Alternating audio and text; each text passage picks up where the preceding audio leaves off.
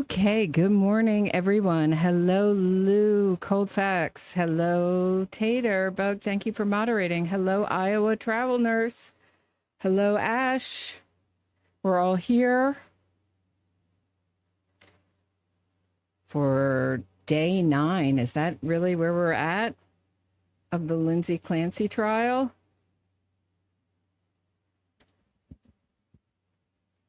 Unbelievable that we made it this far. Let me pull it up.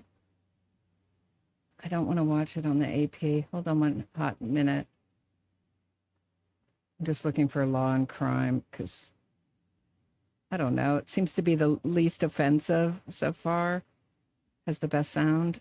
All right, here it is on Court TV, and I'll try to pull it up on law and crime while I'm...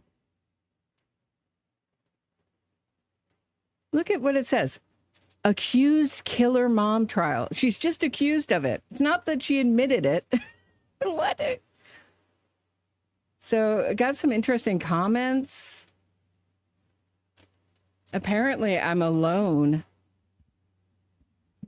in totally alone in seeing it the way that I do.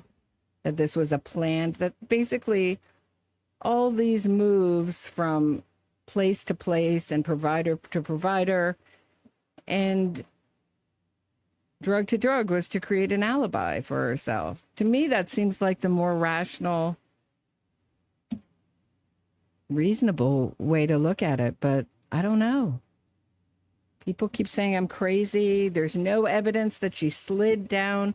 I think this woman really misunderstood the testimony, or I did. Mom interrupted. Thank you for the jewels. These are not, I don't run ads on these live streams, so they're really entirely supported by you. So I appreciate all the support I get. Thank you. Let me see. Let me see if I can pull up like a comment. Just saw a comment that I got on my recent live stream talking about Patrick Clancy.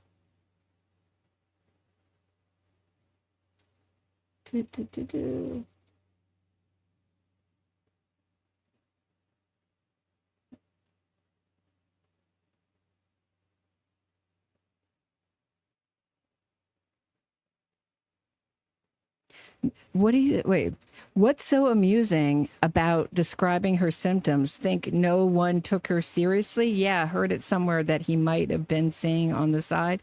Why are you adding all those objectives to her so gleefully? Maybe she had insomnia. Do you think insomnia makes you kill your 3 children? Putting 10 pounds of pressure on their neck. That's what it takes to strangle a child. 10 pounds of pressure.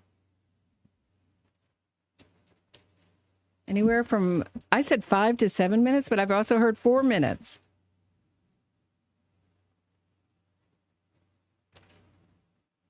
The point is, it's an eternity when you're watching someone struggle for their life.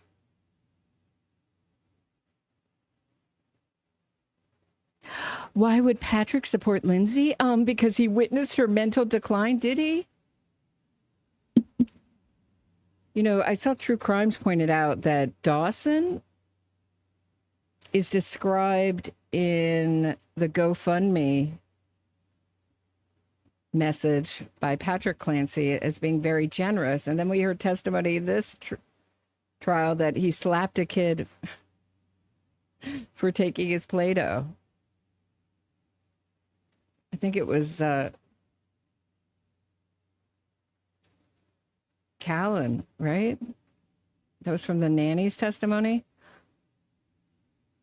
She wanted to get rid of her burdens and use her medication to do so. The very fact that the husband doesn't want her to be held accountable is beyond the pale. Agreed, Adina. There's a few people who agree with me out there.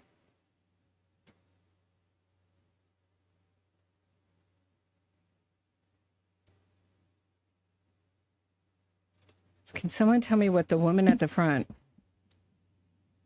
It's a recorder. She's a court reporter, court stenographer. I think that's what that person means. All right.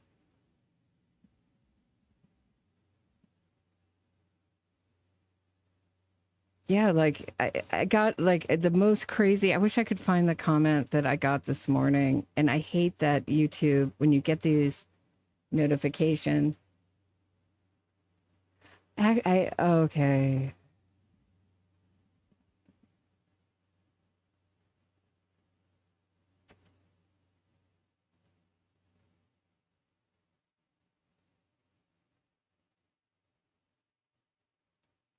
Oh, Amanda Knox isn't defending her comedy show. Disgusting. Go away, Amanda Knox.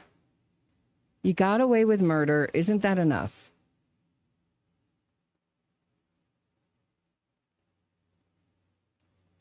Yeah, I just got like a long comment this morning. Okay, here. She was on multiple psychotropics. Well, that sounds scary, right? If you call it psychotropics at the time of the crime. Was she? Hard to know what she was taking when she just took a bunch of drugs right before she killed her kids. 4 were in her system, including the narcotics. She had at least 2 benzodiazepines in her system. These are Schedule 3 narcotics and are highly addictive. Yeah, I'm not disagreeing. They have a black box warning that they can cause homicidal ideation. They can also cause seizures and death and serious withdrawal effects upon cessation.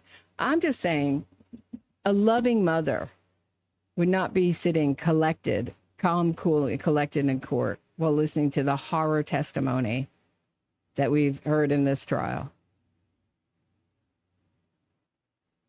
She sits like a statue. It's like they're all the same defendant. It's all about them. The narcissism of this woman. The cruelty. But she's so pretty, Roberta. She's so pretty. How can you say mean things about our Lindsay? Our Lindsay, the triple baby murderer. How can you say such mean things? She's our kind of girl. I really think that she murdered these kids with these exercise bands so she didn't have to stress her hands. She didn't want to damage her hands. It's a miracle that she paralyzed herself. And is it temporary? Is it permanent? We haven't heard a lot about that.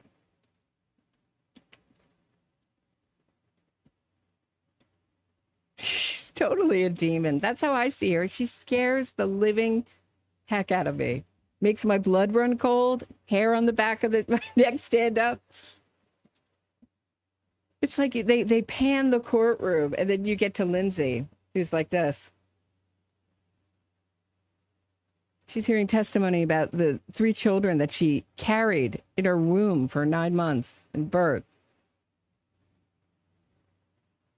And their heinous, horrible last moments where they fought for their life. And then sometimes we see this.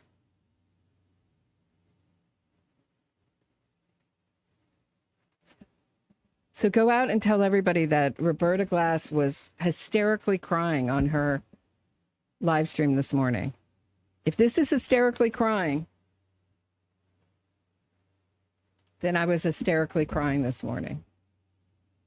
I don't know. I wonder if these people have lived on planet Earth.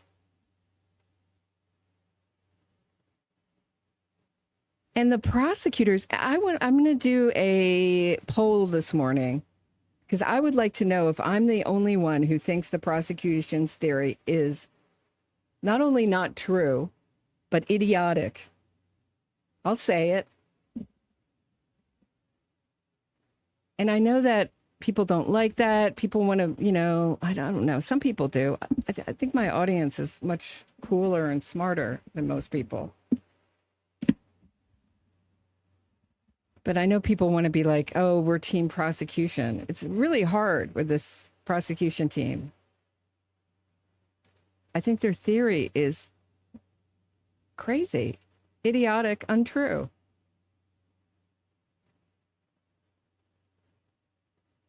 It's so hard to imagine the way these killers operate and really think. Why did they do it? Because they wanted to.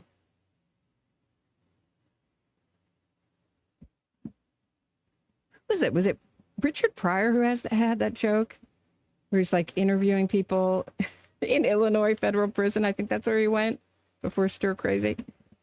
It's like, why did you kill the whole family? Because they were home. Because I wanted to.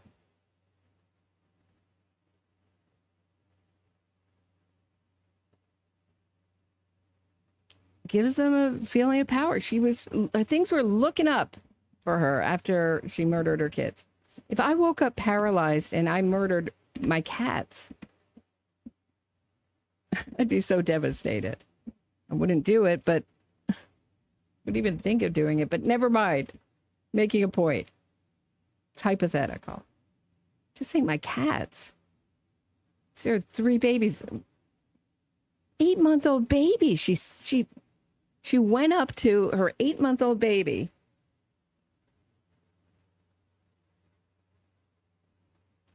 and put a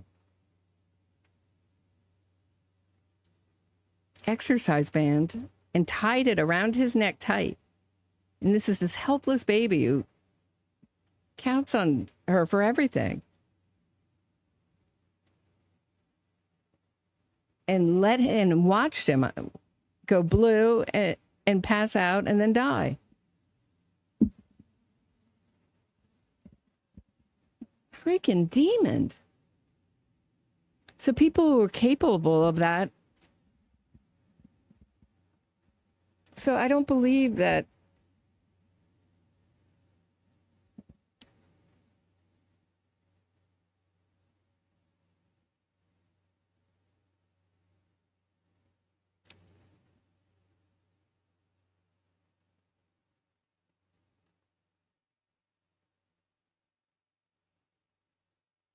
I just don't believe she was out of reality. I think she knew right from wrong. Why was the first thing she asked for was a lawyer?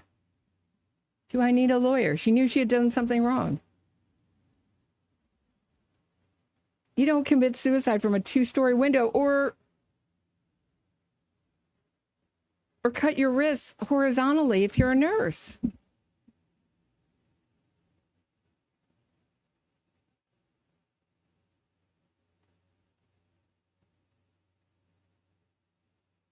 And Patrick got $1 million from his GoFundMe. I mean, he's living in Midtown Manhattan. I'm sure he's paying at least $3,000, $4,000, $5,000 if he doesn't own his place. And then he's paying for maintenance or I don't know what kind of mortgage maintenance, all this crazy stuff. I mean, just New York City is ridiculous.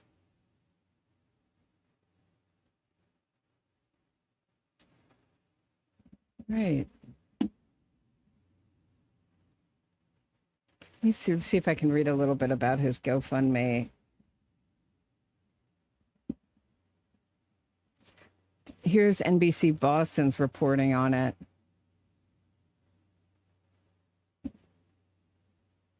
All right, I'm listening for the beginning of court. Fundraiser, a father of Duxbury children approaching 1 million donation goal. An online fundraiser had raised nearly 1 million in a matter of days to support Patrick Clancy. I wonder if anyone regrets that now. The father of the 3 Duxbury children who died last week, 2 of whom allegedly at the hands of their mother. 2 of whom allegedly, no, they all 3 were at not allegedly. Mom admits she did it. The couple's infant child died Friday after being hospitalized following Tuesday's incident. Yeah, I said he lived 1 day. I want to make a correction on that. He lived a couple days on life support before they... The fundraiser has been live for 4 days and has raised over $900,000 as of 3 p.m. Monday, after quickly surpassing its goal So its original goal, to be fair to Patrick Clancy, was $250,000. A new goal of $1 million has been set. So far, there has been over 13,000 donations, with many people writing notes of support alongside their financial contributions. Some people said they didn't know the Clancys aside from what they heard on the news, while others shared their connections with the family. Donors included the Quinnipiac competitive cheer alumni, the university Lindsay Clancy graduated from, along with thousands of others. I have read your letter countless times, crying each time at the depth of your love. I didn't get that at all. Donor Laura Nietzsche wrote, I pray constantly that God will provide you the strength to go on in the days ahead. I hope you're able to feel the immense love and support you have from so many people. The fundraiser was organized by Matthew Glazer of Wakefield. So not him. This is intended to help, but he had to okay it. To help Pat pay for medical bills, funeral services, and legal help. So didn't his kids have insurance?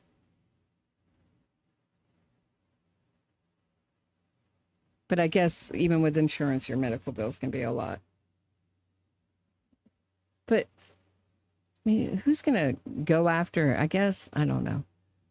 My wife killed our 3 kids. Come after me for the medical bills. This assistance is especially needed because Pat will be unable to work for the foreseeable future as he weathers this painful, life-altering tragedy. So it was to help him. I thought he was on leave from his job. Does he still have that same job? Working for Microsoft?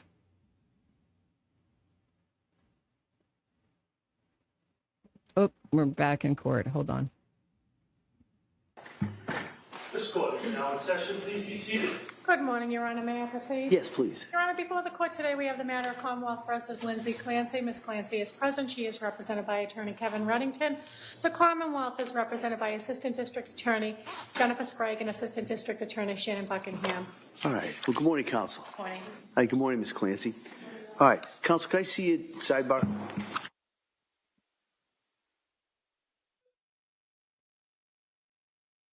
Yeah, another day of like weird off-tone colors from Lindsay Clancy.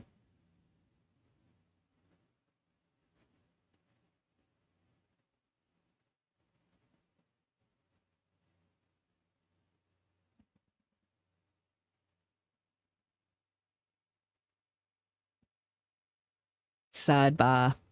Starting the morning off with a sidebar. Hello, everyone watching on X. Hey, Free Maryland. How's it going? Yeah, he remarried April this year, but he left for New York in 4 months. Right, his new wife makes a lot. He remarried recently, but he left for New York, which is like the more, I think, important fact. And he was in New York right before this murder. So when did he meet this other lady who looks just like, he left for New York after traveling the world. Thank you for your crimes. Still going through, maybe I'll read still going through the New Yorker article. So hard to stomach.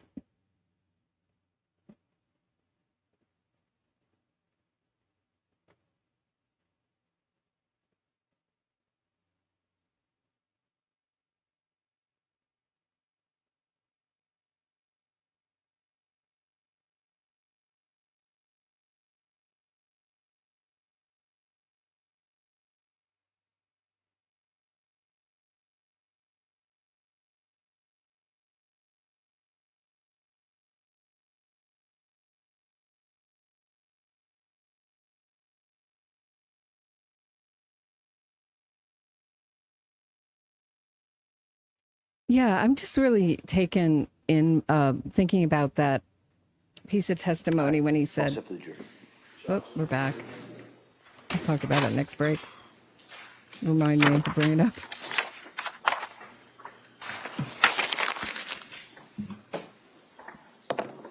Court, All right, jury's entering.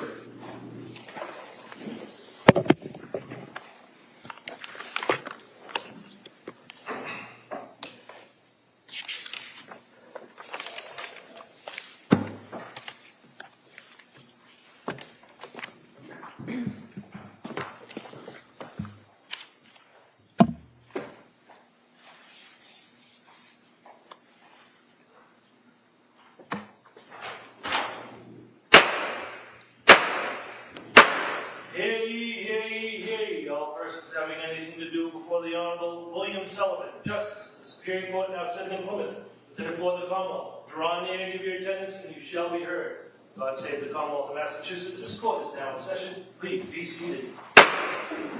Good morning, Your Honor. May I proceed? Yes, please. Your Honor, before the court today, we have a continuation of the jury trial in the matter of Commonwealth versus Lindsay Clancy. Ms. Clancy is present. She is represented by Attorney Kevin Reddington.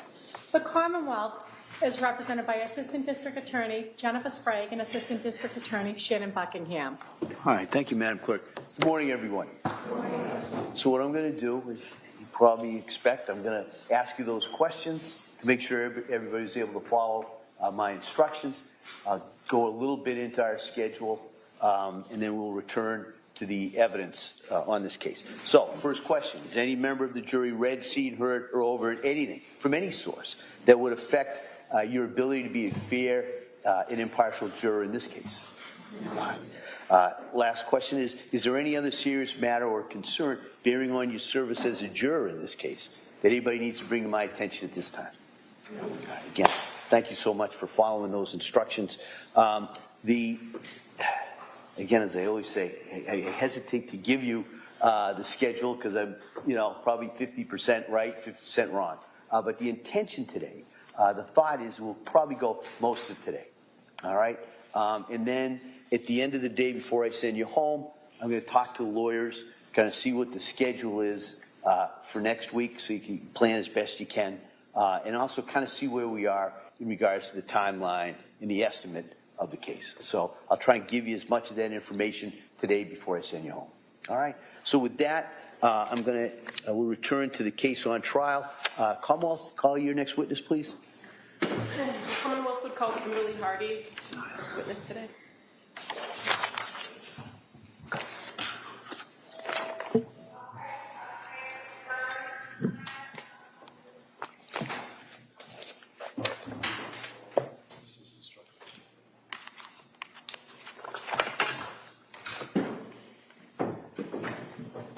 Good morning. Stop right there. Read the right to the clerk. Good morning. Do you solemnly swear that the testimony and the evidence you shall give to the court and the jury, the matter now pending between the Commonwealth and the defendant class, shall be the truth, the whole truth, and nothing but the truth, so help you God? Thank you. You may have a seat. Watch your step, please. Hey, good morning. Good morning. I'm going to ask you to keep your voice up as best you can and speak into that microphone, okay? Okay. Oh, that's good. All right. Thank Come on. you. Good morning. Good morning. Could you please introduce yourself to the jury, spelling your first and last name for the record? It is Kimberly Hardy, KIMBERLEEHARDY. And what city or state do you currently live in? Cypress, Texas. And back in 2023, where did you live? Brockton, Massachusetts. And in 2023, where did you work? Kingsbury Club Where is the Kingsbury Club? in Kingston. And how long did you work for that club? 4 years. What is the Kingsbury Club? It is a tennis club, but it also has like a gym. It's kind of like a Y where people can come and drop their kids off in the playroom and stuff like that. Okay, is it a private facility? Yes. So members only? Yes. And you mentioned dropping kids off. What was your role at the Kingsbury Club? So I was the child service director, so I ran all the kids programming and the playroom. So what is the playroom at the Kingsbury Club? So the playroom is a room where parents can drop their kids off for 2 hours a day so that they can work out. And what's the procedure when a parent or a guardian drops a child off at the playroom? We have our system where we sign them in. And that's something on the computer that logs when the child comes in? Yes. And it also logs when the child leaves, correct? Yes. Now, what's the protocol for who can drop off and pick up a child at the playroom? So parents, usually we say whoever drops off should be the one picking up as well, unless the parent notifies us that another parent will be picking up. And as far as that system that you have to log the drop-off and pickup, it's fair to say that system is geared towards the guardian who drops off and picks up. Correct. So it's a separate log for each child based on who the guardian is. Yes. Now, what is the security like at the Kingsbury Club? How do you get into the club? Oh, you sign in. You have a key fob, and you go to the front desk, and you'll sign in. Are you familiar with some members using like a scan app to sign in? And as far as where the playroom is in the club, where is it in relation to kind of when you come in the front doors? It is right to the right. There is a long hallway, and at the end of the hallway, that's the playroom. Now, is there kind of a rule there at the Kingsbury Club when you drop your child at the playroom that you have to remain on property? Yes. And other than the gym and the tennis courts, what other facilities are on property? We have a pool and a spa. I'm going to draw your attention to, one more background question. You mentioned that there's other programs that the Kingsbury Club runs for children, right? And you as the child service director were involved in that? Yes. Is there a particular age that the children can start participating in the other group activities? Camp starts at 5, and at that point, too, we had tennis that started at 5, but swim lessons can start from babies. Okay, and so is there an age limit to the kids that could be in the playroom at any given point? Typically, we only take 3 months old up to like age 10. Normally, they don't want to be in there. And then you said that the time limit is 2 hours per day. Yes. Is there a schedule or sign up in advance, or was there one in 2023 if a member wanted to bring their kid into the playroom? Yes, but in 2023, parents normally didn't sign up in advance because we were just getting back from COVID and we had low numbers, so we just took walk-ins. And it was a first come, first serve? Yes. Okay. Are you familiar, or were you familiar with Cora and Dawson Clancy? Yes. Did you often see them in the playroom at the Kingsbury Club? Yes. And who would be the party that would drop them off and pick them up? Mainly Patrick. Did you, or were you present in the playroom when Lindsay Clancy at times dropped them off and picked them up? Yes. And when Lindsay Clancy came to drop off and pick up the children, did you interact with her? Yes. And how would you describe her demeanor during those interactions? She just seemed very shy. Maybe just to focus on the time frame. Well, that's fair. I'm going to draw your attention to maybe the September of 2022 to January of 2023, that fall into the winter. Did you see Lindsay Clancy drop the kids off at the playroom during that time period? Yes. And you had the occasion to interact with her? And during that time period, in the fall to winter, what were your observations of her demeanor? She just seemed shy. She was just, we'd come in and pick up. I would usually try to start a conversation with her, but nothing else. Yeah, just shy. Okay. And it was only Cora and Dawson that came to the playroom? Correct. Were you aware that there was a third child? Yes. And do you know of any reason why that child didn't come with the other two? I asked a couple times because I said that he can come in because he's over 3 months. And the answer was because they were scared of sickness. I'm sorry, what was the objection? The answer was from who? You could just find out. So this conversation that you had when you said you asked about Callan, was that with Lindsay or Patrick?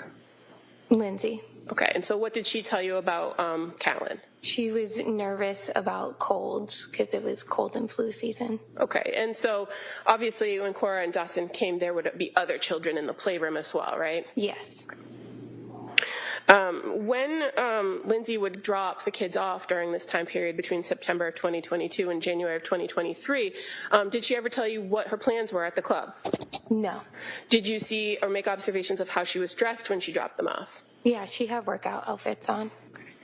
And would she come back before the end of that 2 hours to pick the kids up? Yes. Did you notice anything different about her when she came back to pick the kids up during this time frame? No. Was she ever late picking them up? No. Did you ever learn that she had left the property after bringing them to the playroom? No. And that is a very strict rule at the club, correct? Yes. Do you recall the last time that you saw Lindsay Clancy and Cora and Dawson at the Kingsbury Club? Yes. Do you recall approximately when that was? In January. Would it have been closer to New Year's or a few weeks into the month? I think it was a few weeks in. And how is it that you remember them on that particular day? Just their usual selves. They came in, played, nothing. Okay. If I tell you that Cora and Dawson were dropped off by Lindsay on January 13th at 9:07, does that sound right to you? Mm-hmm. And that they were also dropped off on January 17th at 9:30 a.m. Does that sound right? Yeah. Did Cora and Dawson usually come in the mornings? Yes. Around that time? And what time does the playroom open? We open at 8. And what time does it close? It closes at 2. Did you ever have occasion to see Cora and Dawson in the playroom during that time, September to January, later in the afternoon? Sometimes, not usual. Is it fair to say that generally when Lindsay dropped them off, they came in the morning? Yes. And is there anything about that day with Cora, that last day that you saw her, that sticks out in your mind? Not that I recall. What kinds of things would the kids do in the playroom? They liked to color. They would play with the dolls, dress up toys, the cars, the train set. And on one of those last days that you saw Cora, did she draw a picture? Yes. Did she take it with her, or did she give it to you? She left it. Your Honor, at this time, I would move to admit the Kingsbury Club records as the next exhibit. All right, they may be admitted. Exhibit 218. Thank you. Nothing further. Thank you. All right, counsel. Morning. Good morning. So you saw Lindsay with her children dropping them off, picking them up on a fairly regular basis. Is that correct? Yes. And Patrick, of course, right? Yes. Did you ever see how she acted around them? Did she appear to be, happy to be with them and take care of them, or did she appear to be angry with them or at all? No, never angry. She seemed happy to be with them. She always picked up on time, and they were always excited to see her. And you certainly weren't close enough to her to know if she had any personal issues in her life as far as her mind or her body or anything like that, right? No. You would be aware, though, that on occasion people are advised by their doctors or psychiatrists to exercise. It might be a good thing for them to do. Is that? Yes. Thank you. That's all I have. Thank you. Any redirect? No, thank you. Thank you. You may Thank step down. you. Thank you.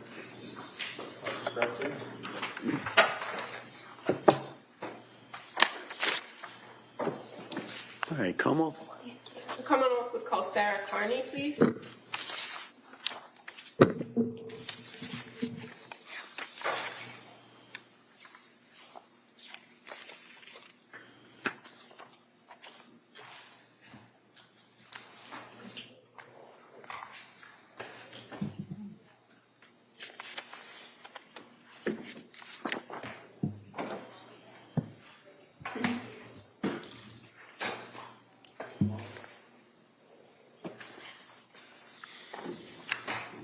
Good morning, ma'am. Stop right there. Raise your right hand. Good morning. Do you solemnly swear that you will support the relationship with the court and the jury in the matter now pending before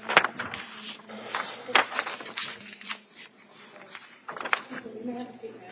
Watch your step, please. All right, good morning. Good morning. All right, counsel. Thank you. Good morning.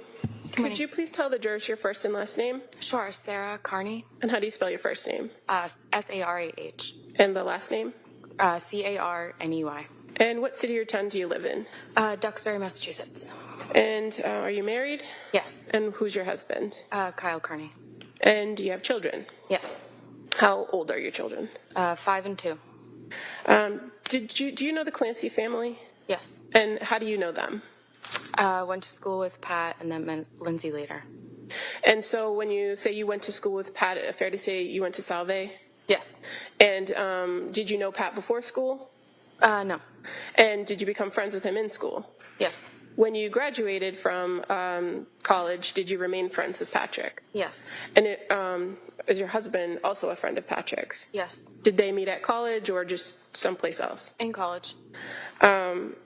At some point, did you come to know Lindsay Clancy? Yes. And do you remember approximately when you were introduced to her? A few years after college, maybe 12, 13 years ago. Okay.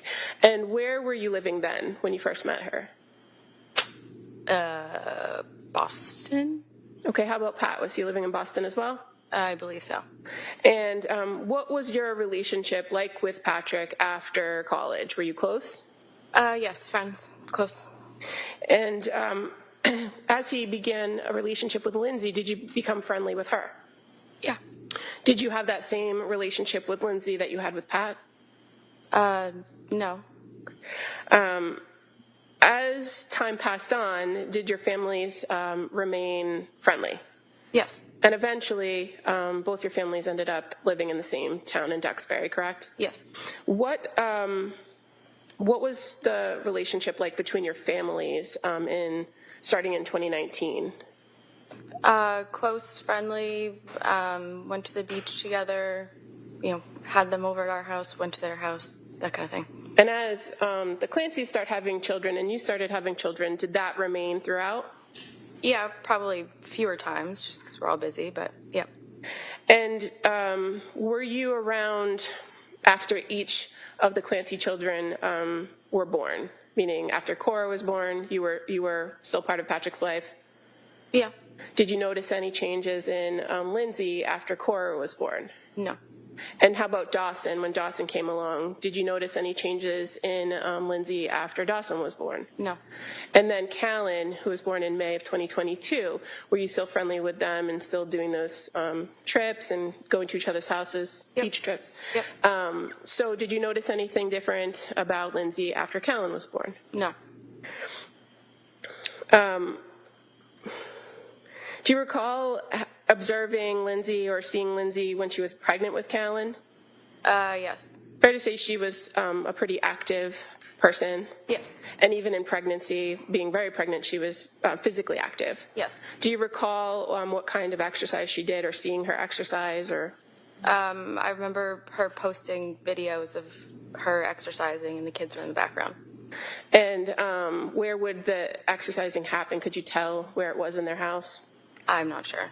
Have you been inside their house before? Yes. So you know that they had the living room area on the first floor and basement area was I have to finished? assume it was the living room. I've never been to the basement. Okay, so in that video, what did you observe the kids doing in the background? Playing on the couch, playing with toys. And when you observed this video, fair to say it was kind of like a beach body type exercise? Sure. I'm not sure what that means. Did you see any equipment in the video, like workout equipment? I don't recall. Do you recall previously indicating that you saw the kids playing with exercise bands in the videos? Sure, if that's what I said. I don't recall. Now, I'm drawing your attention to the summer of 2022 and the fall of 2022. Were you still going to the beach and getting together with the Clancys? I believe so, yes. Other than going to the beach, what other kinds of activities would you invite them to do with your family? They probably came over to our house once or twice.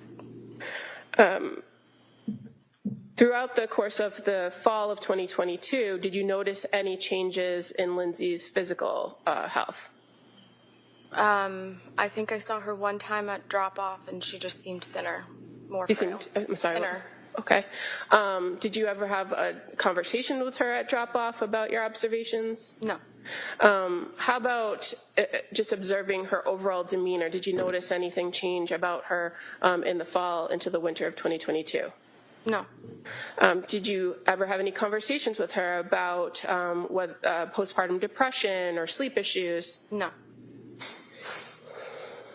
And I'm going to draw your attention to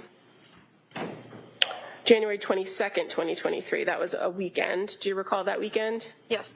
And did you have something happening at your house that your family invited the Clancys to? Yes, we had a bonfire. And who came from the Clancy family to the bonfire? Pat, Lindsay, Cora, and Dawson. Where was Callan, if you know?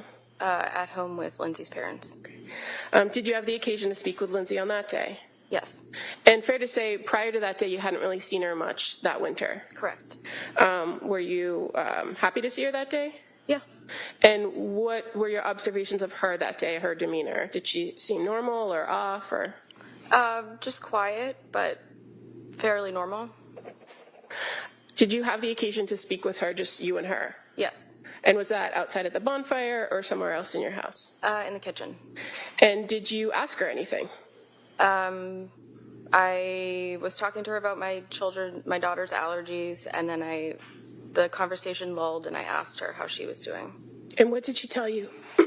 Good. And did you have any further conversation or ask any follow-up questions? No. Why didn't you follow up? Because I figured if she wanted to explain or deep dive into it, she would. Wasn't going to press her. But on this occasion, she just said fine, and you kind of moved on to the next topic? Yes. And throughout the course of that day or that afternoon that you were with her, did you notice anything change about how she was communicating with you? Like, did she start to talk faster or seem confused in any way? No. Was there anything that happened at that interaction that made them abruptly leave? No, I think it was like nap time for the kids. Okay. And was that the last time you saw or talked to Lindsay? Yes. Nothing further, thank you. All right. Mr. Reddington? Morning.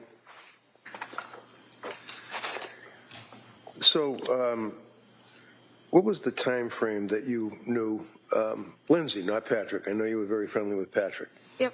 What was the time frame that you knew Lindsay? 12 years. And would you say that you were close to her, or were you social, or how? Social. Social. Yep.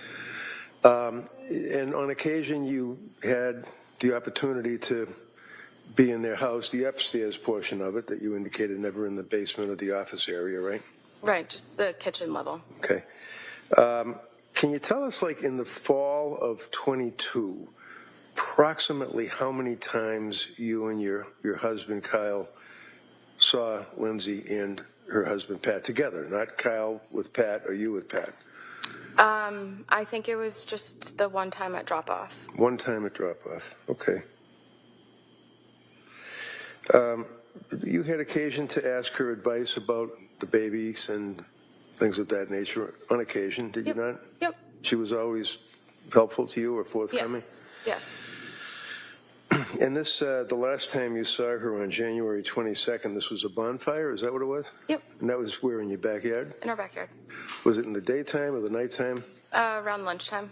Lunchtime. And do you recall how long they were there for the bonfire? A few hours. And they were there with the two older kids, and Callan was home with her parents, right? Yes. And she appeared to be quiet to you? Yes. And she appeared, to your observation, around that time frame to be thinner than what you had seen before. Yes. But you'd agree with me that you guys weren't that close that she would confide in you, correct? Correct. That's all I have. Thank you, ma'am. All right. Any redirect? As far as your observations of Lindsay over the course of 12 years, fair to say she was always quiet with you. Yes. Thank you. Nothing further. All right, thank you, Mayor. You may step down. Thank you. Thank you.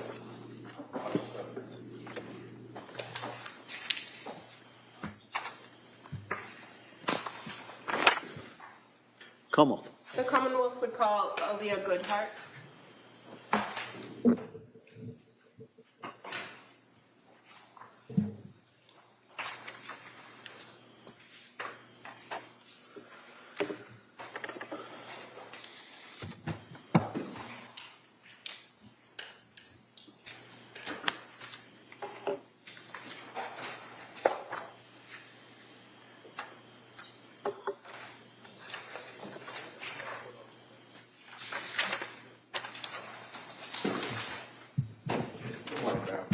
stop right there, or raise your right hand to the clerk, please. Good afternoon. Do you solemnly swear that the testimony and the evidence you shall give in the court and the jury in the matter now pending between the Commonwealth and the Commonwealth shall be the truth, the whole truth, and nothing but the truth? Thank you. You may have a seat.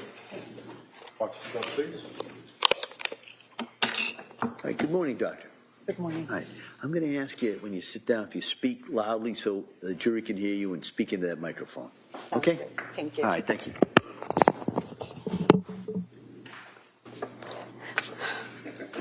Counsel. Thank you. Good morning. Good morning. Could you please tell the jury your first and last name? My first name is Alia. Last name is Goodhart. Can you spell your first name for the record? Alia. And your last name, please. Goodheart. And what do you do for work? I'm a psychiatrist. And can you tell us a little bit about your educational background to be a psychiatrist? I got my medical degree from the State University of New York in Brooklyn, the Health Sciences Center, and I came to Boston to do my 4-year residency at the Harvard Longwood Psychiatry Residency Program. I also trained for an additional 3 years at the Boston Psychoanalytic Institute and got my advanced training I attended the advanced training program, and yeah. Are you licensed here in Massachusetts to practice as a psychiatrist? I am. Are you licensed in any other states? No. Okay. So you said that you're a medical doctor with a specialization in psychiatry, correct? Correct. Can you tell us a little bit about your work history in that field? Yes. I've worked in several different settings. When I first started out, I was working at Beth Israel in integrated care, which means essentially that you work with primary care physicians, and if they have patients that they have questions about, they can consult you. And if there's a need, you can continue to manage the patient's psychopharm medications. And if it's simple, they can continue to do it, but you're available for them to consult with and to discuss cases. After that, I went to Emerson Hospital, where I worked on the inpatient psychiatric unit for a total of 9 years. I left for 1 year to be the medical director at another freestanding hospital. After that, I worked at the women's prison in Framingham for 1.5 years. And after that, an outpatient clinic affiliated with Tufts. I had a private practice for 2 years, and then I've been working at McLean for the last 5 years. Okay. And what is McLean Hospital? It's a freestanding psychiatric hospital that is part of the Mass General Brigham system. What kind of services does that facility offer to patients? They have, lots of services, including inpatient, outpatient, substance abuse, trauma-focused. There are lots of specializations, eating disorder programs. They have residential programs. They have partial programs. So there's a really broad width of. And what is your role at McLean? I work on one of the inpatient psychiatric units. And tell us a little bit about what an inpatient psychiatric unit is. Patients who come to our unit are referred to us by the emergency department because it's been determined that they need inpatient level of care. You can come voluntarily, or you can be sent involuntarily. And once you arrive, we work with the patient until they're for a certain period of time, which isn't predetermined. It is flexible, so it depends on what's going on. And when you're on an inpatient unit, it's not just that you're seeing the psychiatrist, you're working as a team. So there are nurses, there are mental health workers, there are social workers. And the way it works at McLean is that every day you have a meeting where people discuss what's been going on, and you share any information that you have, and you know, that kind of guides treatment. It's if I'm on the unit while I see the patient, I'm not there 24/7, but the mental health staff and the nursing staff are there, and they contribute to the assessment of the patient. So in that team approach, when you have mental health workers, nurses, social workers that work with you, there's, fair to say, some combination of that team present all the time. Yes, there are 3 shifts, and each shift has mental health workers and nurses. And in that team approach, sometimes particular members of that team may have direct contact with the patient, correct? Absolutely.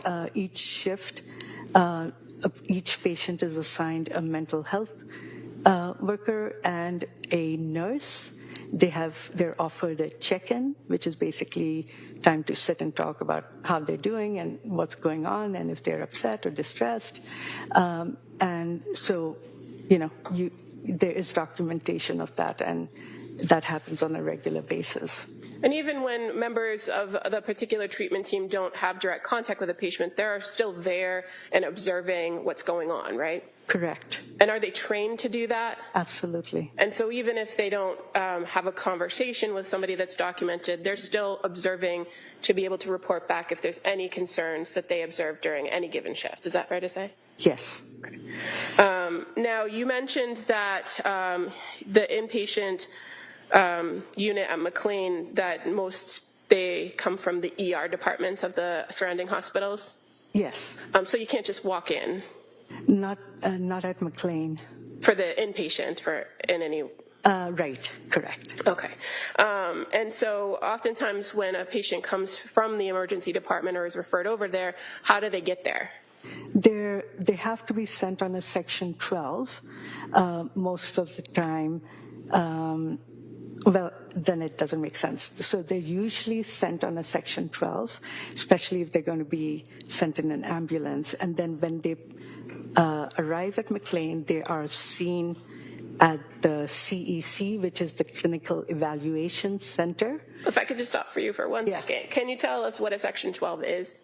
A Section 12 is basically a doctor or social worker or psychologist states that you are being referred to a hospital for admission because you have a mental health condition. And the Section 12 could be something that the patient voluntarily elects to do, right? That's a Section 10. The Section 12 is it means that you have to go there. If you go there and they evaluate that you're fine and you decide you don't want to be at the hospital, you can choose to leave and they'll have to let you go. So when you say that a person comes transported from an ER on a Section 12, they also can come transported on a 10 as well, a voluntary? A Section 12 is required for transportation because in the time between when they leave the hospital and they're supposed to get to you, you want to make sure that something could happen and then they could leave. So you want to make sure that the physician sees them at that end and then somebody sees them at the other end to ensure that something hasn't changed. So it's evaluation. Okay. And at the emergency department, there is a particular type of evaluation that's done before somebody is sent over to McLean, correct? Correct. From the Mass General, what is that usually referred to? It's called the acute psychiatric consultation, APS, no.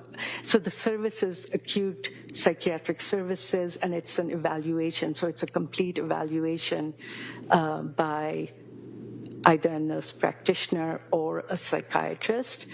And they go over things like, why are you coming now? What is your history? Have you ever had problems before? What's your family history? They document how you're presenting. They inquire about symptoms.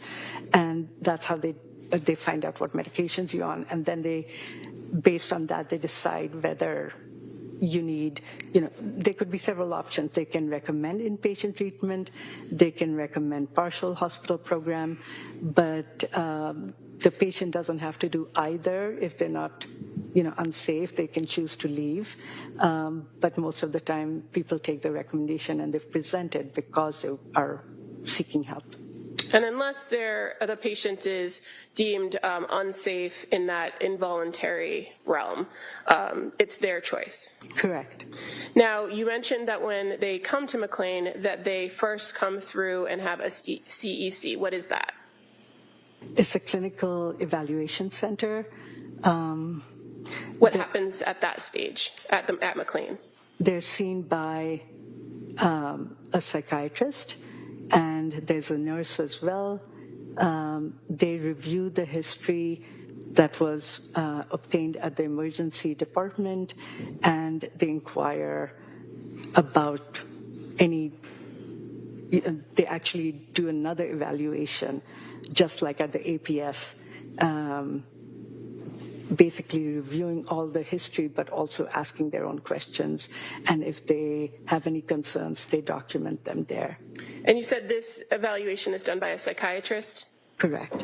And when a person comes into McLean, can they come at any hour of the day or night? Correct. And when they first make it to the clinical evaluation center, they're always seen by a psychiatrist?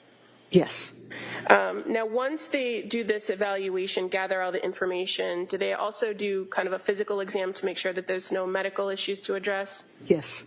And after all the information is gathered, what is done at the evaluation center? So they basically enter the order. May I have some water, please? Oh, sure. Sorry. No worries. Yeah, my fault. Can you repeat the question? Sure. When a patient is evaluated or seen in the clinical evaluation center, what happens after the evaluation's done? So they determine the level of checks that the patient should be on once they get to the unit, because there are several units. There are at least 4 inpatient units. They decide what medications the patient is going to be able to get, until they are seen by a psychiatrist on the unit. And when you say level of check, what does that mean? Everybody who is on the unit, there's a mental health worker assigned the task of ensuring that all the patients who are supposed to be on the unit are present and that they're safe. And the lowest level is 15-minute checks. If there's concern about somebody, it goes up to 5-minute checks. And if they're extremely unsafe, it goes to a 1-to-1. And what does 1-to-1 mean? There would be a staff person with the patient at all times.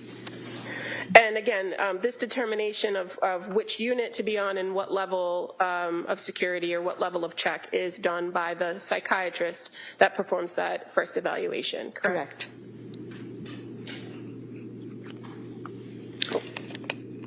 Now, when a person who comes through the CEC then gets sent to the unit, do they walk to the unit on their own, or how do they get to the unit? They're escorted to the unit. And you said there's 4 inpatient psych units, is that right? Correct. Now, when the person arrives at the unit, what happens? They're seen by a nurse and a mental health worker. Their belongings they go through the belongings to ensure that there's nothing unsafe. There's certain things that are not allowed on a psych unit. The nurse reviews their history and takes some vital signs, sees if they need any medication, and then they show them to their room and the unit. And again, people come through the CEC at all hours of the day and night, correct? Yes. So this whole process is pretty seamless and could happen at any point. Yes. Now, you mentioned previously that the length of stay or how long a person is on the unit or inpatient varies, right? Yes. Is there any sort of minimum that's required when a person comes in for an inpatient stay at McLean? No. And if they are voluntarily there, can they leave at any time? As long as the psychiatrist and the team assesses them and determines that they don't pose an imminent risk to themselves or anybody else. Now, what if they're there on a Section 12? Is there a time limit or a minimum amount of time they have to be there? She wasn't there on Section 12. She was on a voluntary. We haven't gotten there yet. I'm just asking background questions about the facility. I'll allow some background questions, but let's kind of move it along. So Section 12 entails that that the team and the psychiatrist has 3 days to evaluate the patient to determine whether they pose a danger to themselves or others. And if at the end of that time they do determine that the person poses a risk, then they have to apply for commitment, which would mean going in front of a judge who would decide if the patient should remain hospitalized or be discharged. And if at the end of the 3 days you deem them to be safe, are they allowed to leave? Yes. And is there something in the field of psychiatry or in your training and experience in your time at McLean about being discharged against medical advice? He wasn't discharged AMA. We'll allow set the really the terms and where we are, so you can go into that. AMA is not applicable. If we can approach... Yeah, I don't think you heard me. I did hear you. All right, well then, I'm going to allow that question. There, your rights are saved. My objection. Yeah, I've noted it. Go ahead, counsel. Thank you. I think we tend not to do against medical advice, because if we are concerned about somebody's safety, we would not discharge them. So you have another procedure available to you if you were concerned for somebody's safety? Yes. And that's the procedure you described about seeking an order for further commitment? Correct. Okay, thank you. Now, when a person comes and goes through that process and is placed on their unit and settled in, what is the plan after that? How often do they see providers? They're assessed by a psychiatrist every single day that they're there. They have nurses who are checking in with them, mental health workers. They're offered group programming and medical monitoring, vital signs. Yeah. What types of group programming are offered to people while they're inpatient at McLean? We offer skills groups, which are things like they're meant to teach patients skills so that they can tolerate distress, they can kind of observe their thoughts. It's meant to shore up their skills. Then there are some groups which are more just relaxed, I guess, such as going for fresh air walks or going to the recreation center, just, drawing or coloring, and yeah. And are there other things offered to patients once they're on a unit to assist them in their care, like counseling? Yeah, those are the check-ins, and when they meet with the psychiatrist and the social worker, the counseling happens in those sessions as well, and also by the nurses and the mental health staff. Okay. Now, does this procedure, or does how it operates for any given patient, does it change if there's a holiday or a weekend? I think they're still seen by a psychiatrist. She's thinking, if she knows, I have no objection. I'm going to object to the way she's answering that. All right. Why don't you rephrase the question? I will, thank you. As far as your experience at McLean Hospital, does the schedule change when there's a weekend or a holiday?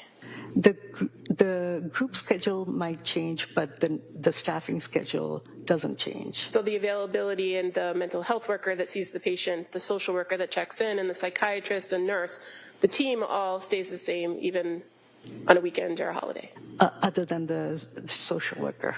Okay. And when I say stay the same, it could be different individuals, but Correct. it's somebody from that group, correct? Yes. Okay. So as far as your role as a psychiatrist, how do you get assigned patients when they are admitted to McLean inpatient? It's random. There are beds that are open, and I carry a certain number of patients, and other psychiatrists have a certain number of patients, and whoever has an opening gets the admission. Do you have to be there when the patient is admitted to have the patient assigned to you? No. And so do you rely on other psychiatrists to perform those tasks before you meet a patient? Yes.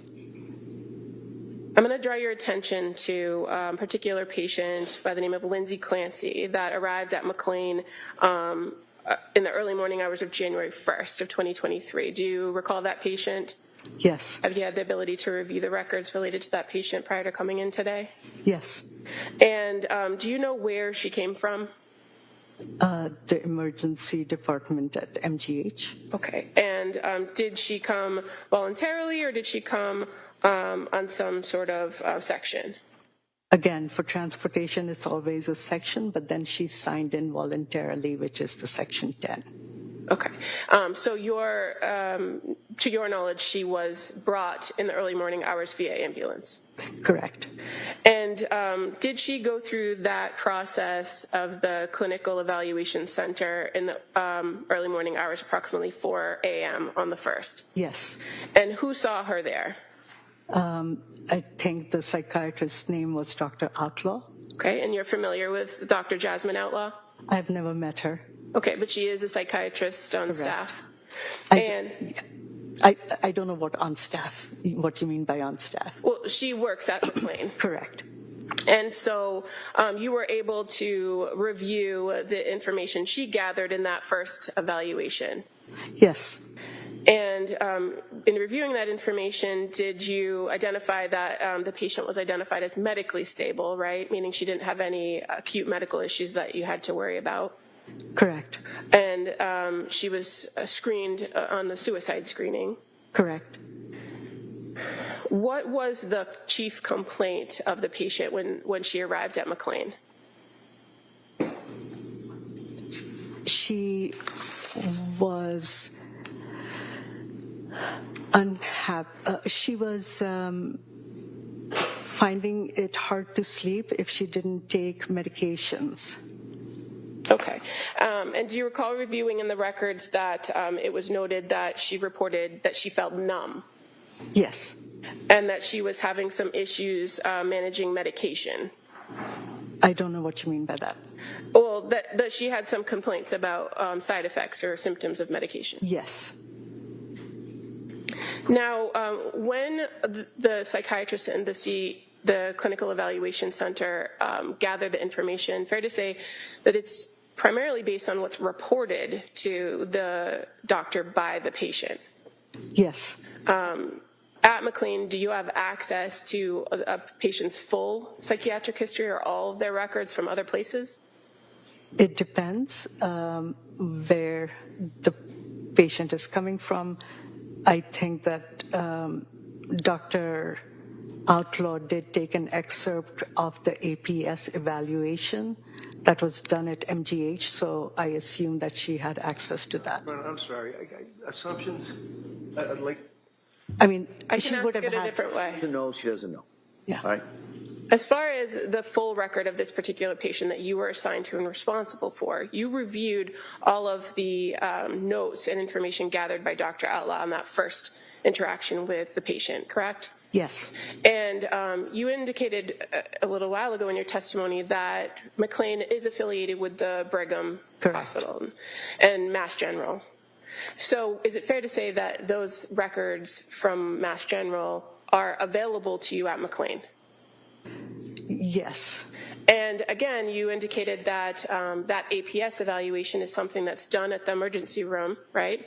Yes. And is it common that that information come along with the patient? I don't know. No, well, good. Just if you could answer that. You don't know? I don't know. Okay, all right, next question. In this instance, when you reviewed the records, were you aware or did you see that there was some note to the APS evaluation from the Mass General ER? I saw the excerpt of the APS evaluation in Dr. Outlaw's note. Okay. And that excerpt from the APS evaluation was conducted by somebody by the name of Dr. Hogan, correct? Correct. And did you review a portion of the record indicating that the patient said to Dr. Hogan or reported thoughts of wishing to be dead but no plan? Yes. And that there was no violent or homicidal ideation, right? Yes. And that there was observed at Mass General to have no evidence of psychosis, mania, obsessions, or current anxiety symptoms. Correct. So that's information that you knew before you met with the patient. Yes. And as far as what's reported when the patient comes to McLean, and in this instance when Lindsay Clancy came, are you aware she reported during that clinical evaluation center evaluation that at the beginning of December she had started Seroquel and Remeron and started to have intrusive and suicidal thoughts? Yes. That she attributed that to medication? Yes. Okay, and so what was the plan, the first plan that came out of that clinical evaluation center evaluation of Ms. Clancy? She was continued on the medications she was admitted on. You know, the plan, they do the checks, they decide what medical monitoring you need, but she basically was admitted and the medications were the same. And what was the security level, or how long were the checks assigned to her after this evaluation? 15 minutes. And was she considered to be a high risk upon coming into the inpatient unit, or was she minimal risk? Low. Minimal, yeah. And were you aware of what's called the provisional diagnosis that was assigned to this patient when she arrived? I don't recall what the provisional diagnosis was, but I do know that they do assign a diagnosis. I don't recall it. I must have seen it in the records, but I think there are like 5 different diagnoses. Just referring to what's already been marked as Exhibit 79, I'm going to draw your attention to page 24. Thank you. Right. Okay, I think I remember. Yes. Okay, does that refresh your memory as to the provisional diagnosis? Yes. Well, what was it? Major depressive disorder, severe, without psychotic features. Now, what does the provisional diagnosis mean to you when you're assigned a patient? That this is the assessment of the psychiatrist who saw her at that time. Okay. Do you have to stick with that diagnosis, or are you free to change that based on your experiences with the patient? The diagnosis I give the patient is dependent on what my interactions are and the observations of the team. Okay. Now, for this particular patient, Ms. Clancy, on January 1st, when she got situated onto the unit after that first evaluation by Dr. Outlaw, are you aware that she was then seen later in that day on January 1st? Yes. And were you the doctor who saw her, or was there somebody else? It was a different psychiatrist. Okay, and who was the psychiatrist that saw her on January 1st? It was Dr. Madva. And that would be Dr. Elizabeth Madva? Correct. Again, is she a psychiatrist as well? Yes. And so this occurred while you were not in the hospital, right? Yes. And were you able to review the notes, the admission notes of Dr. Madva regarding her interactions with this patient on January 1st at approximately 12:47 p.m.? Yes.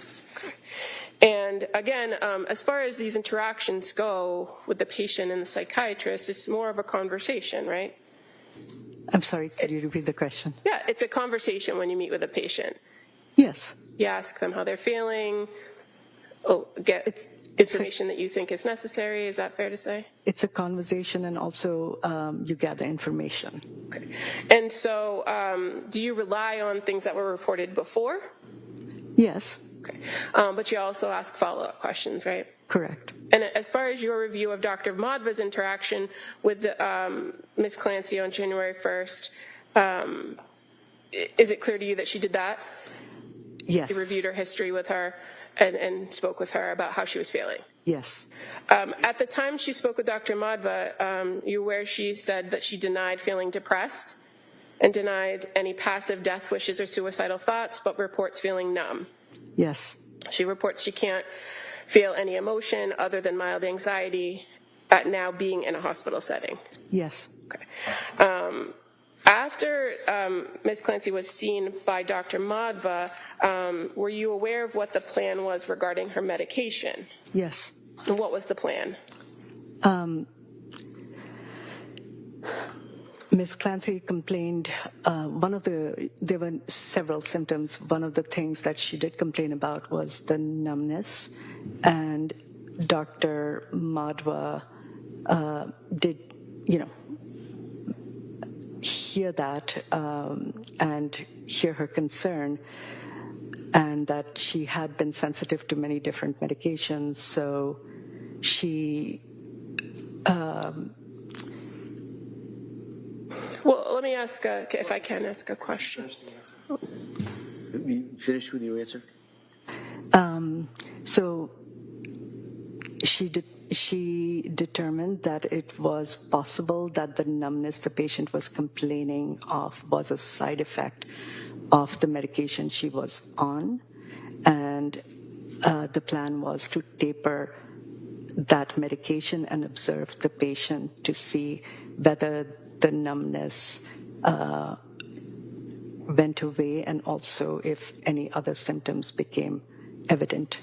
So the medications, you were aware of the medications that Ms. Clancy came into McLean on, right? Yes. And what medications were those? Seroquel at 100 milligrams a day, Valium, 2 milligrams, I don't remember the frequency, I think it was per day. And Again, we're going to let her finish. Yeah, I'm just saying, I have no problem if she looks at the record. Yeah. so Seroquel, Valium, and Benadryl. Do you remember or do you recall Remeron being one of the drugs that were described or reported by Ms. Clancy? When she came in, that she reported taking Remeron? In the past, yes. Okay. And again, in that report from the patient about past history, do you recall her indicating that one of the providers had suspected a bipolar disorder? Yes. In your interactions with Ms. Clancy and your review of the interaction she had with other psychiatrists, did she appear to agree with that diagnosis? Did If you who know. appear to agree? Ms. Clancy. Rephrase that question, please. Ms. Clancy, did Yes. she disagreed with the diagnosis? Okay. The fact that she came in and she was on 100 milligrams of Seroquel or more, would that have been something that was significant to you in considering a bipolar diagnosis?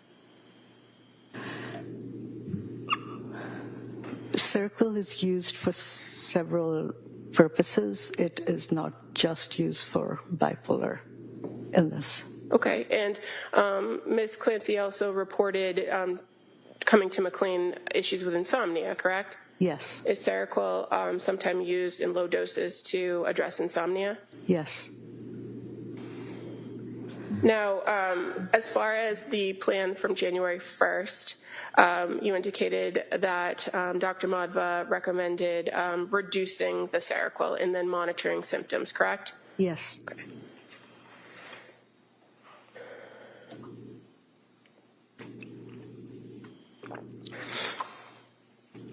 Were you aware that Ms. Clancy saw Dr. Madva again on January 2nd? Yes. And again, that was prior to your first point of contact with her. Yes. As far as what you know from reviewing the record, you're aware that that Ms. Clancy reported that she slept well on lesser dose of Seroquel. Yes. Did she report any delusions, hallucinations, or suicidal or homicidal ideation? No. Okay. And as far as after the check-in with Dr. Madhva on the 2nd, was the plan to continue to decrease the Seroquel? Dr. Madhva was going to continue her on 75 milligrams, and then the next day she would have gone down to 50 milligrams.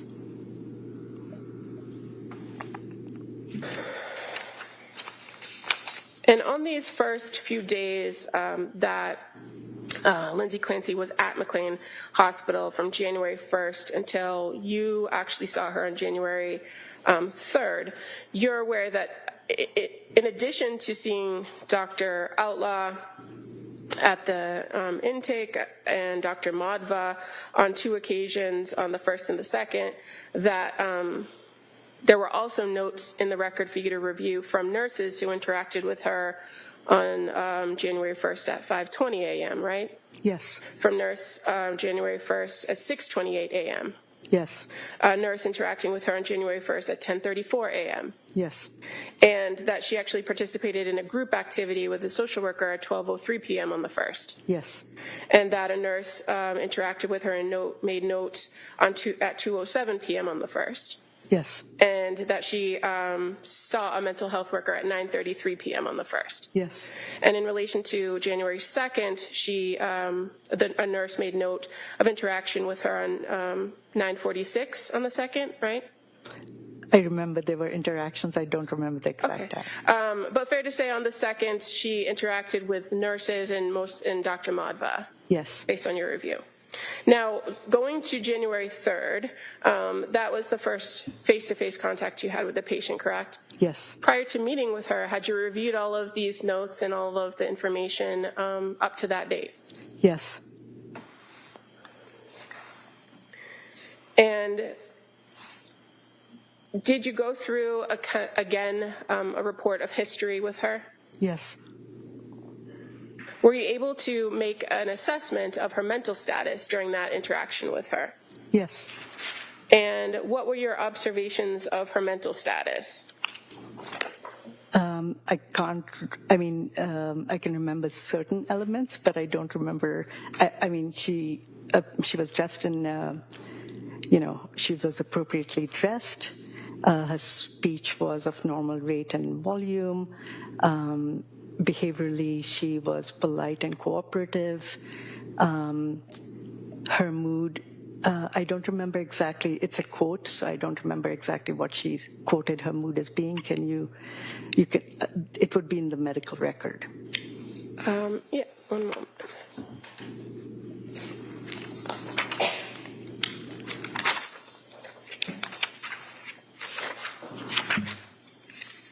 I'm just going to approach, if that's okay. Yeah. And just so the records are Exhibit 79? Yes. All right, so those records, you'll have those with you. Okay. So I have both pages 61 through 66. So I think that's your note. If you can just take a look at that and let me know.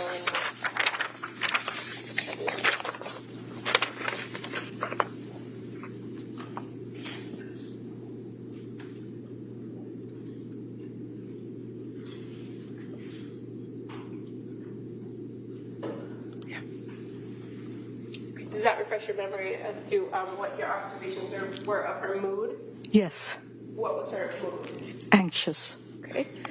And did you observe signs of anxiety, or did she tell you that she felt anxious? She appeared anxious.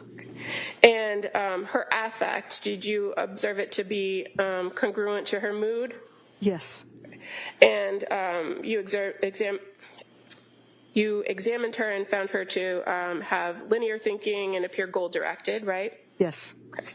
And as far as addressing kind of why she was there and what your recommendations were, ultimately, what were you trying to address or accomplish in the treatment plan with Ms. Clancy?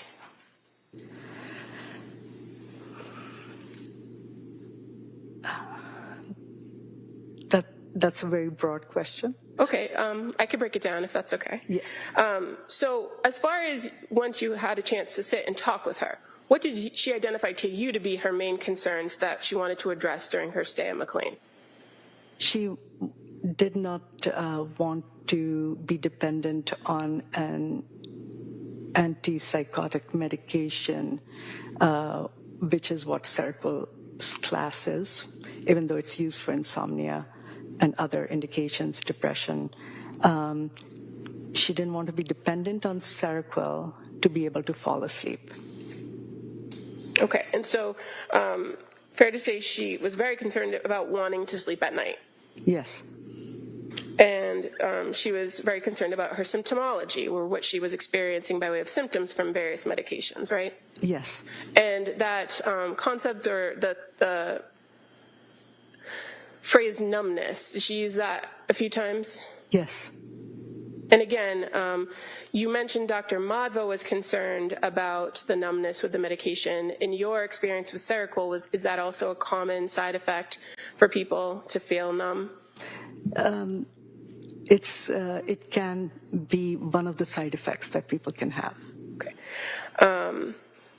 And as far as the suicidal statements that you were aware of from the prior reports, did you go through that with her about whether she presented to you with suicidal ideation?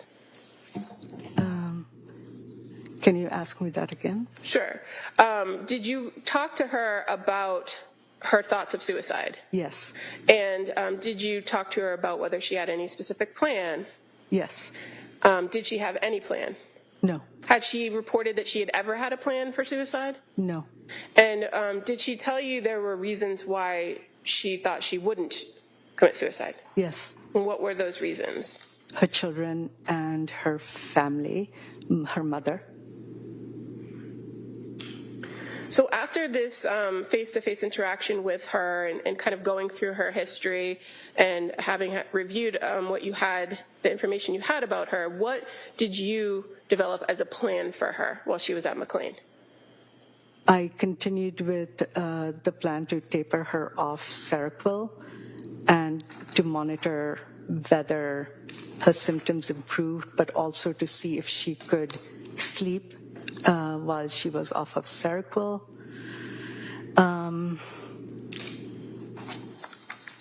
And to really observe symptoms and mood.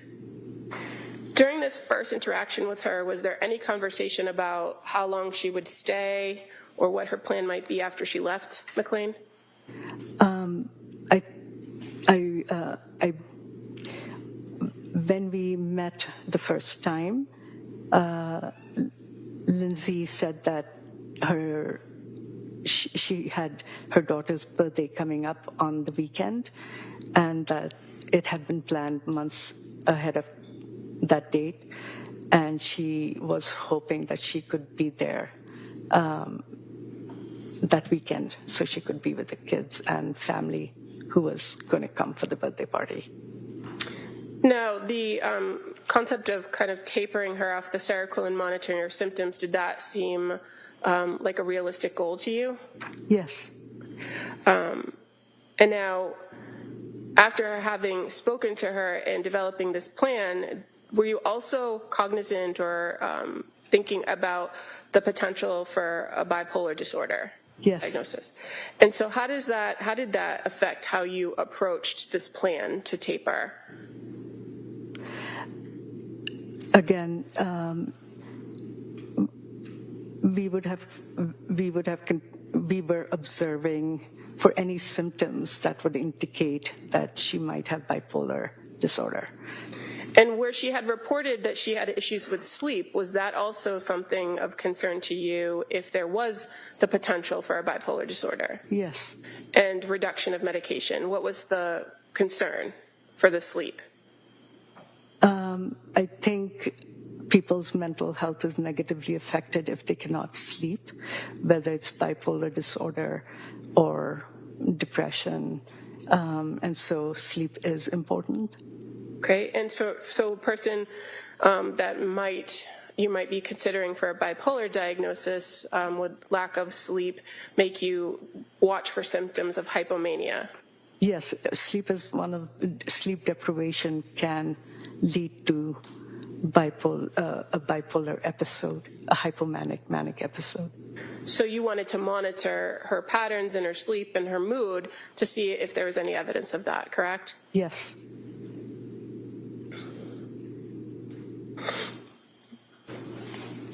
In this first interaction where you identified a plan, did you also make a suggestion about a particular medication that she might consider after the Seroquel had been discontinued? Yes. What was the alternative medication, if you will? It was Cymbalta, which is an antidepressant. And was that something that you intended to prescribe for her while she was there, or was it something that you suggested that she could consider as an outpatient?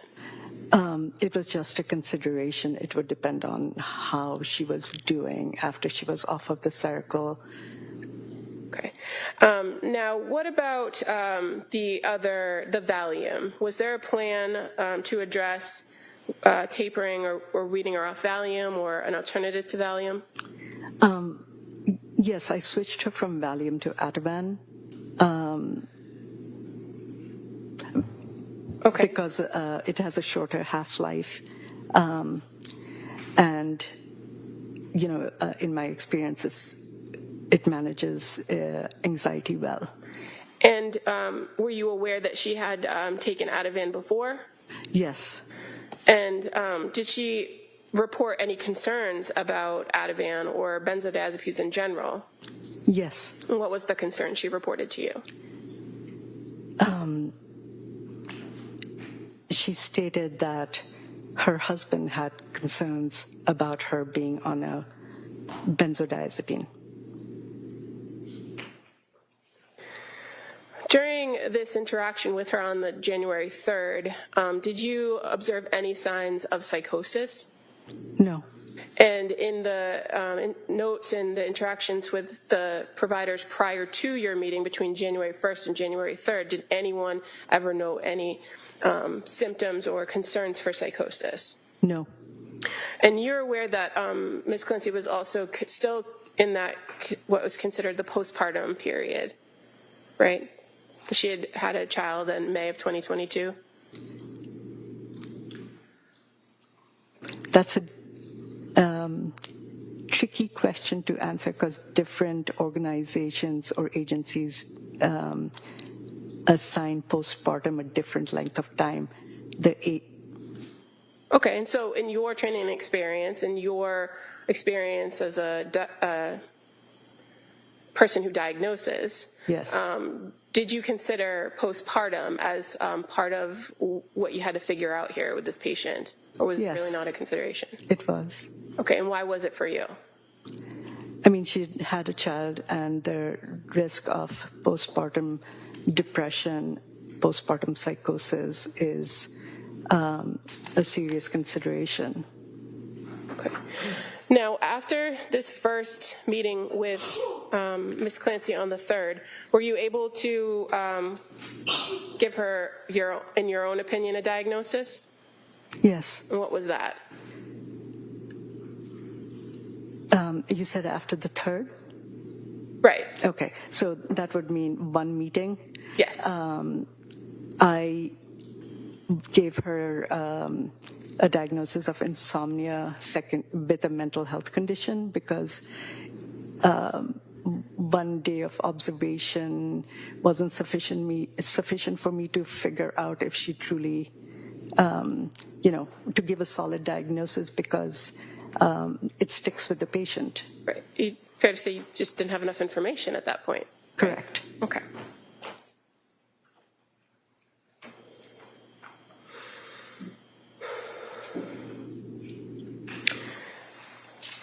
So again, you saw her on January 3rd, and that was approximately 9:15 a.m., right?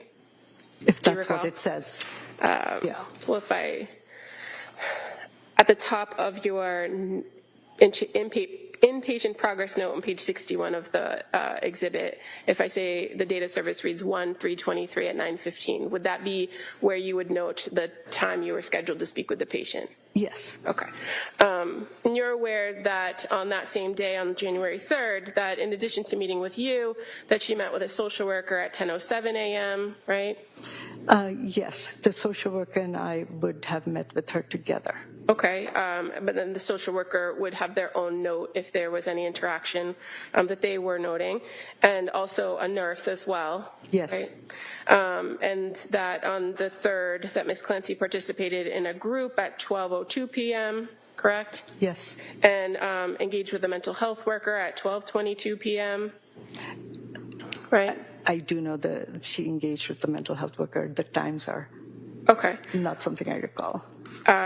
If I indicate that the records show she Yes. did another group at 2:36 p.m., would that sound right? Yes. That she then declined a group at 3:50 p.m. Yes. and then saw another mental health worker in the evening before presumably she went to bed 8:52 p.m. Yes. Okay. Did you see her on January 4th? Yes. And so again, is this the same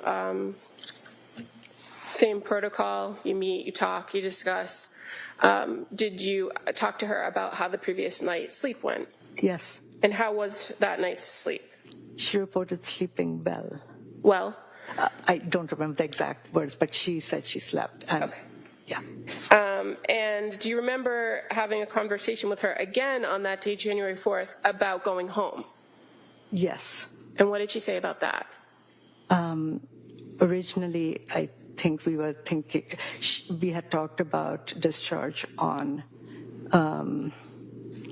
Friday, and she stated that she was anxious being in the hospital, and that she wanted to be discharged so she could be home with her family and her children. And so did she ask to leave earlier than Friday? Yes. And when she asked to leave earlier than Friday, what was your response to that? Whenever I said she could leave provided she had psychiatric follow-up the next day. And why did you do that? I wanted to ensure that if she wasn't able to sleep that night after discharge, that she could speak with somebody about it so that they could come up with a plan to ensure she could sleep and to monitor how she was doing off of the medication. And was there a kind of a secondary reason that you had asked that she make sure she make an appointment before discharge? Yes, it was also to assess whether she could think clearly and follow directions and get it together. We asked her to set up the appointment herself, and she was able to do that. She responded within an hour. She told the social worker that she had gotten an appointment, and the social worker had asked her for a fax number so that we could we could send the discharge summary, and she provided the fax number as well. Okay. And now on this day that you had met her on January 4th,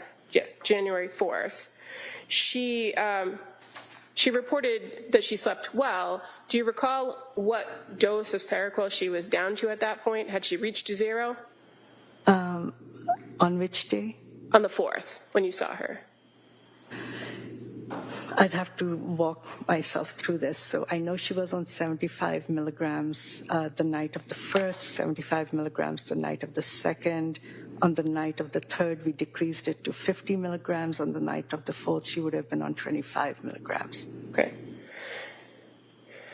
And fair to say that on the 4th, your plan was to continue to taper her so that she would be at 0 for Seroquel, take no Seroquel on Thursday night, right? Correct. And that she would be restarted on Ativan and that she'd have the trazodone available if she needed it. She was already on Ativan during her admission and was taking it at night. She also had trazodone, which is a sleep medication. It has sedating properties, so it can be used for sleep. So yes, she had that. She had the option to take that as well. Okay. And so, did you have a concern about her leaving on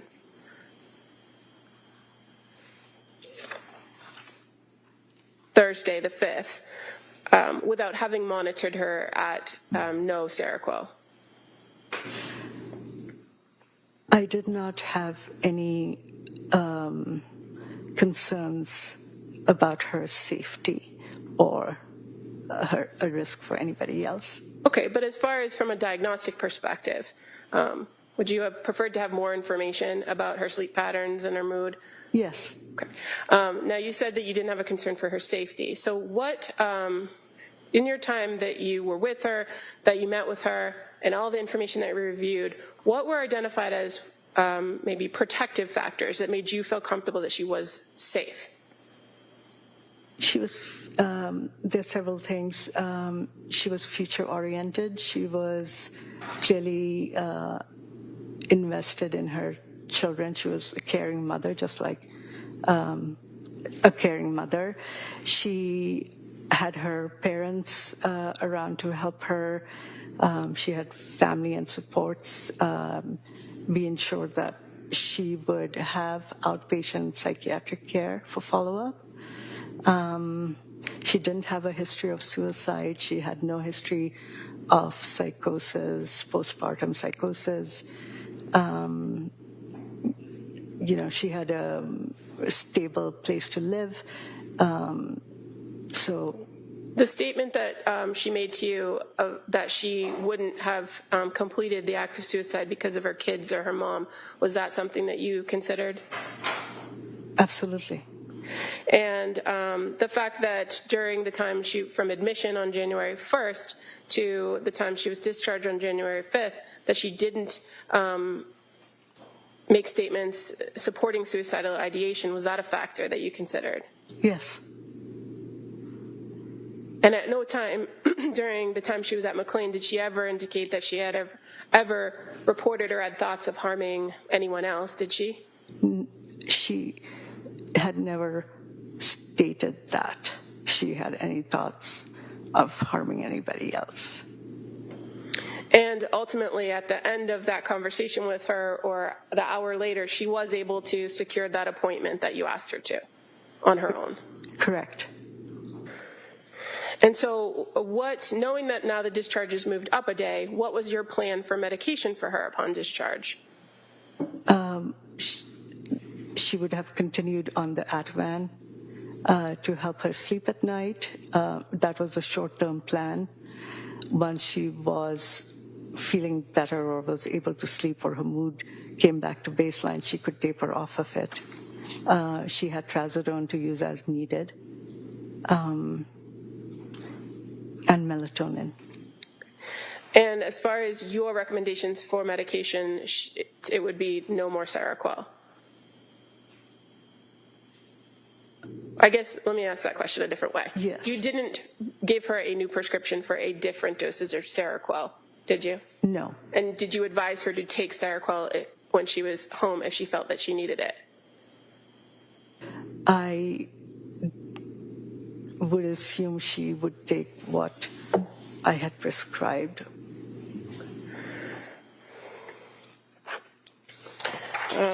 Just to back up 1 second, as part of this treatment team plan for patients at McLean Hospital, is it fair to say that either you or other members of the team, either a mental health worker, a social worker, or a nurse, sometimes reach out to collaterals in order to try to gather information and assess a patient? Yes. And in this instance, are you aware that somebody reached out to Patrick Clancy to speak with him about his wife and her care?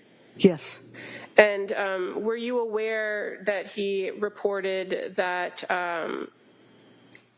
she hadn't ever had suicidal thoughts? Yes. And that he actually reported to the social worker that she was concerned about dependency. Yes. But she had told you that her husband was concerned. Is that correct? Yes. And that he felt that she had succumbed to social pressure to take psychiatric medications because her friends were taking them? That's what he told the social worker. And you're aware that he had made statements that he was unhappy with the medical care she was receiving at McLean? He said, I don't think... Were you aware that he said he was very unhappy with the medical care she received? She received, yes. She didn't specify. He didn't specify McLean. Okay, thank you. And as far as you're aware, the patient themselves, Ms. Clancy, she never complained that she wasn't getting seen by staff or doctors, was she? She never complained of that. Did she ever file any sort of complaint with the hospital? No. And is there a mechanism for a person to file a complaint if they feel like they're not being treated? Absolutely. And is that information posted all over the units? It is posted on the unit and the forms are available. And a person, even if they're not on a one-to-one or directly interacting with a mental health worker or social worker, do they always have the ability to request to speak to somebody? Absolutely. And so even when maybe somebody from their team is not there or working, is there somebody always on call, a mental health worker, a social worker, a psychiatrist, a nurse, for a person to speak to if they felt they needed to? Yes. And in addition to your meeting with her on January 4th, and after coming up with that plan for discharge on the 5th, are you aware that she then continued to engage in groups on the 5th, and that she continued to engage with mental health workers and social workers? Yes. And do you recall when she was discharged on the 5th? Was it in the morning or in the evening? Afternoon, probably around 3-ish is my recall. Okay. And upon discharge, was she provided with information that she could use when she was home? Like resources? Yes. And do you recall that she had asked about resources to find a new doctor at some point? Yes. And that she ultimately reported to the social worker that she felt comfortable managing at home? Yes. I may have one moment. Sure.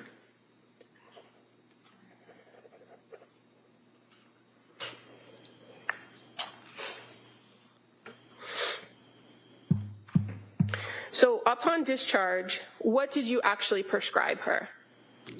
A 14-day supply of Ativan and a 14-day supply of trazodone. Okay. And when you were having conversations with her about her thoughts of suicide or her thoughts of wanting to die, was she expressly asked if she wanted to kill herself? Yes. And what was her answer, if you recall? She denied that. She denied that? Yes. And was she specifically asked if she had a plan to kill herself? Yes. And what was her answer to that? She denied it. And was she specifically asked if she wanted to harm anyone else? Yes. And did she provide an answer for that? She denied it.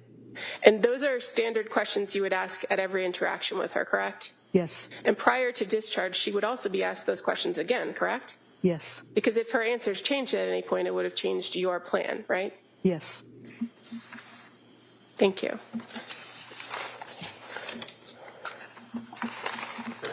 Nothing further. Thank you. Mr. Reddington.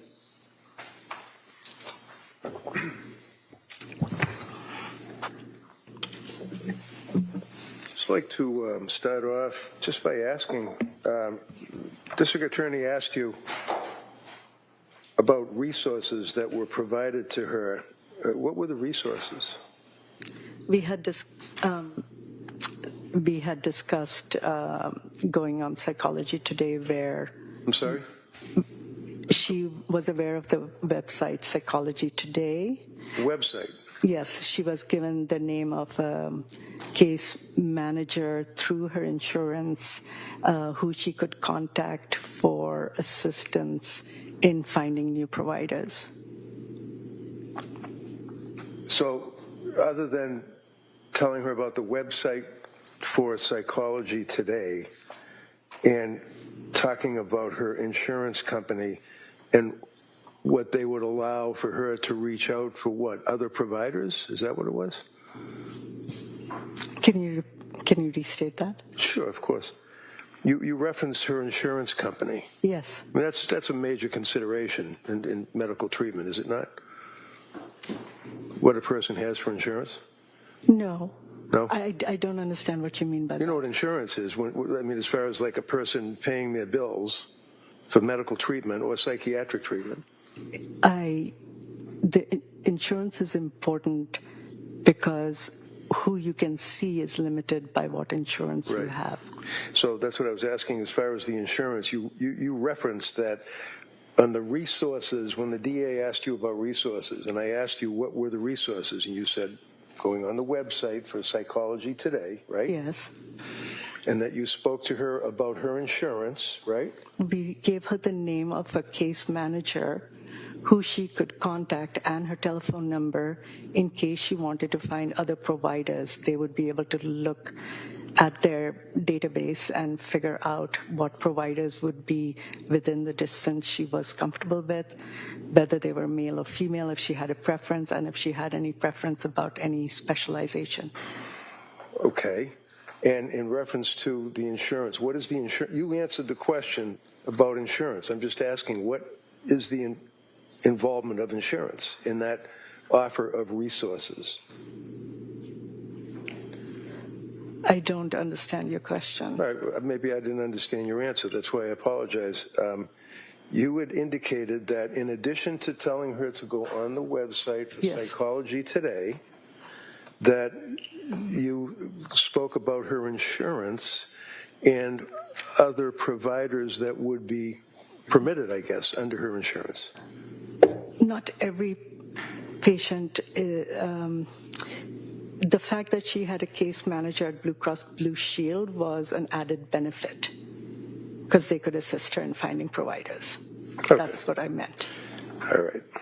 Other than the case manager from Blue Cross Blue Shield and to do research off of the website for Psychology Today, what resources were provided to this woman? There are numerous resources that are printed on the after visit summary. I don't know each and every one of them, but I think they would be in the medical record. Okay. And that's something that is provided to a patient when they leave? Yes. She came in on a voluntary, is that correct? In other words, I know she was transported by an ambulance, but nevertheless it was that she and her husband Patrick wanted her to be treated at McLean, correct? She came in and signed in on a voluntary. In other words, there were no orders of a court, no judge ordering that she be committed or anything like that. Is that correct? Yes. All right. And she came in on, was it New Year's Eve? January 1st? Yes. And do you remember what time she came in? I think she arrived at the CEC around 4. Now, would you agree that on New Year's Eve in McLean Hospital, that ward is pretty much running on a skeleton crew? I can't speak to something I'm not there. No, obviously you're not there, but what about other people? Was it skeleton crew New Year's Eve? You would have to ask somebody who was there. Well, you've worked there for what, 7 years? 5. 5 years. And what is the ward that she was on? AB1 South. 81 South? A as in apple, B as in boy, 1 South. South. And how many doctors work at AB South, on whatever shifts that you may have? There are 4 psychiatrists assigned who work on AB1 South. Now, sorry, go ahead. Yes, that's it. And does that include you? Yes. And approximately how many nurses work on AB South?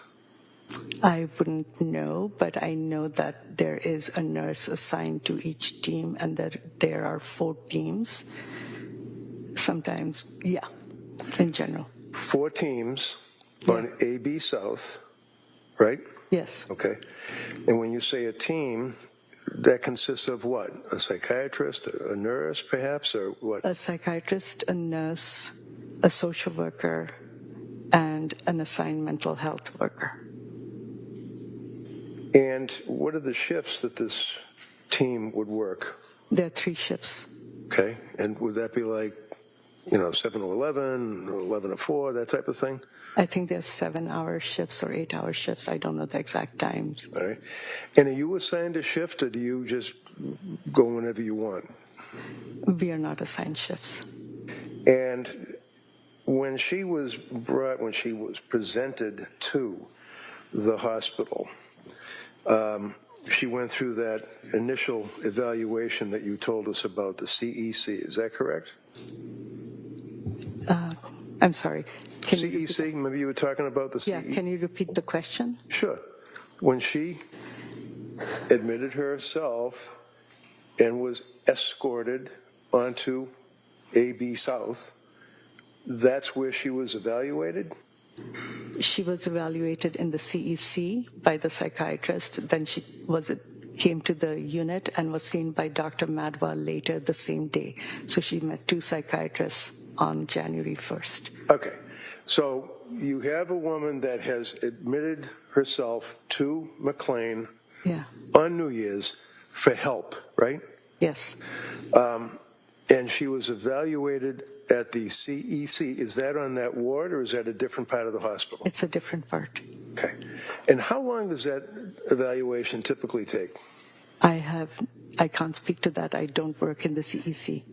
What do you do in the CEC? What happens in the CEC? Does this person sit down and they get interviewed, or what do they do? There's a full psychiatric evaluation. And a full psychiatric evaluation consists of what?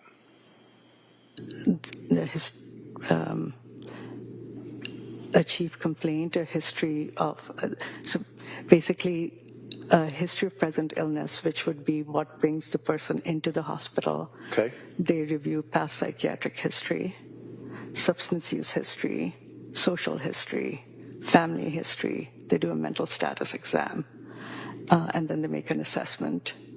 And they would be the CEC? Psychiatrist. And that would be the psychiatrist that you were referring to? Dr. Outlaw. Dr. Outlaw. Now, how long does the CEC typically take? I do not know. It depends on the speed of the person seeing the patient. I imagine that at some point, a psychiatrist or a social worker or somebody must get into the prior history that the patient had prior to coming to your doorstep, right? That is a part of the evaluation, yes. Okay. And you had a chance, as the district attorney asked you, as to whether or not you were able to review the medical records that involved Lindsay Clancy's treatment at McLean Hospital for the 4.5 days, right? I was able to review the CEC note, which had an excerpt of the MGH evaluation and the notes that were available to me since January 1st at McLean. Now, as a psychiatrist, I mean, when she goes to the hospital, she's your patient, right? She's your patient. Yes. Yes. And as a doctor, what you want to do is get all the information that's available on why this person is in your locked ward, right? Yes. So did you do inquiry into her prior history, or was that left to the CEC person or the social worker? That is part of the evaluation. And the evaluation is CEC. And when I see her as well. All right. So do you sometimes, when I say you, I mean you or the social worker or the CEC person, do you talk to people like third party, I think you said third party contacts? Yes, All right. the social worker does. Okay, so, and you reviewed the records. So when did the social worker talk to the first psychiatrist that she went to see? The social worker contacted Patrick. Well, I know you told us that he contacted Patrick, and that Patrick gave some history about the benzodiazepines that he was concerned about, and he thought she wasn't getting good medical care. Is that correct? Yes, All right. You know that she had medical treatment before she came to McLean. yes. Okay. Who's her psychiatrist? The nurse practitioner she was seeing prior to coming to McLean, I was aware of that person. Would that be nurse practitioner Gelada? Yes. Did you speak to her? No, Did you look at her records? I did not have access to them. Why not? They aren't in the same medical record system. Well, the same medical record system is just so that you have access to MGH, you have access to Brigham and Women's Hospital, because it's all part of some big computer information access you have. What about other healthcare providers? Can you get access to their records? Not immediately.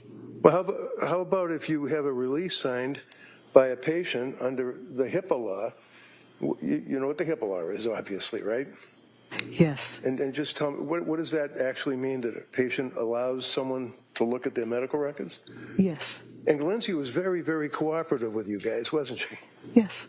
Did anyone ever ask her to sign a HIPAA release for anyone to get access to nurse practitioner Gelada's records? No. How about psychiatrist Tufts' records? No. How about nurse practitioner Paul's records? No. Who's Letitia Dukes? She was a social worker, I think, that Lindsay saw at South Shore at the perinatal program. Okay. And do you know when she went to the South Shore, Rhode Island perinatal program? I know it was prior to admission. I don't remember the exact dates. Do you know what recommendations that she had received at that point? No, other than the medication. Do you know what medication she was actually on when she presented to McLean Hospital? Seroquel and Valium. What is it? Seroquel and Valium.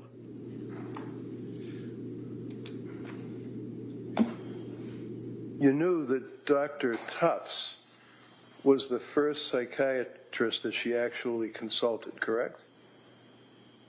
I believe so. And when again, if you don't know, just say you don't know. Yes. Okay. And I think you made reference to the fact, or maybe the DA made reference in questioning you, about the fact that she was looking for doctors for some type of medication or something. Is that fair? That's a very vague statement. I don't know what you mean. Okay. Well, actually, she saw Dr. Tufts because Dr. Tufts advertised that she was an expert in perinatal care, right? Correction. Overruled. Oh, sorry. I wouldn't know why she saw Dr. Tufts. Do you know what medication Dr. Tufts prescribed to her? From what Lindsay told me, yes. What? Zoloft was the first. All right. So Dr. Tufts, according to Lindsay, provided her, Lindsay, with Zoloft, which is an SSRI, correct? It's an antidepressant in that class, yes. Okay, so when you say an antidepressant in that class, the class would be selective serotonin reuptake inhibitor, right? Yes. And that's pretty powerful stuff, isn't it? I don't know what you mean by powerful. No? Well, are you supposed to prescribe Zoloft or sertraline to a person that has bipolar? I think it all depends on what you're seeing when you see the patient. All right. So it's important, I would imagine then, to be fair in your evaluation of this young woman that came to your hospital for help on New Year's to find out what any evaluations were of her condition, her presentation, her symptomology when she saw that first psychiatrist, Dr. Tufts, right? Lindsay was cooperative and she was forthcoming. I had no reason to think that she would not provide us with what other providers thought, just like she told us that Tufts said she was worried about bipolar disorder. And I apologize. Yeah. Tufts advised her that she was worried no, about? sorry, it was... Gelada? Yes. Okay. Sorry, thank you. That's all right, no problem. And again, if you have records or you want to look at them, that's fine, because I know it's tough to have all the stuff in your head. Yes. Thank you. And so Dr. Tufts prescribed the Zoloft to her, and you knew that right after the initial prescription of Zoloft, do you know how many milligrams she was prescribed initially by Dr. Tufts? Lindsay, I think, stated it was 25. Okay. And then Dr. Tufts increased it to what, 100? Lindsay said it was increased to 50. 50, all right. So, and again, you're in a, I don't know if it's appropriate to say, but you're in a mental institution, right? That's where you work at McLean Yes. Hospital. Okay, and it's a locked ward, right? Yes. And she's a patient that's coming to you for help, right? Yes. Is it appropriate for a doctor to take what that patient is telling you as a history? Or do you have to verify it or talk to other healthcare providers to make sure that they're not just running off and making something up? I had no reason to believe that she was not a reliable reporter. Because she seemed very forthright, right? Yes. She seemed very honest in her disclosure of her symptomology, right? Yes. One of the things, or one of the tools that you in the mental health field have access to is psychiatric testing, right? Yes. Okay. You have, for example, one tool, and I think psychologists, and there are psychologists that are on staff, I would imagine, at McLean as well. No, not on that unit. As a psychiatrist, you don't administer psychiatric or psychological testing, do you? No. All right.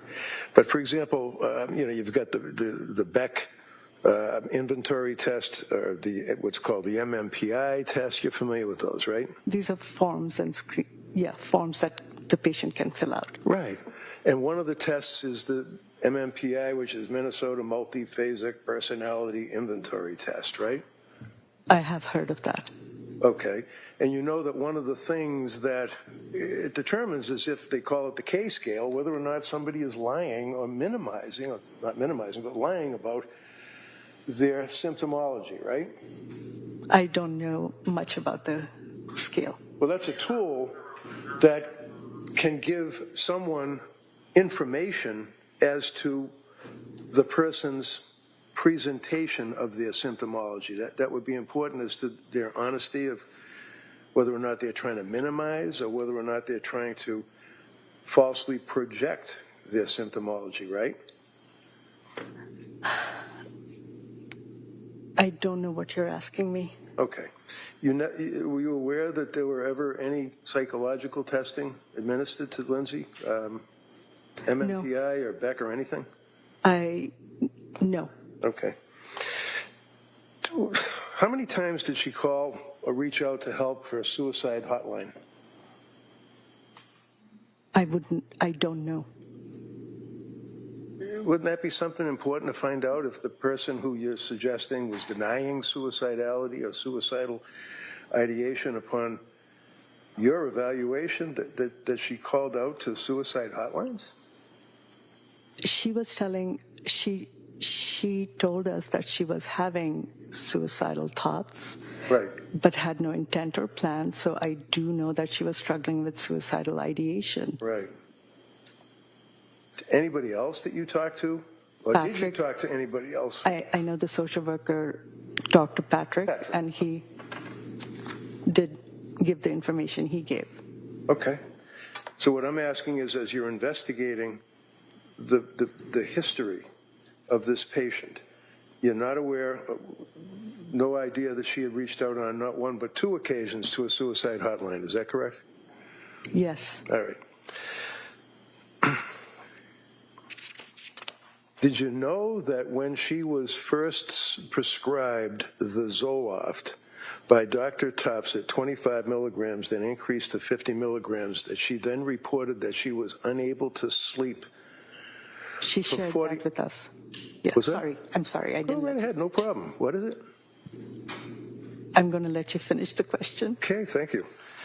No big deal. It's just that she reported that she went for 48 hours without sleep. I don't remember that time quoted. I know she had difficulty sleeping. You indicated in your testimony that, and I quote, "I would have preferred to have more information about her sleep patterns," right? Do you remember saying that? Following the changes in the medications that we were making. So sleep pattern would be just what it says, sleep pattern, like you sleep from 9 at night till 7 in the morning, or Yes. 12 at night, whatever your pattern would be, right? Yes. And why is a sleep pattern important for you as a psychiatrist trying to evaluate your patient? Because difficulty sleeping is a symptom of several different conditions, and it can worsen several different conditions. And you know that she had reported severe anxiety, right? She was struggling with anxiety, yes. Struggling with anxiety, and she was having not just insomnia, but she had very, very severe insomnia, didn't she? She wasn't able to sleep. And you would prefer to have more information about sleep patterns, is what you said. I'm not putting words in your mouth. That's what you said. I know that we were able to observe her sleep while she was on the unit. Once she left the unit, I would not know how she was sleeping, which is why we referred her to somebody else so that they could continue to monitor her symptoms. Obviously. So let's put the time that you are observing her, or that your social workers are investigating to whatever extent they did, her background. What were her sleep patterns that were important to you prior to New Year's 2023? The amount of sleep is important. Yeah, and you said that. You already said, I would have preferred to have more information about her sleep patterns. After she was if I was going to continue to evaluate her, I would want to observe her sleep is what I meant. Oh, so you didn't mean that as an evaluator of her prior medical history, trying to get a history of your patient for purposes of diagnosis and treatment, that you wanted to know what her sleep patterns were. You didn't mean that you meant prior? The history of whether somebody is struggling with insomnia is important, and the patient can relay that to me. Okay. You ever heard of patients that minimize their symptoms and lie about their symptoms sometimes? Yes. Okay. So it's important to corroborate what the person is telling you, right? I mean, you want to talk to somebody else objective to find out what, if any, evidence there is of symptomology.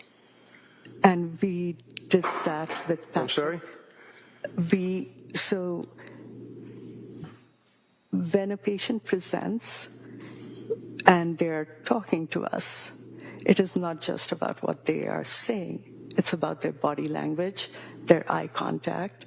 You can get a sense of whether a person is being honest or whether they're lying. And we are not, we're providers. The patient is there to get help. They're going to tell us what is bothering them and what they're concerned about. That's why they're in the hospital. This woman was in a locked ward. She couldn't walk off your unit, could she? That is what a psychiatric unit is. Right. And she was very sick, wasn't she? I don't know what you mean by very sick. Really?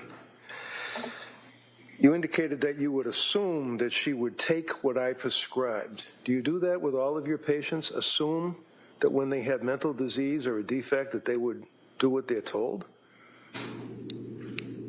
If they are cooperative, and they have been cooperative and reliable, yes. One of the things that's referenced would be she stated that she had intrusive thoughts. Remember that? Yes. What were the intrusive thoughts? From what's stated in the medical record, thoughts of suicide. Okay. And how often would she have the intrusive thoughts? I don't recall if the frequency. Would you agree with me that in addition to anxiety and in addition to inability to sleep, that she was in what was self-described as a brain fog, right? She complained of feeling, yeah, you can complain of feeling foggy. She also complained about that she felt as if she was a zombie, right? She did not use those words. Anybody else use that word describing her in your investigation? No. Did Patrick tell you that he was concerned about the medications that she had been prescribed over the past 2 or 3 months? Yes. And you knew what the medications were that she was prescribed, correct? She told us. She told you, okay.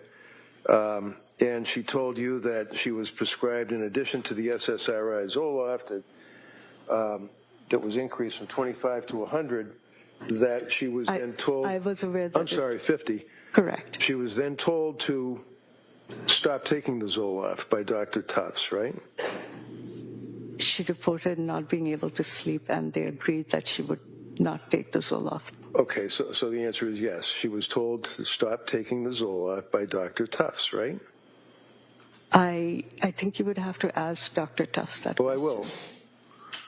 But I'm asking you, as investigating her... I know that she stopped taking the Zoloft, and that she saw Dr. Tufts, so I assume that they would have come to that agreement. All right, so as you're evaluating this patient, you're assuming that she voluntarily stopped taking the Zoloft? Because she wasn't able to sleep, and she discussed it with Dr. Tufts. She did. You knew that. She told us she did. Okay. How many patients have you treated, how many women have you treated that were suffering from postpartum psychosis?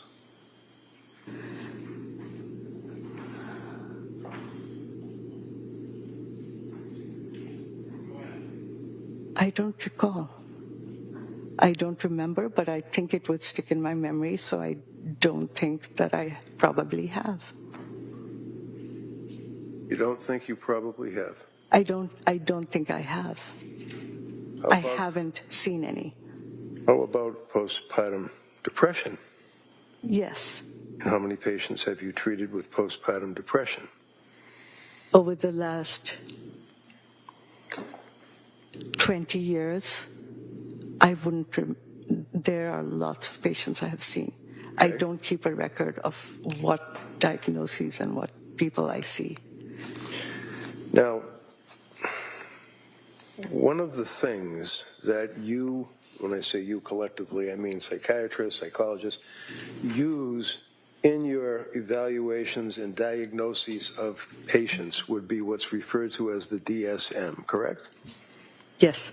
And that would be, DSM, it means Diagnostic Statistical Manual, right? Yes. And it started out with DSM-1, then it went to 2, then it went to 2R, meaning revised, and then there were a number of revisions, and now we're all the way up to DSM-5, correct? Yes. And DSM-5, also the most recent would be -TR. What does TR mean? I don't actually know. So the DSM, the Diagnostic Statistical Manual, is really, it's about this thick, right? if you have a regular-sized book. I just have a little one, but... I think so. Okay. Do you rely on or do you use in your evaluation of patients the Diagnostic Statistical Manual? The diagnoses are based on the criteria that are stated in there. Okay, so you do use, for diagnosis purposes, what is stated in the DSM, correct? Yes. And it's kind of like a cookbook. I mean, it basically tells you what the ingredients of a particular mental disease or defect would be, right? Yes. And you know that it's basically a group of people that get together and they discuss what should or should not be included in the manual that psychiatrists and psychologists use to diagnose patients, right? Yes. And they try to keep up to date and stay on top of any recent developments, right? I would assume, I don't know. Okay. I can't speak to it. That's all right. So here we are in 2026, not 1928. Is postpartum depression in the DSM? I think it's a subcategory. You think it's a subcategory of what? Depression. Depression. How about psychosis? Postpartum psychosis in 2026. Is that in this manual? I don't exactly know where it is. Have you ever seen it in this manual? I don't recall paying attention to where it's categorized. So if you're treating a woman who is, as you put it, postpartum because she had the child, and then you told the jury, well, there's a time frame, a cutoff as to whether or not a person is still postpartum, still subject to mood swings, and still subject to hormone imbalance, and there's a cutoff, is what you said, right? Different organizations use different definitions. How about you? You're here for the government testifying in this case. What's your understanding of a cutoff of postpartum, if there is one? For the DSM-5, it is 4 weeks. For ACOG, which is the American Academy of Obstetrics or something, I don't remember what it stands for. It's 12 weeks. For the CDC, it's 12 months. For the CDC, it's 12 months. Okay. So CDC would be Center for Disease Control, right? Yes. So they're pretty much all over the place as far as the time frame that a woman can still be involved with postpartum symptomology, right? Yes. Have you ever heard of a doctor by the name of Meg Spinelli? No. Have you read anything about the efforts being made to have the DSM-6 coming out include Objection. No, overruled. postpartum psychosis? I'm sorry, what's the question? Have you read or are you aware of efforts being made to include postpartum psychosis in the DSM-6 that will be coming out within a couple of months? I think it's clear that there is question about where it should be placed or categorized. Okay, so are you aware of any efforts being made to include postpartum psychosis in the DSM-6 when it comes out? Vaguely. Vaguely. How vague? I don't know. You don't know. I know that there's question about where it should be categorized and that the DSM is reviewed every time and they try to move things around based on what clinicians and researchers think. What, if any, impact does the thyroid have on a woman who has just had a baby and is in the postpartum period, whatever they decided it is, 6 months, 4 months, a year? What impact does the thyroid have? I am not an internal medicine physician. I am a doctor. What I do know about the thyroid is that the thyroid can affect one's mood and anxiety, whether one is pregnant or not. So is it fair to say that thyroid levels are important in evaluating a woman who is in postpartum? It's one tiny component of the entire. It is one component. Okay. Okay. So what does that mean? It's one of the. It's a tiny component. What does that mean? Okay. Can you let her finish? Sure, you'll let her finish. Go ahead. It's one of the tests that can be done when a patient is admitted. Okay, was it done by McLean Hospital? No. What? No. Are you aware that your records indicate that she had a thyroid read that are part of the records? My recall is that the TSH was not from 2022 or 2023. Right. It was from 2000 and what? I wouldn't know. You'd have to refer to the record. So in other words, it was imported into McLean records by, I guess, computer access or something from MGH years before, right? Things move forward, yes. I'm sorry? Labs do populate from the past. Okay, so in the past, as a psychiatrist, as her treating psychiatrist at McLean Hospital, trying to do an investigation, evaluate this woman to tell her what your diagnosis was and what you guys can do to help her out, did you look at the thyroid reads? It was one of the labs that I would have reviewed. You would have reviewed. Okay, as you're sitting here today, do you have any memory about what the thyroid reads were? It was within normal limits. And that would be coming from how long before? A year, 2, 3? I don't remember. So there were no actual thyroid tests done while she was at the hospital at McLean, right? No. What is the Edinburgh, the EPDS or something like that? What is that? It's a scale. A scale. What kind of a scale? It's a postpartum scale for depression. And it's used by psychiatrists and psychologists to evaluate the risk factor of a woman who is involved with postpartum, right? I think it's to assess the level of depression. In a woman who's involved with postpartum, not some guy that got injured on a soccer field, right? Yes. So what does the EPDS mean? I'm probably butchering that. What is that an acronym for? Edinburgh's postpartum depression scale or something. Okay. The Edinburgh postpartum depression scale. Was that administered to Lindsay when she was in for the 4 days and a half that she was in your hospital? No. Why not? Because we don't necessarily administer scales. You don't necessarily what? We don't administer scales. Why? That's an accepted tool to evaluate a patient as a psychiatrist or a psychologist, isn't it?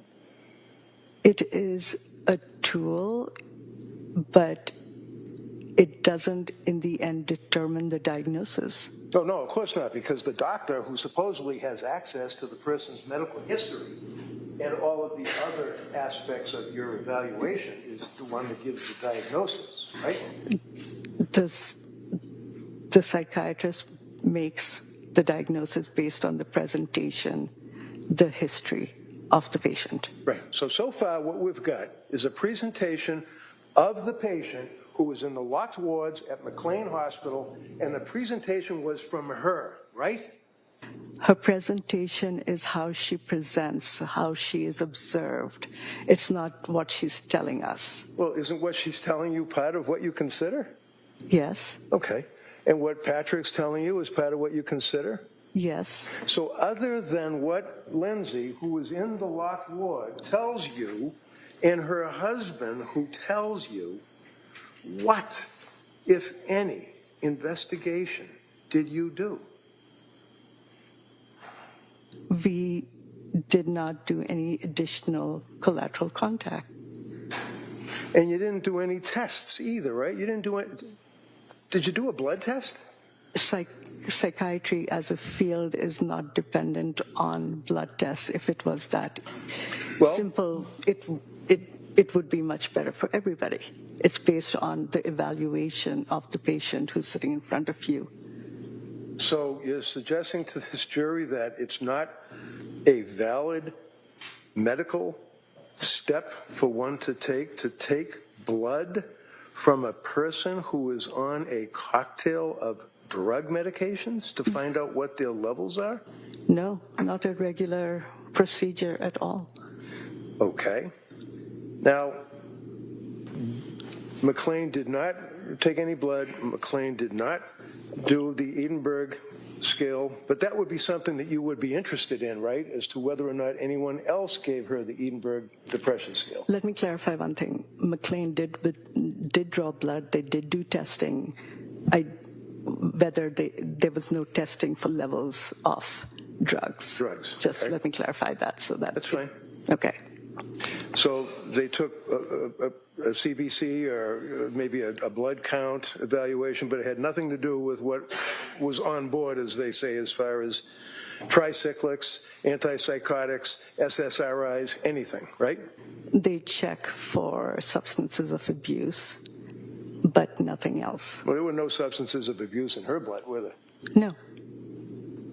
How about the tricyclics, the antipsychotics, the SSRIs, the benzodiazepines, the Z drugs that they call some of their categories? They didn't test for that, did they? Those are not tested on a regular basis. How about on her basis? I don't know why I would have tested for those. What would have been the indication? How about if she presents, and the history that she's giving you is that she was on a number of drugs for that 3-month period or 3.5-month period? Would it be of interest to you as to what was on board in her blood? Medications have different half-lives. So if she had taken something, it would depend on what the half-life was.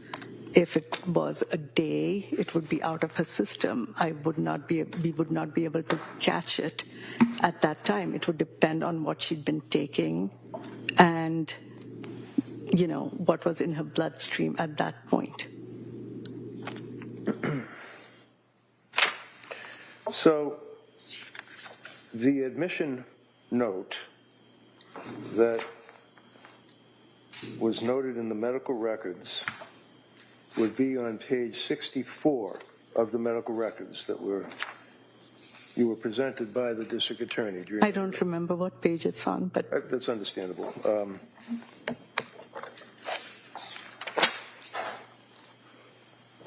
Okay.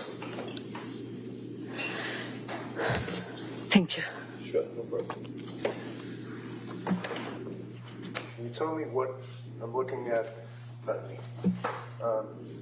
Exhibit 79, page 63. And that would be the record from McLean Hospital, is that right? Yes. Okay. Can you tell me what this means when it says clinical summary?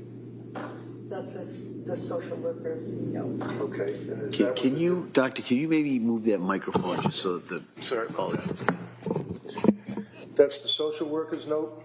Correct. And that's what the district attorney was questioning you on when she referred you to symptomology?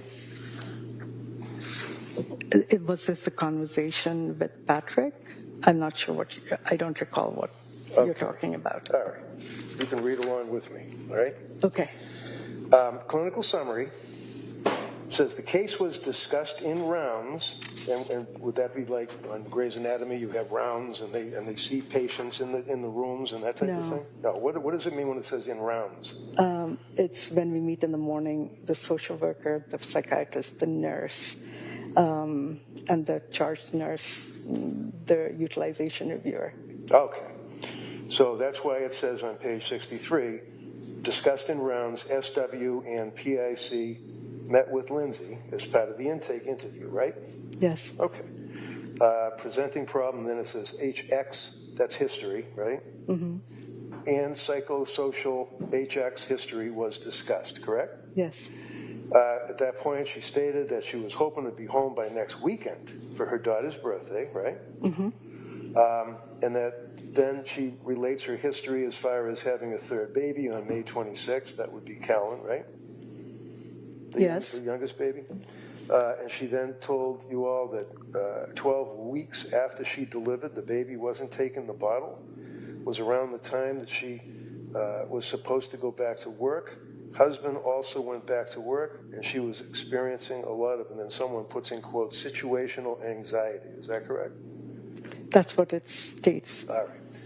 So as a result, is that coming from her, or that word situational anxiety, was that her words because it's in quotes, or was that you guys put that in there? I didn't write that note. Okay. But you factored that in your investigation, right? I read it. Okay. And as a result of this, she subsequently saw a psychiatrist that prescribed her Zoloft, right?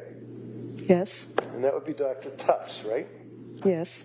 And 1 week after prescribing that, it says, after 1 week of taking it, that she developed insomnia, correct?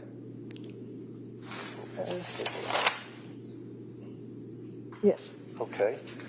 So that's an indication of a reaction that the patient had to the medication that was prescribed to her, being the SSRIs, Zoloft, right? It could be a side effect, yes. Could be, okay. And the psychiatrist told her to stop taking Zoloft, right? That's what it states. And do you know from your investigation and your evaluation of Lindsay Clancy, when the doctor told her to stop taking Zoloft? It was like, I mean, you can guess, it was like a week later, a couple of days later? It would be, if I don't recall off the top of my head, but if that information was available, it would be in my note. Do you know, can you find your note in here? I just don't know how to navigate that.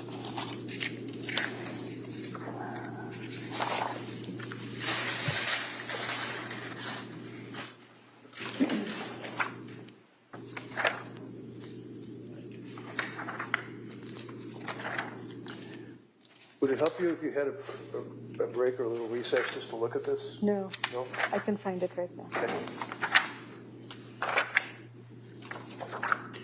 You know, Mr. Redding, that's probably not a bad idea. We've been sitting here, kind of missed that morning recess. So we're going to take that at this point, just a short morning recess. I'll let all of you kind of stretch your legs a little bit, and then we'll come right back. Okay? Court, all rise. Jurors, close your notebooks. Place them on your chairs, please. This way, please.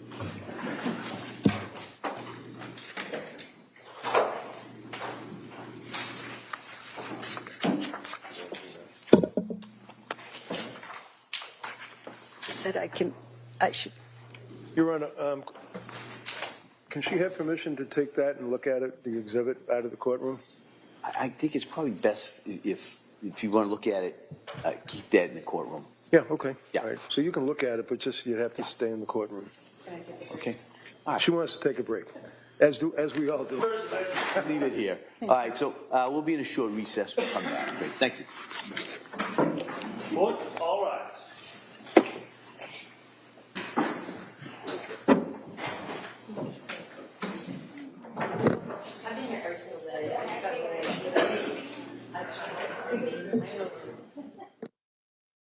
Okay, I thought Kevin Reddington would never stop, and he still hasn't stopped. He's still going.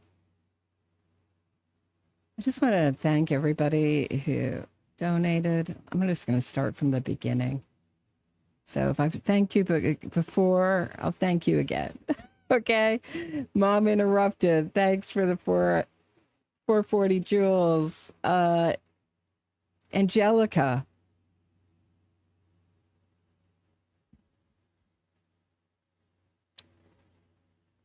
Benhofer, thank you so much. Little Whiskers, thank you for the $10 Canadian. Appreciate it. Tammy and Giz, thank you for the 30 jewels. And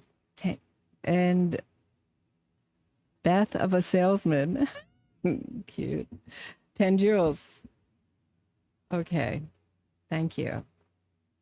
We have a whole bunch of people watching on X. Hello, everyone on X. I think the majority of the people are watching. I think it's like something like, let's say, 621 people on X. Hi. So he did this thing where he was like not sitting down, you know, where he's like trying to make a point. Until I have a win, I'm not going to sit down on this cross. And you just get the feeling that I don't know how much of it he had planned, but he was just trying to really like harangue her for a win, which is, you know, his right. But it's just one of my more least favorite tactics. Julia Gulia, justice for Cora, Dawson, and Callan. Yes, I agree. Totally agree. But I don't know. I think they're going to be robbed of justice. Thanks to this incredible media attention and this narrative that just never ends. Like I said, I don't run ads on these live streams, so they are entirely supported by you. I appreciate everyone who donates. Also, a few like just little pieces of business, and then I'm going to talk about the judge in this case who just oversaw another trial of a woman who killed her kids, and that conviction was just overturned in a minute. But before I do, there's a new episode up on Patreon for my patrons. On the top right is a link that will take you right there if you hold your phone over it.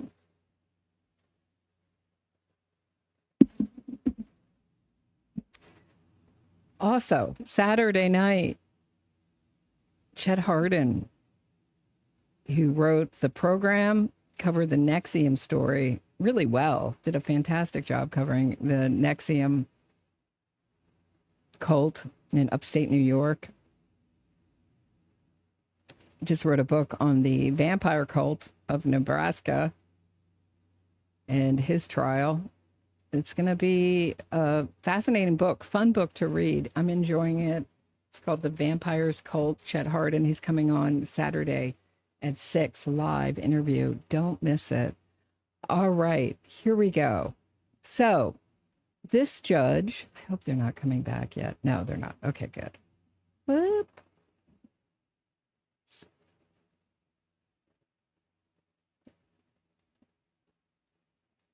This judge,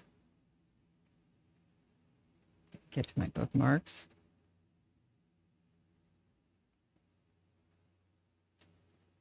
I have a bunch of stuff to show you. This conviction of a Brockton mother who killed her kids in 2018 was overturned today on a procedural issue, technicality. Strangely, there aren't tons of true crime fans looking to overturn this woman's conviction. The admission of her medical records, the judge overseeing her case was the same one overseeing Lindsay Clancy's. So a Brockton mother, I'll read this to you. Hold on. A Brockton mother who was sentenced to life in prison for killing 2 young sons in 2018 will get a new trial. The Massachusetts Supreme Judicial Court. So was this influenced by this case and all the pretrial publicity and during trial publicity? Vacated the December 2022 convictions of Latasha Sanders Thursday, saying So that was yesterday. Plymouth Superior Judge William Sullivan, he's a former defense attorney, was wrong when he would not allow the jury to hear about her troubling mental illness while she was awaiting trial in prison and in state psychiatric hospital.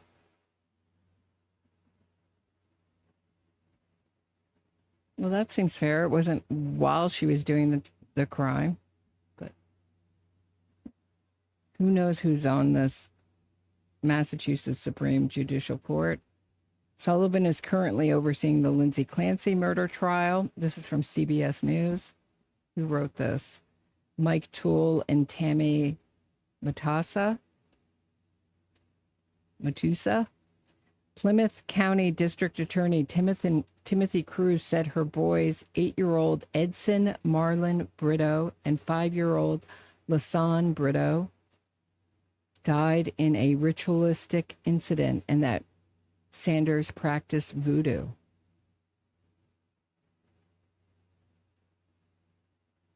The jury deliberated for about 4 hours and found her guilty of 2 counts of first-degree murder. I don't think we're going to see anything like that in this case. She was automatically sentenced to life in prison without parole under Massachusetts law. So now I don't think they're going to retry her. They're going to make some deal with her, if I had to guess. But here's a...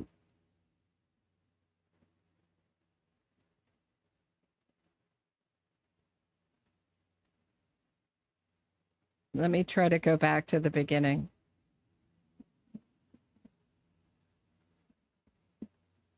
To life in prison for killing her 2 young sons. While the same judge is presiding over both cases, they're unfolding very differently. Tammy Matusa explains why the Brockton mother is now getting a new trial. LaTarsha Sanders was convicted of the unthinkable, killing her 2 young boys. Because Lindsay Clancy and Patrick Clancy were good-looking, white, upwardly mobile, rich people who could propagandize our media. And we don't think they're the type of person who would kill their children unless something really... we don't think that Lindsay Clancy is the type of woman to kill her children. She was a nurse, and a good nurse, and her kids had things, and she appeared to be a caring mother in public.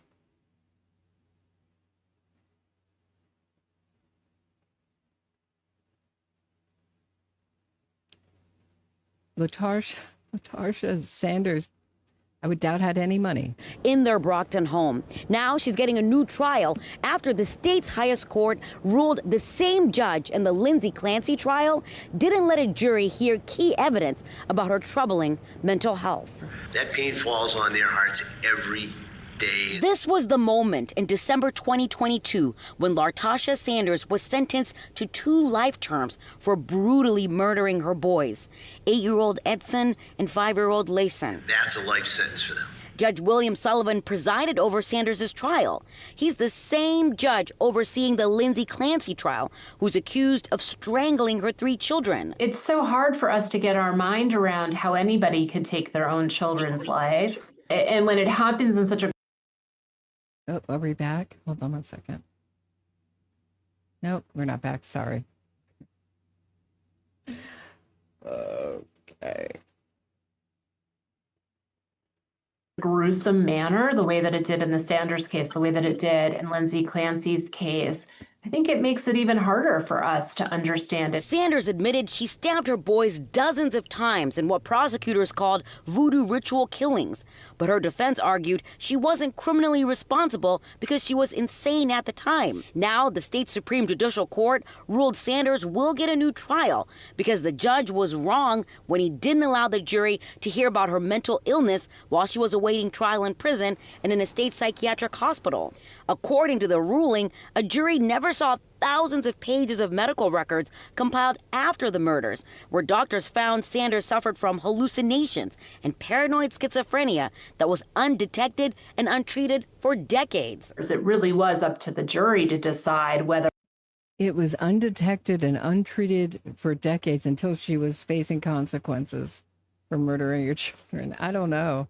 or not those factors, that schizophrenia and other distorted thinking illnesses and behaviors were at play at the time she committed the crime. And Sullivan just prevented that from happening. The SJC saying the exclusion of the Right. So this is to rile up the Lindsay Clancy fans.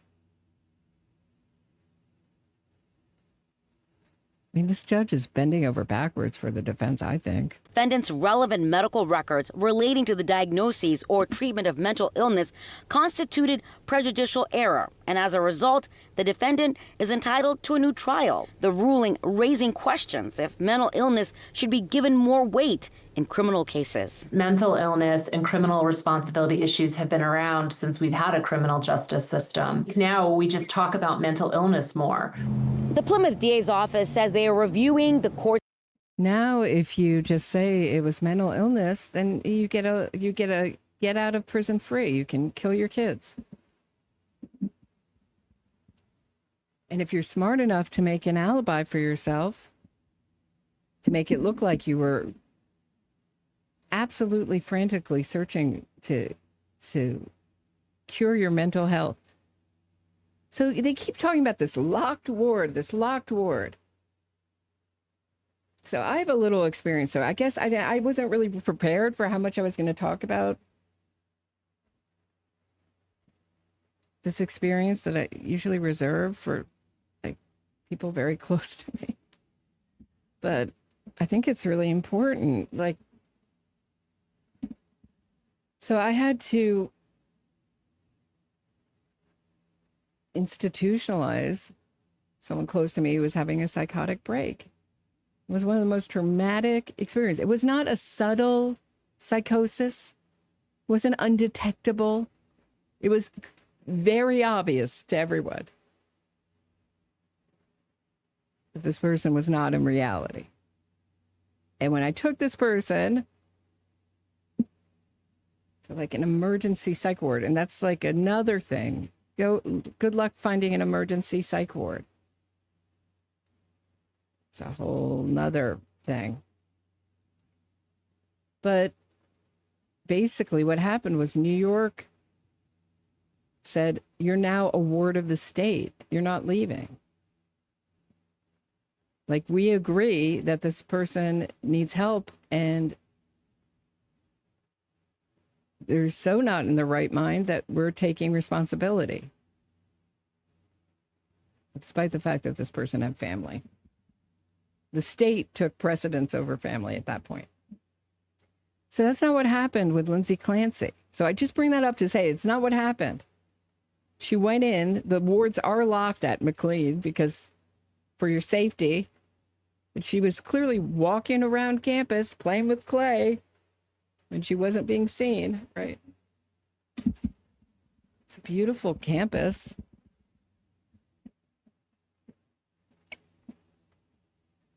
And she left to go to a birthday party. So spare me this, like she was going from provider to provider. No one would help her. They were trying to help her. She knows as a nurse what it takes. Sometimes it takes a little while to get to the bottom of it and figure out what medication works, if it's going to work, or something else. She wasn't willing to devote that time to helping herself. So I reject this notion like, well, Lindsay Clancy, it's about her, isn't dedicated to helping herself. But all these care providers just dropped the ball. They should have chased her around America and insisted that this voluntary patient, until they worked it out, just pursued her endlessly. It's not the way our medical system works. And she's getting, the kind of care that this Dr. Goodhart is describing on the stand, most people don't get in this country. These are like the elite of the elite, like excellent care. And as a nurse, she would also know where to go, where to get the good care, who to avoid, where to avoid.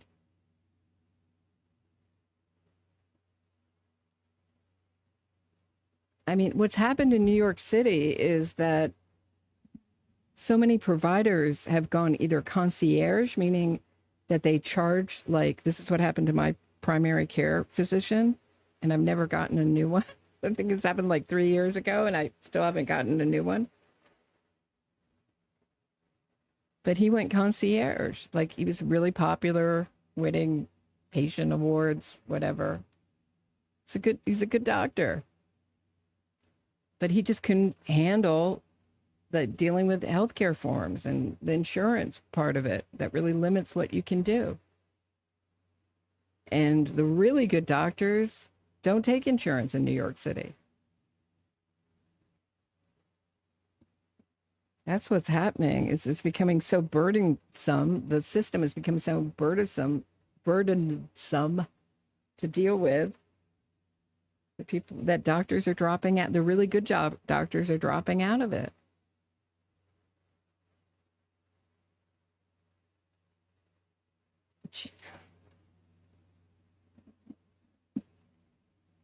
I mean, there's the narrative of this case, and then there's the testimony, right? Which are very different. And all I can think of this morning is who are we not hearing from?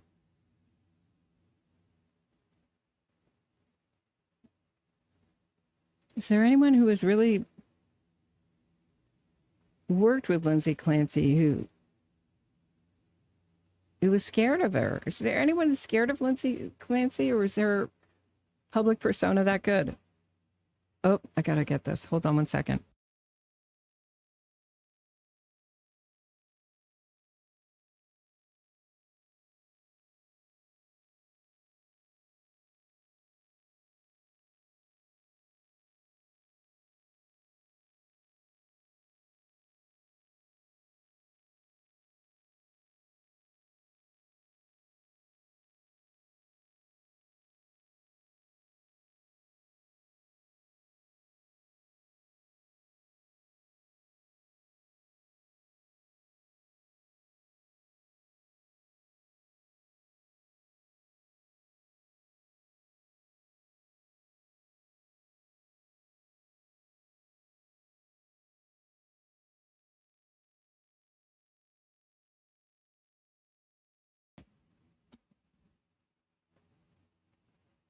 But I mean, I think the narrative has nothing to do with like the testimony that we've seen. And I was like looking at Patrick Clancy's testimony, and the prosecutor will ask him some stuff like, so you said that she was getting better, that she was sleeping better. She was self-reporting sleeping better. And he'll say things like, well, she was still struggling. Well, how did you know she was struggling? Well, she was just like not very talkative, or just struggling to sleep. Like he has, everyone. This is where things get distorted and justice gets distorted, when everyone has an agenda. So he wants to win his civil suit. He also does not want to be seen as a person who married a dangerous psychopath and had 3 children with her. He much rather, it's much more beneficial for him to say that, or that he failed her. I mean, she told him that she was thinking about murdering the kids, and he left her alone with them. Anyone else would be second guessing their behavior, and none of that. Instead, he's just writing a GoFundMe message, a long one. And he had the wherewithal to do that just days after his children were murdered.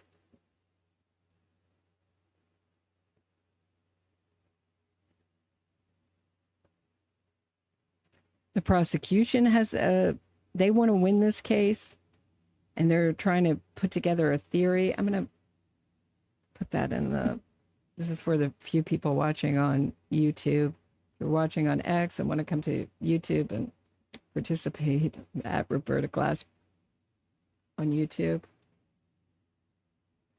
But I just want to see if everybody thinks that Patrick reminds me of Sherry Papini's dolt of a husband. I've heard that, Patricia. So I want to see how other people, you don't have to agree with me. Maybe you'll convince me otherwise. I have an open mind. But the prosecution's theory, do people buy it? And I'm not talking about that she's guilty. I'm talking about their theory of the case, which the jury doesn't have to buy to find her guilty. But let me just bring up what happened outside the presence of the jury yesterday. They had an argument going between the prosecution and the defense over defense witnesses and their preparation, sort of being sandbagged with these defense witnesses without a really thorough report. This is something we saw time and time again. This is a tactic by Karen Reed to not give up any of the pretrial discovery that they needed to do. This is not the case here with Kevin Reddington. He handed over some discovery. It just wasn't. And so did Karen Reed on some witnesses, like the ARCA witnesses, but it was just like very vague, according to the prosecution. That's their argument. But so they went back and forth over these defense witnesses. And the judge says to the prosecutor, well, isn't your theory that she faked this suicide attempt? Like the suicide attempt was more of like a cry for help. It was a fake suicide attempt by the way that she slid out the window. I wish I could find this comment because it was like every defense talking point. Oh, she didn't slide out the window. And I remember one thing that they tested wasn't blood, but there was blood on the windowsill below, is my remembrance of the testimony.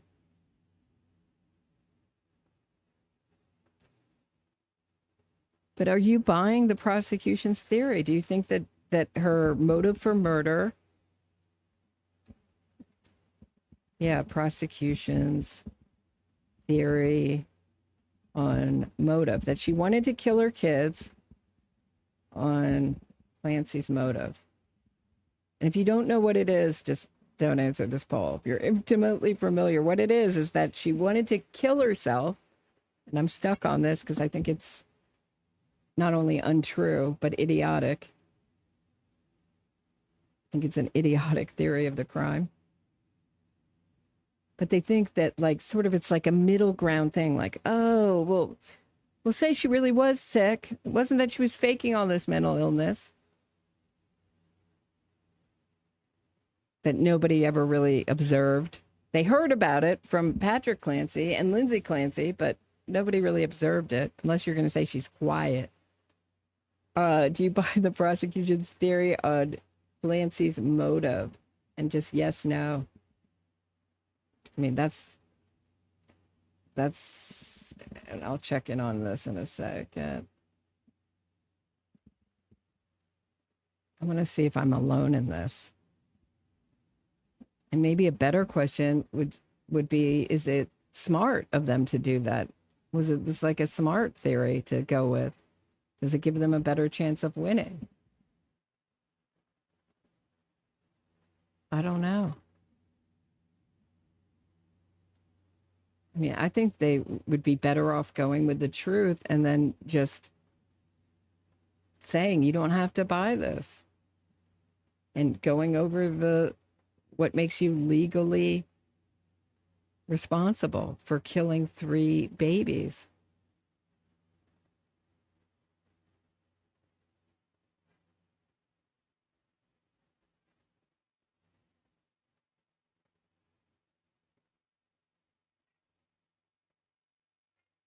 Right, you can be mentally ill and still know right from wrong.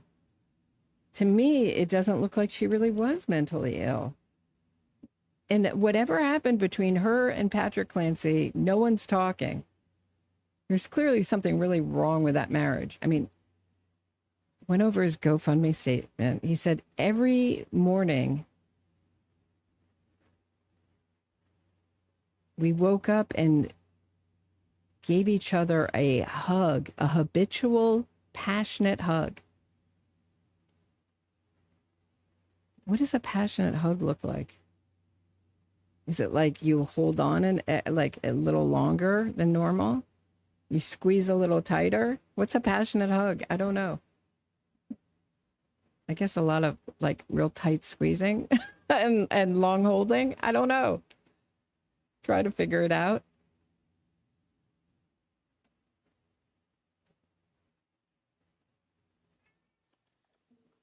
We get the witness on the. Oh, we're back. Your Honor, first of all, I want to raise an issue with you, and I think it's Why don't really. we come No, I over don't want to go to the sidebar. I really don't want to go to the sidebar. I need to know what you're going to talk about before. I want to tell you that they got picked up on a hot mic saying, shut her up during the playing of that autopsy.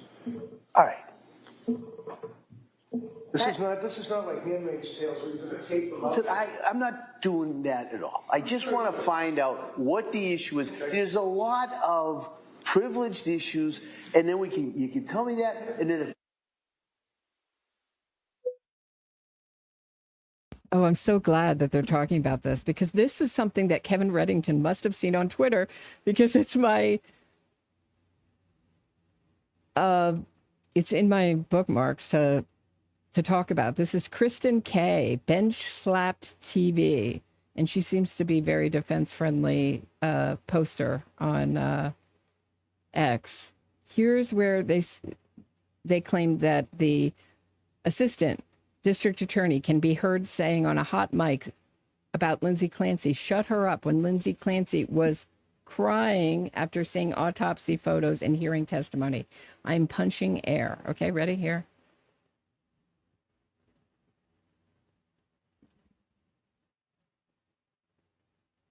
Shut her up. That's me. But you want to hear it again? Oh, up.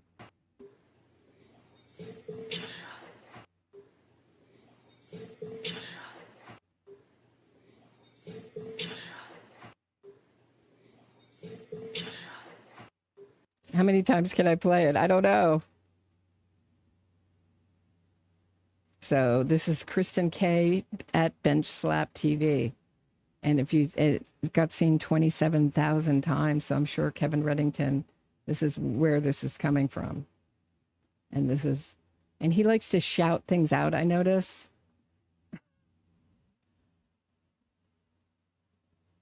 I don't know if he's talking to the fans out there in TV world, or if this is like, the jury's not there yet, right?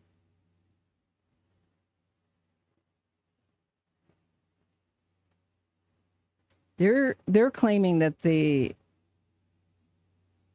assistant district attorney said this, but you could see the district attorney's face. I was so excited. You could see me popping in there. It's like, wait, I was going to do this at the lunch break. That was my subject for the lunch break. I was holding on to that tweet for the lunch break. Now I have to talk about it now. You can see my eyebrows popping in. It's not a good look the prosecutor shouldn't be doing that. Can't you know, don't you know that to write things down, not to say things that could be heard be overheard in court?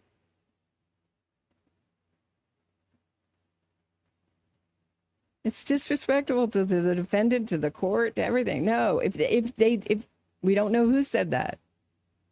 It could be this poster making stuff up. I mean, I could just do a voiceover. Shut her up. I haven't seen Lindsay Clancy cry or sob or hear it, but I wasn't in the courtroom. What is true crime saying? Because sometimes she's smarter than I am. A lot of times.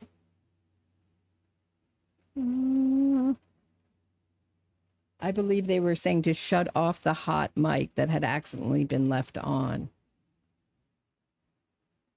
Right, so shut it off can sound like shut her up. All right, let's go back and listen again. Okay, one more time.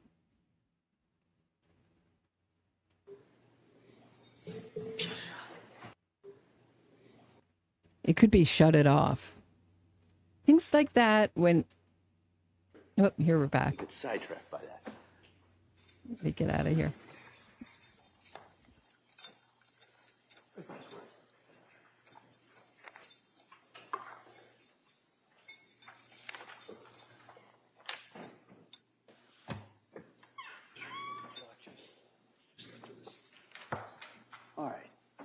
All right, ready for the jury? Yeah. Can I keep looking, Judge?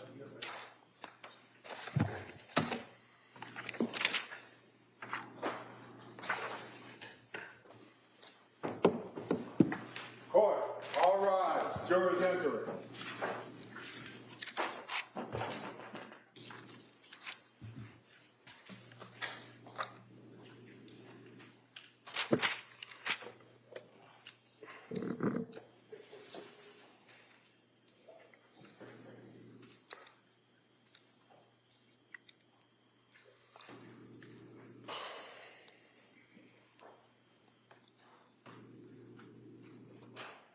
This court's now in session. Please be seated. Your Honor, for the purpose of the record, we return back to the trial of Commonwealth versus Lindsay Clancy. All parties are present, including the defendant and including the 18 jurors.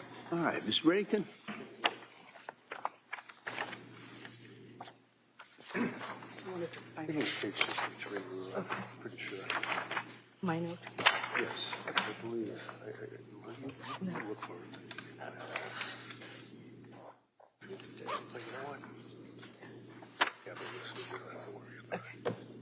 Doctor, you'd agree with me that your notes are contained in Exhibit 79, correct? Yes. Okay. And one of the things that you had mentioned is that at the end of Lindsay's treatment at your hospital, she was discharged, ultimately, correct? Yes. And that was not against medical advice, was it? No. And finally, you had made reference to the fact that postpartum psychosis is a serious consideration for you when you or your staff when you're evaluating a patient in McLean, correct? For postpartum.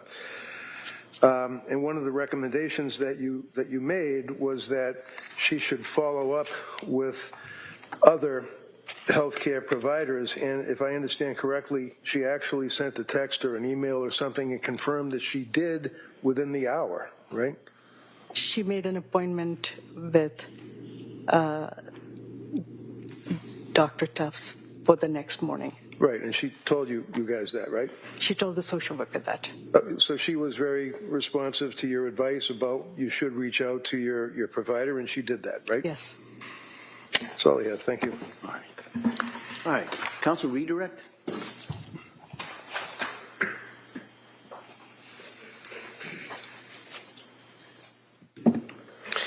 Dr. Goodhart, you're familiar with the discharge paperwork that a patient gets, right? Yes. I'm going to show you what's been marked as Exhibit 146. Yes. Is that familiar to you? Yes. And you know that to be discharge paperwork for, or what's called the after visit summary for Lindsay Clancy at her stay from McLean, correct? Yes. And in this discharge paperwork, there's actually two packets. So it's pages 1 of 6, and then there's another one 1 of 7. You see that? Yes. And it gives instructions on if you need immediate help. It gives phone numbers, right? Yes. It gives a crisis plan and where to call for the suicide prevention lifeline, right? Yes. It gives instructions on what the patient's supposed to do or what you've talked about as far as what to do as follow-up, right? Yes. And in this instance, it says, what's next? Call Cassandra Wolfson. Give her a call for assistance with finding community behavioral health providers. And that's identified as the Blue Cross Blue Shield case manager, right? Yes. And was that based on a conversation that you had with Ms. Clancy about the fact that she wanted a new provider? She had a psychiatrist or a prescriber. She stated that she was going to be assigned a therapist by the individuals at the South Shore. And if she wanted to have more options or more choices, she could always call that person to get more choices. So she was looking for an additional provider? Yeah. Okay. And also part of this discharge packet, you see that there's a section that's labeled community services, right? Yes. And there are a number of online resources, as well as the direction to contact your primary care physician and insurance company, right? Yes. Okay. And so these are resources that were discussed and told and available to her when she was discharged from the line. Yes. Now, in addition to the resources that were given at discharge, you're aware she did participate in particular groups that would have given her some information and skills while she was there, right? Yes. And those skills were about illness and symptom management, correct? Yes. Self-compassion was another one, right? Yes. I'm going to object. This is beyond the scope of cross, which is, I think, a legitimate objection. So, All right. Sustained.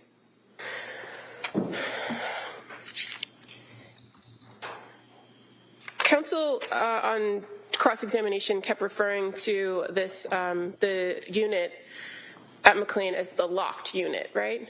You Yes. remember that line of questioning? And fair to say, it is locked for the safety of the patients, right? Yes. And in this circumstance with Ms. Clancy, when she arrived from Mass General via ambulance, she voluntarily agreed to be at this locked facility until it was safe for her to leave. Yes. Now, when she came in, she was identified, I think you said, as low risk Yes. and at the lowest level of checks, correct? Yes. And she was very vocal with you about how long she wanted to stay and when she wanted to leave. Yes. And you respected that and you worked with her to come up with a plan, correct? Yes. And when counsel says she wasn't discharged against medical advice, would you have preferred more time with this patient to assess her symptomology? objection. Overruled. I think you're asking me to go back and do. Well, at the time, let's talk about the time that you had the conversation with her about leaving early. Yes. You said her original plan was to stay till at least Friday, right? I think I didn't have a set time on when she would leave. I take it a day at a time based on how the patient is doing. And at the time that she indicated that she wanted to bump up her discharge to Thursday, Yes. had you had the opportunity to observe her symptoms for more than a day or two? Yes. Had you been able to identify if any of the issues that she came in with were resolved? Yes. And so she was sleeping better, right? Yes. Was there any indication that her mood had vastly improved? Her mood had improved. I don't know what you mean by vastly. Well, did you have enough time to get to the root causes of why she was having the insomnia or why she was feeling numb? No. Okay, and so with more time, would that have been something that you could have explored more at least? Yes. And you were asked on cross-examination about asking Lindsay Clancy to sign releases, and you said that you did not do that in this case, correct? Yes. With more time with a particular patient, is it possible that you could have determined that you needed that more information and then asked her to sign releases? Objection. Sustained. Well, as far as your protocol for asking for releases, is it something that you do with every patient? No. What are the circumstances that would lead you to ask for releases to be signed? Again, it's outside the scope of cross objection. No, overall, I'll allow that. It depends on how the patient is presenting, whether they appear they appear reliable, whether their history that they're giving is consistent across different times when they were evaluated. For example, she was evaluated in the emergency department in the CEC, then on the unit by Dr. Madwa and myself. And also we had obtained collateral information from Patrick. And so I didn't feel like there was any urgent need to obtain the collateral from the other providers, and she was telling us what she liked and what she disliked about what the providers were doing. Okay, and so you were responding to those conversations in Yes. coming up with a plan. Yes. And again, the team is not just you and your team, but also the patient as well. Yes. And during this time period that she was there, in addition to what she was reporting, you were also making observations of her. Absolutely. And was there anything inconsistent about what she was reporting to what your observations of her were? No. When she arrived at McLean, you were advised of what medication she had been on, correct? Yes. And any of the treatment plans that you or any of your colleagues recommended, did they require different medications? I'm not sure I understand your question. Well, you were asked about the blood work. Yes. And so you indicated that McLean does draw blood upon admission, right? Yes. But that you did not look at the blood work or ask or evaluate it for levels of medications. Correct. Was there any reason to do that based on the medication regimen that you were advised that she had been on? No. And with your treatment plan as far as medication, would there have been a reason to do that to either verify or not verify that she already had things in her system? No.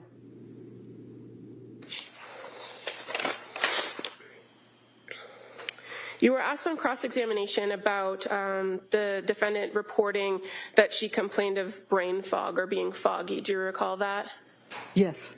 Do you also recall that she was observed by nurses to have improved memory and improved concentration, over the time that she had been at McLean? Yes.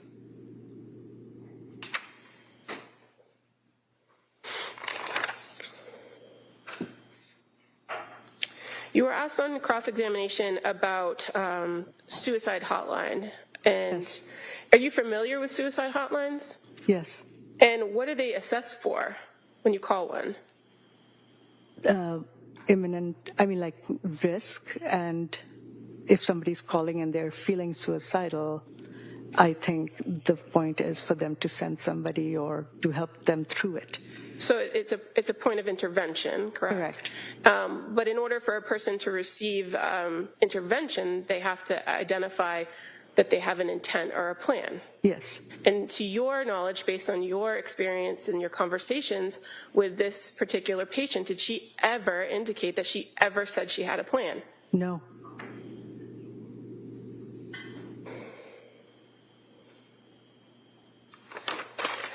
You were asked some questions about the DSM-5, and I actually have a big version of the most recent version, the DSM-5 TR, meaning text revision. You're familiar with this book? Thank you for clarifying that. Yes. And counsel asked you some questions about postpartum depression and postpartum psychosis and whether they appear here in the DSM-5. Yes. Recall that line of questioning? And fair to say they do appear. They're not their own category, correct? Yes. But they do appear in conversation of bipolar disorder 1, having major depressive symptoms or episodes, as well as psychosis. Yes.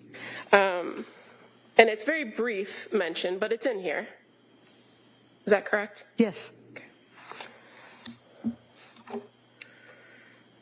And as a psychiatrist, this is just a tool that you could use. Yes. What other things do you rely upon when making a diagnosis other than a tool like this?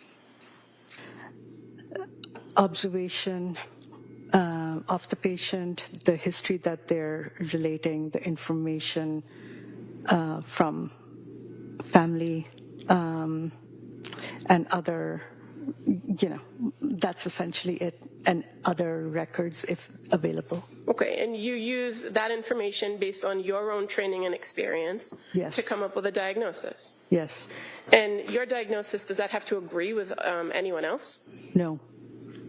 And when you're treating a patient that comes before you for help at McLean, are you treating the patient in front of you, or are you treating the patient from several months ago.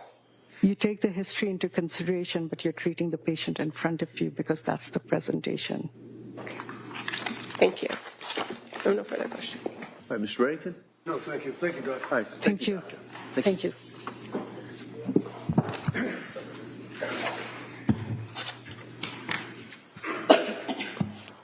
Commonwealth calls Dr. Jennifer Tufts.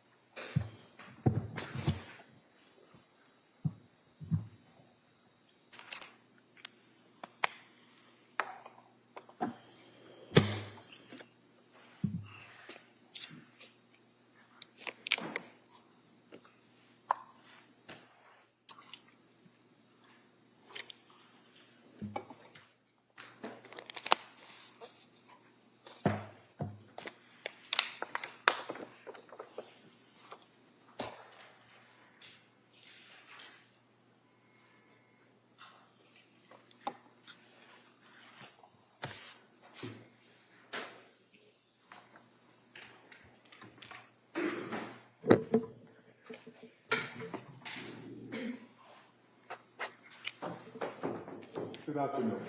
Good afternoon. You stop right here and raise your right hand to the clerk, please. Good afternoon. Do you solemnly swear that the testimony of the evidence you shall give to the court and the jury and I now coming between the Commonwealth and the defendant shall be the truth, the whole truth, and nothing but the truth, so help you God? Thank you, ma'am. You may have a seat. Watch your stuff there. All right, good afternoon, doctor. Good afternoon. I'd ask you to keep your voice up and speak into that microphone, all right? Okay. Counsel. Thank you, Your Honor. Good afternoon. Can you please state and spell your name for the record? Jennifer Tufts, JENNIFERTUFTS. Your date of birth. December 31st, 1989. Where do you work? Astor Mental Health. And how long have you worked there? For 3.5 years. What is your role there? I'm a psychiatrist. And how long have you been a psychiatrist? I've been officially fully licensed psychiatrist for close to 4 years. I want to ask you if you could just explain to us your educational background and your training background that qualifies you to be a psychiatrist. Absolutely. So I went to medical school at University of Vermont, graduated in 2018 with an MD. I did a postgraduate training in psychiatry at Boston Medical Center. That was 4 years, going into 2022. And then I began working at Astor Mental Health in 2022. And are you a licensed psychiatrist in Massachusetts? Yes. While you were working at Astor Mental Health, did you have a patient named Lindsay Clancy? Yes. And at this time, Your Honor, I'd move to submit the records of Lindsay Clancy for Astor Mental Health as the next exhibit. Okay, they may be admitted.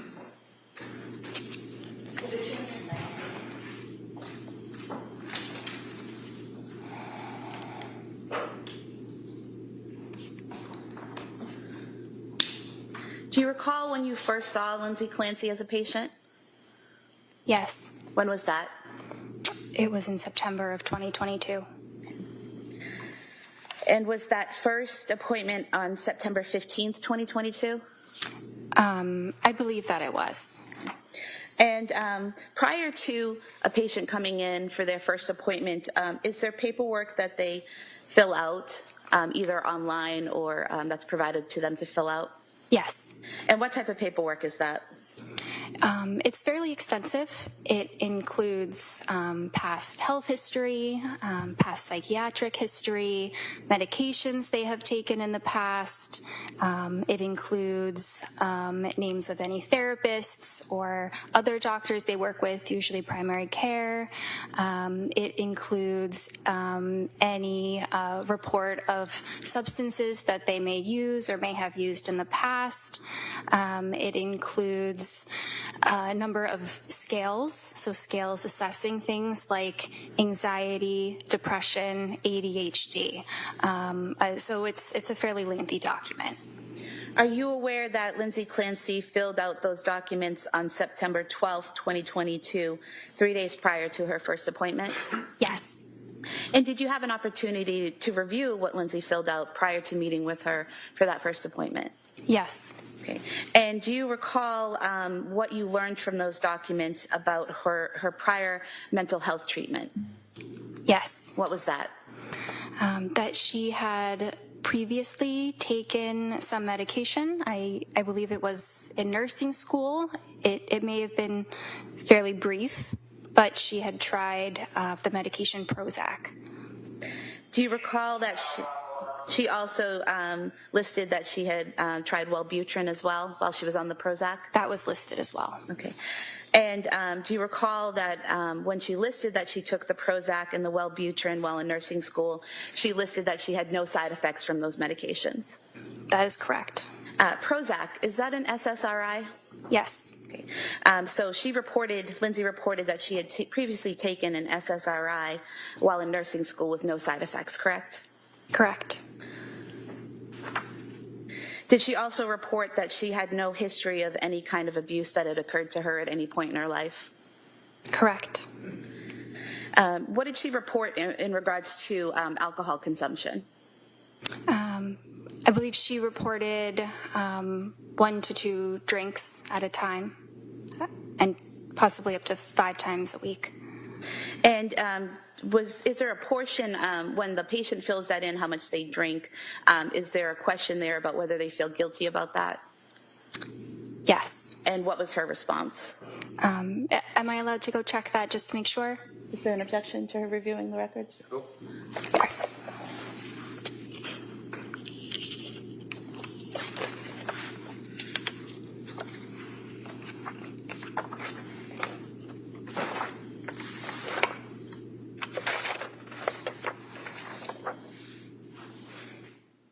She indicated yes.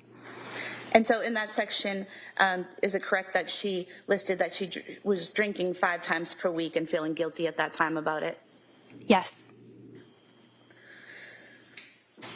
And did she list her height as 5'6" in those documents? I believe on the same page, page 20. Yes. Now, did that initial survey or questionnaire that she filled out get into what symptoms she was experiencing at the time? Yes. And what symptoms did she report experiencing at that time?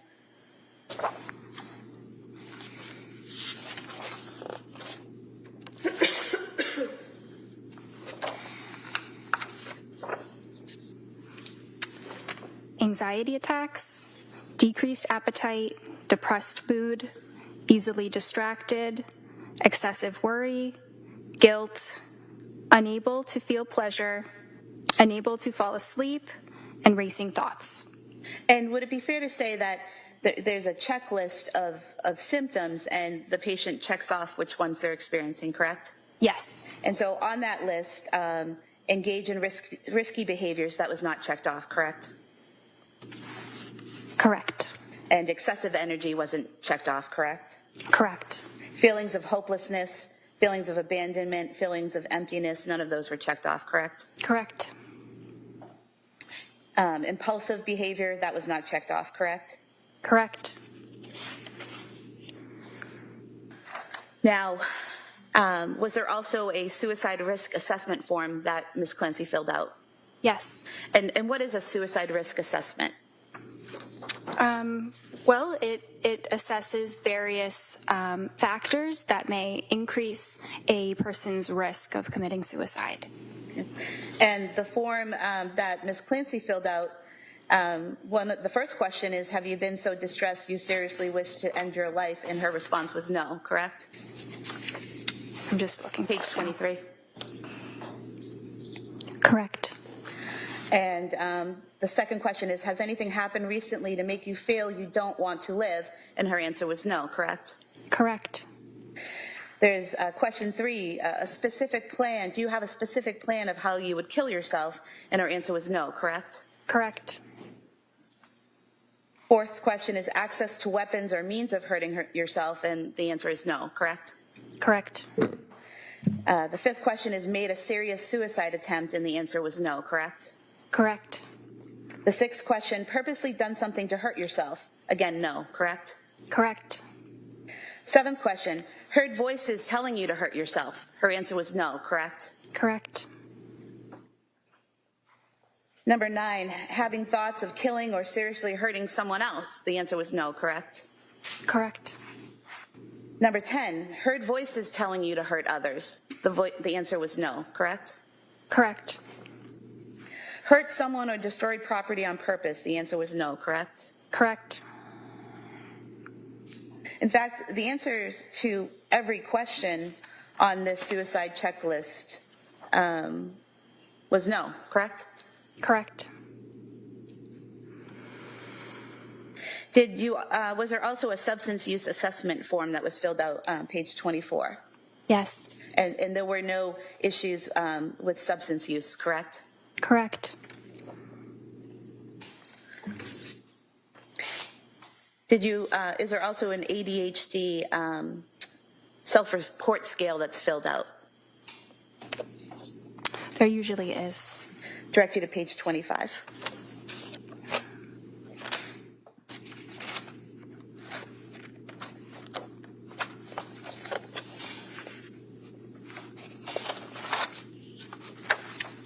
Okay. And ADHD, is that attention deficit hyperactive disorder? Yes. And given the answers that Ms. Clancy gave on that self-reporting form, were there any concerns about attention deficit hyperactive disorder? Not significantly. Were there any concerns at all? Well, she reported often to some of the questions. Yes. And is that significant to you based on your training and experience? You have to look at this form within the entire picture of the patient. So no, I didn't suspect that Lindsay had ADHD. So these forms are a tool, and you use them together along with your observations of the patient to come to conclusions. Is that correct? Yes. There was also I believe it's entitled a GAD screening. Is that generalized anxiety disorder? Yes. Okay, and did Ms. Clancy fill that out as well? Mm-hmm. Page 27.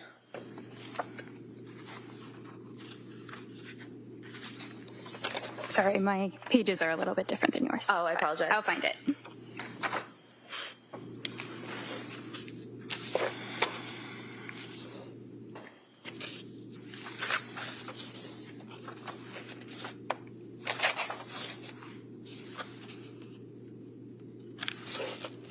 Okay.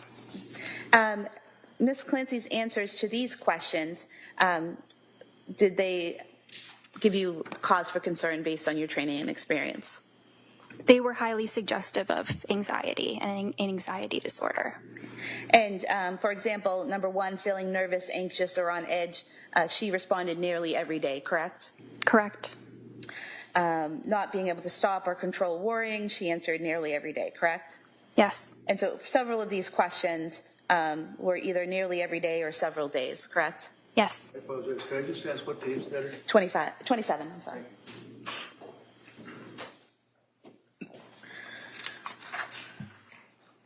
And then is there also a patient questionnaire that the patient fills out?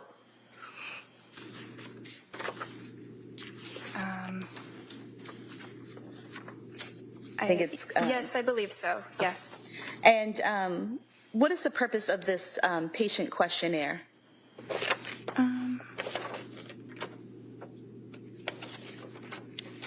I'm not sure exactly which one you're referring to. It might be the one that asks about things like whether the symptoms affect their daily living, what their history is. Is that what you're looking at? It's entitled Tools-PHQ-9 Patient Questionnaire, and the date is 9/12. I want to go over shower. Are you able to? Thank you. Yes.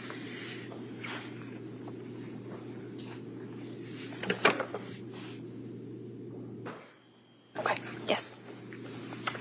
So this form that's entitled PHQ-9 Patient Questionnaire, what is the purpose of that form? It's a screening tool for depression. Okay. And can you talk about the defendant's answers to those questions and what they told you based on your training and experience? Well, some of the answers were positive, so that really indicates that she should be assessed for depression. She might have it. Okay. And when you say positive, what do you mean by positive? So, for example, she said for number 2, feeling down, depressed, and hopeless more than half of the days, a positive response means indicating yes. So it's not a positive, happy response. It's a positive, this might be an issue response. Yes. And the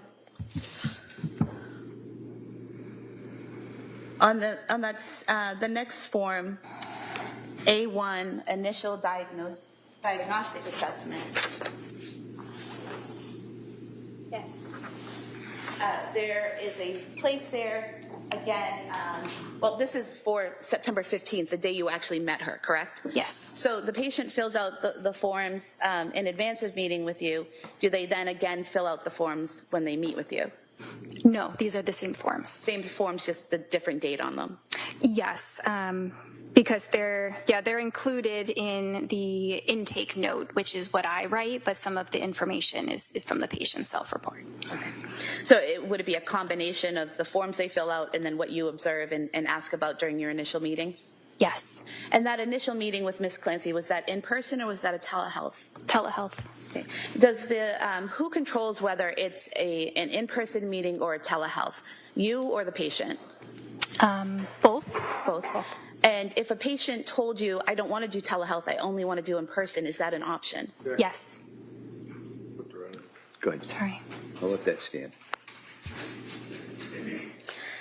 And can you just tell us when you met with Ms. Clancy on that first day, did you ask her questions such as, do you have suicidal intent? Yes. What was her response? That she did not. Did you ask her if she had homicidal intent? Yes. What was her response? That she did not. Did you ask her if she was experiencing any auditory hallucinations or visual hallucinations? Yes. What was her response? She did not. Did you ask her questions to determine if she was experiencing any symptoms of mania? Yes. What types of questions do you ask to determine that? Well, a lot of it can be assessed without asking, but questions may look like, have you ever had a period of time in your life where you were excessively energetic and euphoric? I might leave it there and then follow up with some of the other symptoms. Did any of the questions you asked Ms. Clancy related to mania or manic episodes, did any of her answers to those questions indicate that she had experienced mania or manic episodes? No.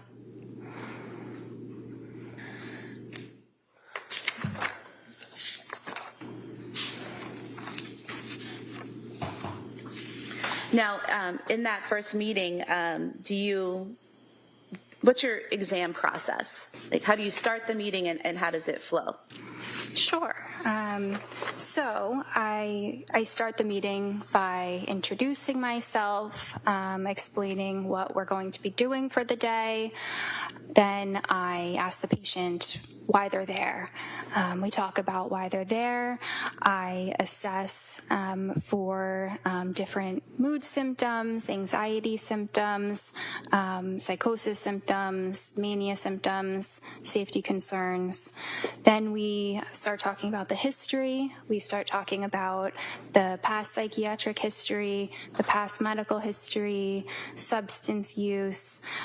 We start talking about other medicines that they have tried in the past or may still be taking. And it's not always in that order, but that's the general order. Sometimes things come up sooner. And we talk a bit about what the patient's goals are, what they're looking for in this time period, and then I may give some of my recommendations. And did you follow that process for that initial meeting with Lindsay Clancy? Yes. Now, you mentioned that you part of the initial evaluation is looking for signs of psychosis. Is that correct? Yes. What types of things are you looking for to see if someone's experiencing psychosis? So there are a number of things. They start with how the patient appears. So some signs of psychosis might be that they appear disheveled. I assess what their attitude is, if they might be agitated or very uncooperative. That's a red flag. I will assess what their speech is like. Is it very loud? Is it very fast? Or sometimes it could be the opposite, where they're not really even speaking at all. I assess what their mood is like, what they're saying that they're feeling, and how they appear visually. I assess what their thoughts are like. So are their thoughts disorganized, where it's really hard to understand? They're jumping around and you can't follow their line of thought. I assess what the thought content is. If it's particularly about anything very bizarre or very paranoid, that would be potentially indicative of psychosis. And you conducted that type of evaluation on Lindsay Clancy in that first meeting, is that correct? Yes, that assessment is done with every patient. And did you note any signs or symptoms of psychosis with Ms. Clancy that day? No. Do you also, in addition to the observations you're making of the patient that day, are you also asking questions about their past behavior and things that have happened to them in the past that might indicate whether psychosis is an issue? Yes. And what types of things are you asking them about their past? Well, I may ask, have you ever heard voices? Have you ever seen something that other people didn't see? And did you ask those questions of Ms. Clancy? I believe I did. And what was her response? No.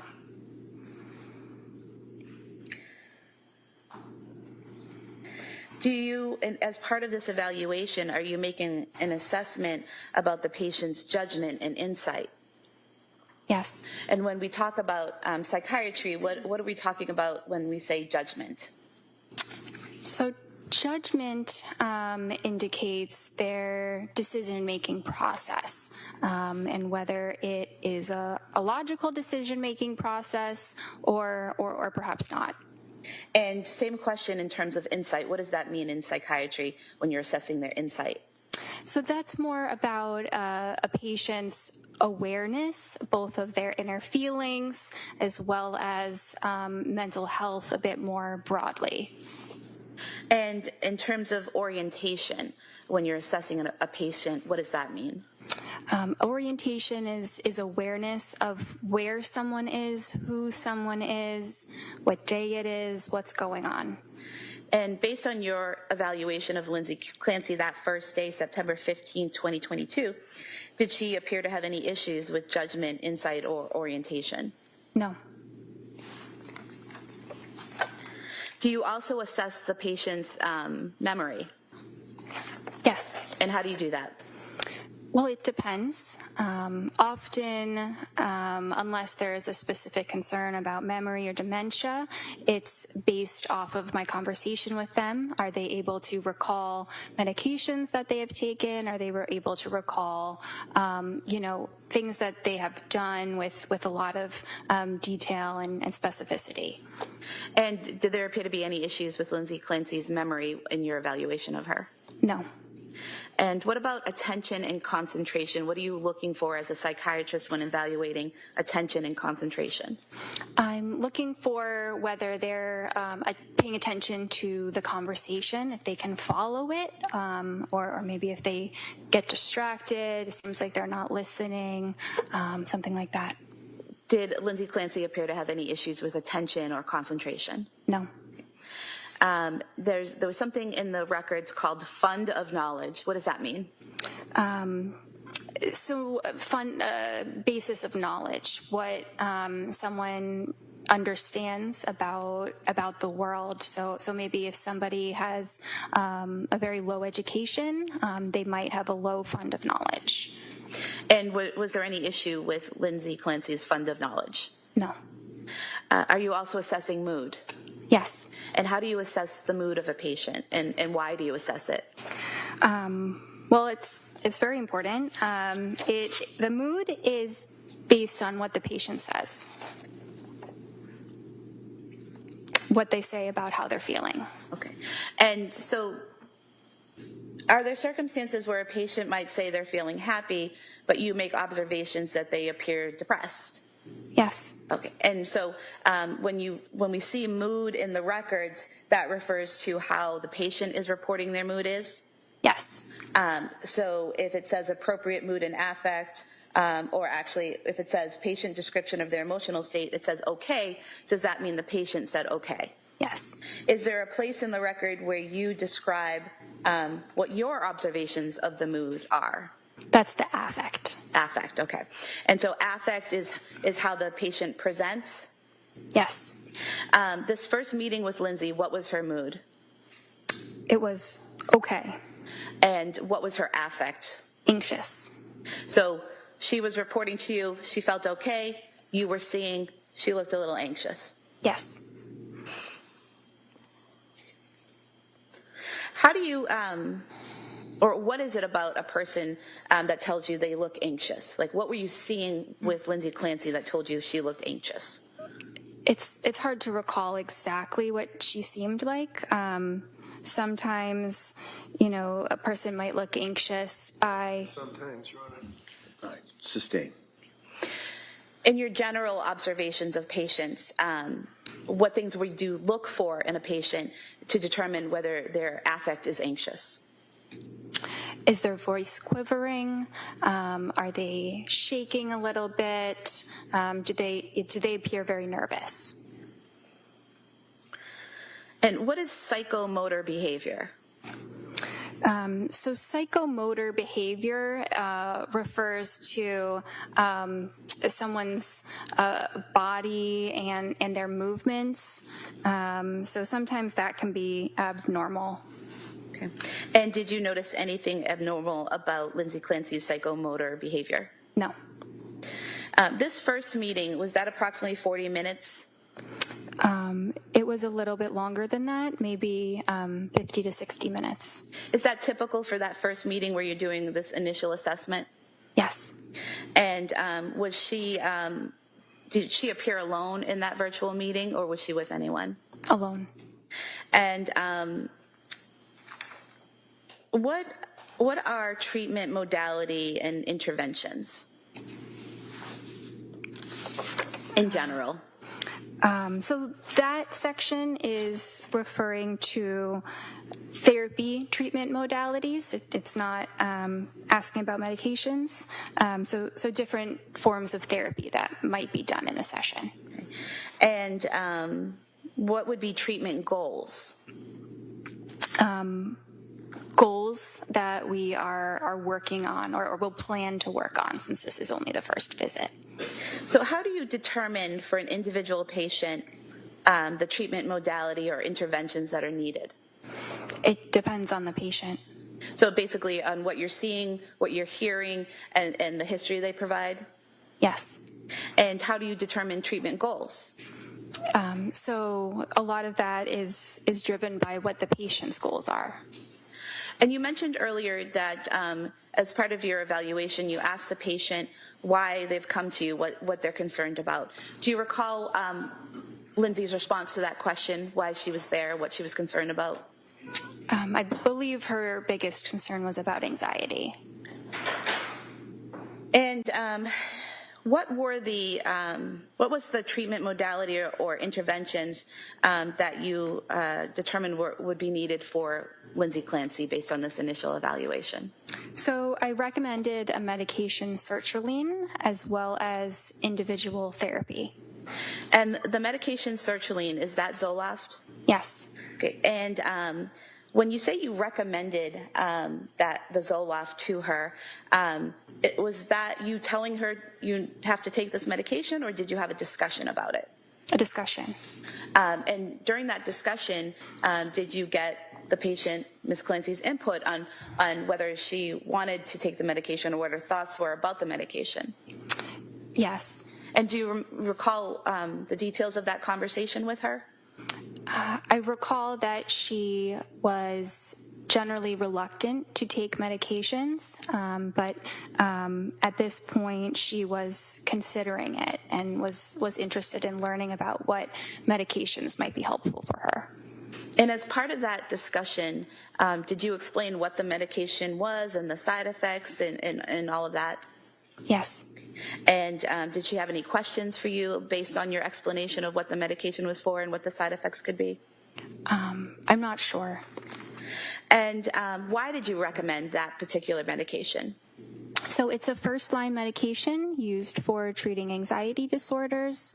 It also is a first-line treatment when women are breastfeeding. It's the safest SSRI for babies. And when you say a first-line medication, what does that mean? It just means it's one of the medications that is recommended first. Sometimes you have to try a number of different medications, but that is often a first choice. And is that based on studies and the experience of the psychiatric profession? Yes. What was the dosage that you recommended or prescribed for her for the Zoloft? 25 milligrams. And were there instructions on the prescription in terms of how many milligrams to take the first week and then how many to take the second week? Yes, it was 25 milligrams for 1 week and then increasing to 50 milligrams. And that was your initial prescription and what should have been on the pill bottle, correct? Yes. Was there ever a call from the defendant where she called you and said that she was having trouble with the 25 milligrams and you recommended her go to the 50 milligrams? No. You said you also recommended therapy, is that correct? Yes. And Astor Mental Health, did they have therapists on staff that you referred Ms. Clancy to? Yes. And do you know if she took advantage of that resource? She did. Do you know which therapist she saw? Yes. Who was that? Jennifer McAllister. And how does it work when a patient is at Astor Mental Health, they're being seen by a psychiatrist, they're being seen by a therapist? Is there someone that's kind of in charge of the treatment of the patient that oversees everything, or is it all just individual? The psychiatrist is in charge. Okay. So you would have been in charge of Ms. Clancy's treatment? Yes. And as part of being in charge of her treatment, would you review the records from her therapy sessions to inform and guide your treatment of her? Yes. What were the treatment goals for the defendant? I don't recall exactly what her words were. Would the goals be what your patient tells you? Yes. Okay.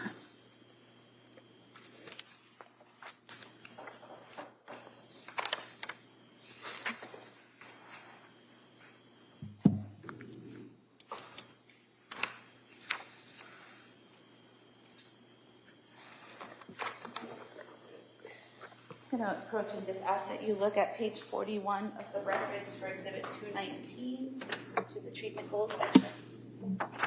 Does that refresh your memory? Yes. And what were the treatment goals according to Ms. Clancy? So these are not her words. There's a list in the electronic medical record where I can indicate which ones might apply, or I can type out my own. So the treatment goals, based on what we had decided on together, were symptom reduction and improved functioning. And you said that Ms. Clancy had been a little reluctant about starting medication. Did she tell you why she was reluctant? Yes. And why was that? She was worried about having side effects. And did she mention which specific side effects, or just side effects in general? I thought it was in general. And as a result of that concern, is that when you went over the potential side effects of Zoloft? Yes. And after having that discussion and you explaining the side effects of Zoloft, how did the two of you leave it in terms of whether she was going to take the medication or not? I told her what my recommendation was, that she should start the sertraline. I'm not sure if she told me definitively if she was going to take it or not. She might have needed some time to think about it. And based on your evaluation with Ms. Clancy, everything you learned about her history and how she presented that day, did you have an initial diagnosis? Yes. And what was that? It was a generalized anxiety disorder, and it was an adjustment disorder with depressed mood. What is generalized anxiety disorder? It's an anxiety disorder where an individual may have a lot of different worries. They may also have physical feelings of anxiety, but they're worried about a lot of things, not really just one thing specifically. And what is adjustment disorder with depressed mood? So adjustment disorder refers to the fact that there may be symptoms, but they are kind of secondary to the situation. So they don't meet the full criteria, say, of a major depressive disorder, but there were some symptoms of depression. Okay. Is this a good place to start? All right. Members of the jury, this is, it's 1 o'clock. We're going to take the afternoon recess. I'm going to ask you to be ready to come back at 2 o'clock. And again, same instructions and orders. Don't, during the break, don't read anything about this case or similar cases. Don't do any research. Don't talk about this. Just kind of relax as best you can for the next hour. We'll have to bring it back in. We'll continue with the evidence this afternoon. Okay. Court, all rise. Jury, those in no place facing on the chairs. This way, please.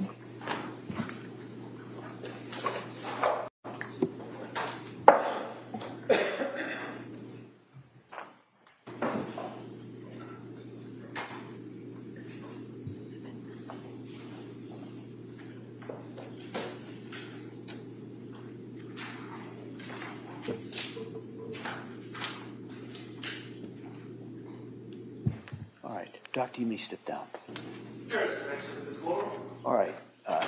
Before we recess, I just want to make a comment. I just want to make it real clear that there is to be no inappropriate comments or disruptive comments to be made inside of this courtroom. If anybody is found to make those, they will be immediately escorted out and barred for the balance of this. All right, I just want to make that real clear. And just in case you're wondering, there are microphones all around. And so if I get a report of that, there's going to be some serious issues and serious problems. So I just kind of wanted to put that out for everybody so it's crystal clear. There's going to be no warnings, no yellow cards. You're out.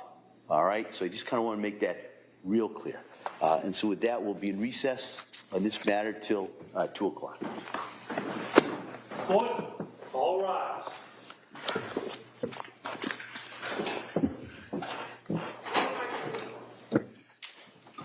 Okay. She Thank you. So Lindsay Clancy was born August 11th. She's going to have a birthday, I think, with her in court if this continues to go on.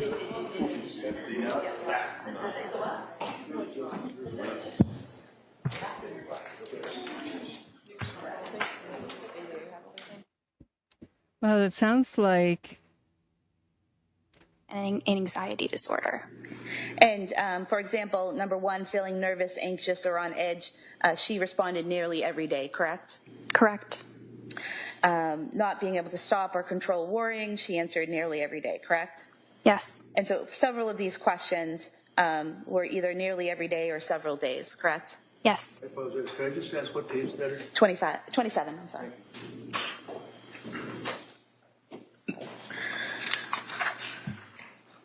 And then is there also a patient questionnaire that the patient fills out?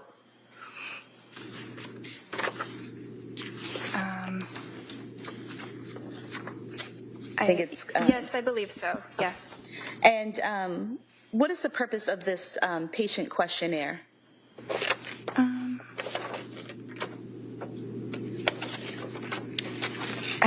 Witness, I didn't suspect that Clancy had ADHD. So I guess they're going to replay this on the break. Before I go to break and have a little lunch myself, so I don't lose my mind.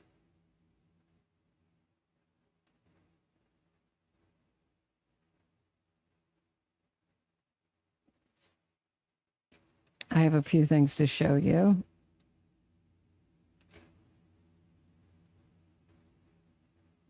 Hold on one second. So things I bookmark. So it sounds like, if I had to guess what happened at sidebar between the defense and the prosecution over this clip, which happened yesterday. This went out on X. So Surviving the Survivor podcast. I'll get back to that. Sorry, I'm going to try not to get thrown off track. Okay, here, I have a few things to show you. Is this, let me just show you guys.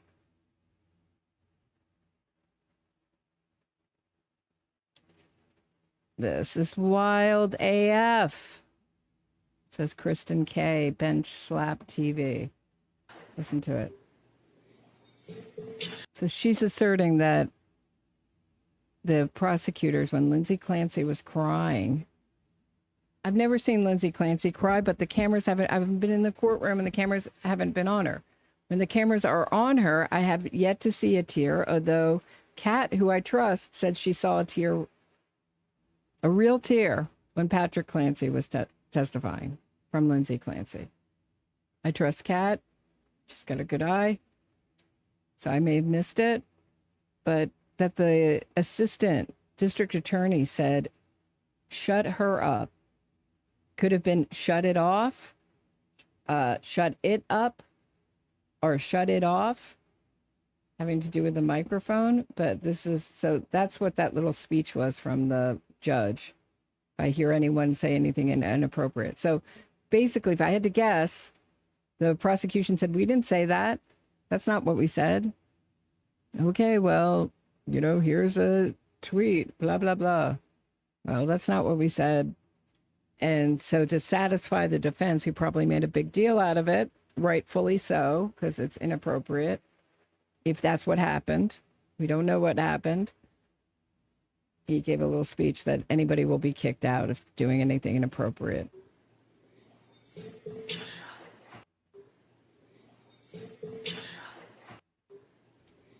I think it says shut it off, but I don't know.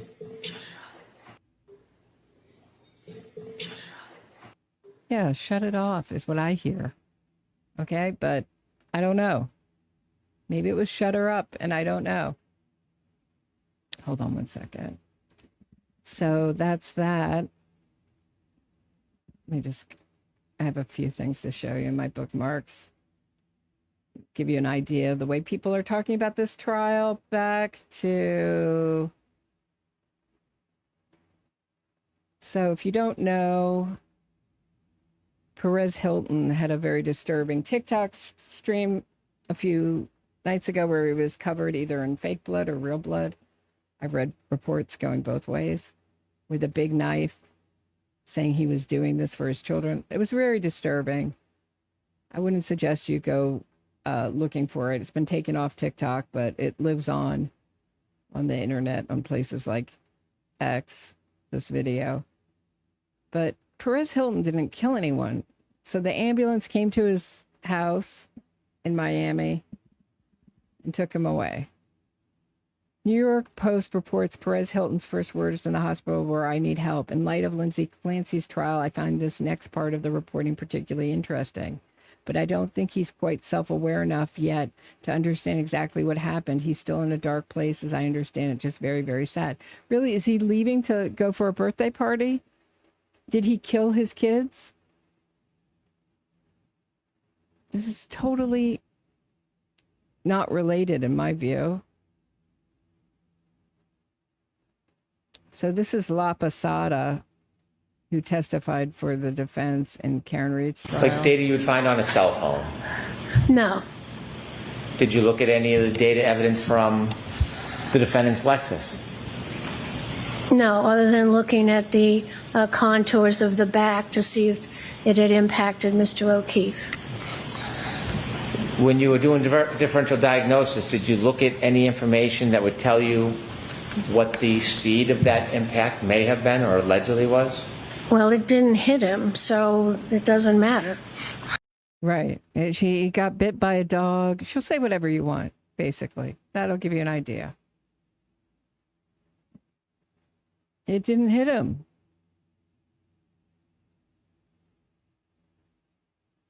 He was beaten up, eaten by a dog, anything other to help the client out. This is something people are... Patrick Clancy parked next to Lindsay Clancy's car, but they didn't remember if it was there and couldn't see it because it was dark. Also, she was talking to him. She was clearly breathing. He thinks so. It was dark and her car's black. Okay, two things. One, you literally... Okay, arrived hold on. home. Where did you park? In the driveway. Once you parked there, were both vehicles now in the driveway? Yeah. Okay. And Both did you cars. have some bags with you from CVS and 3V? Yeah. Where did you place those? On the kitchen island. Doesn't it kind of look like the plates are on top of the bag? After you called out and no one answered, what did you do next? I called Lindsay to see if she was home because I looked out and I couldn't see her car, but it's because it was dark and her car's black. Okay, two things. One, you literally just got home and just got done telling us that you saw her car in the driveway. And before you come after me, this was not an emergency yet. He was just noticing that the house is quiet. He doesn't know anything at this point. And secondly, the phone is working. You had no problem making that call right there to Lindsay. The call went through. What point did you call 911? I don't know the exact time, but it took a few minutes because my phone was switching between Wi-Fi and 911. So I almost just started calling out for the neighbors, but eventually it went through. I don't get it. The phone was literally just working when you called Lindsay, but now it doesn't work. And it's like trying to connect to the Wi-Fi. And so this is taking minutes. Okay. I don't get it. What doesn't she get? I mean, I think she rightfully pointed out some contradictions there. His testimony with the car. First he sees the car, then he doesn't see the car because it's dark. But you realize, like when you drive around, there's still sometimes your phone won't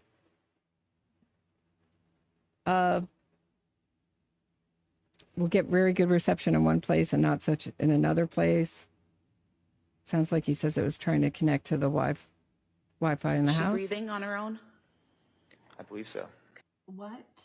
She was just talking to you. Doesn't that usually indicate that someone is breathing?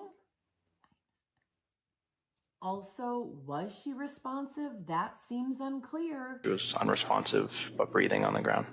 I recall her eyes being open, but she was nonverbal. Was she responsive? Not totally responsive, pretty much to painful stimuli. Was she responsive at all during the time that you saw her? No. In the time that you observed her, was she responsive at all? No. Responses were minimal. And what was her response? She said I tried to kill myself. And what was her response? She said they're in the basement. Are we ever? They're in the basement. They're not anywhere anymore because you killed them. Their bodies are in the basement.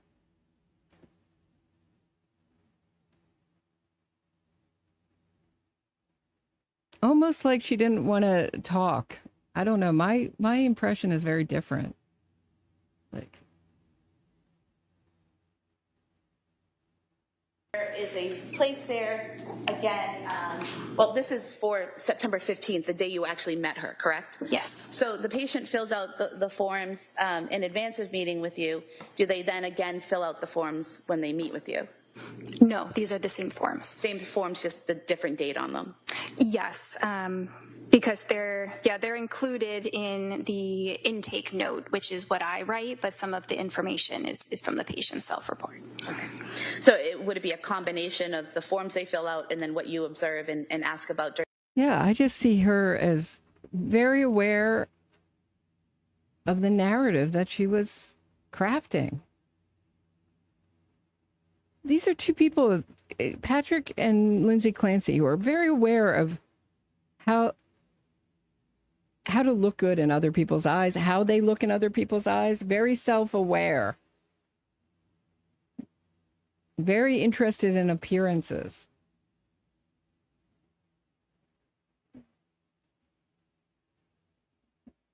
Right? She knew how, so they're going to do some live court coverage, I guess.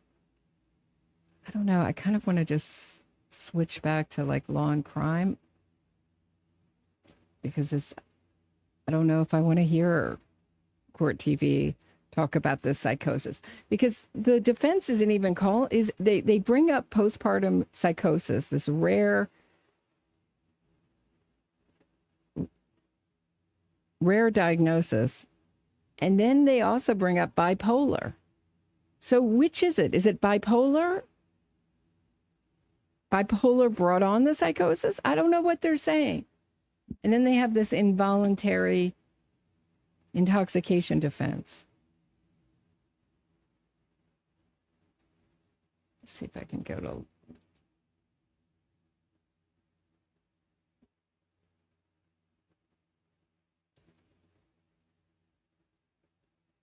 Oh, here it is. Yeah, I'm kind of just like a little bit more comfortable with this, just like this straight up.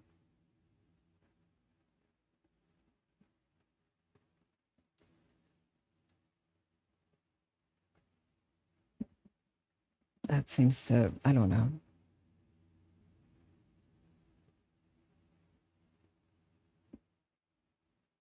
I think his civil suit, I don't know, may do well in Massachusetts if he goes in front of a jury. They certainly propagandize the jury.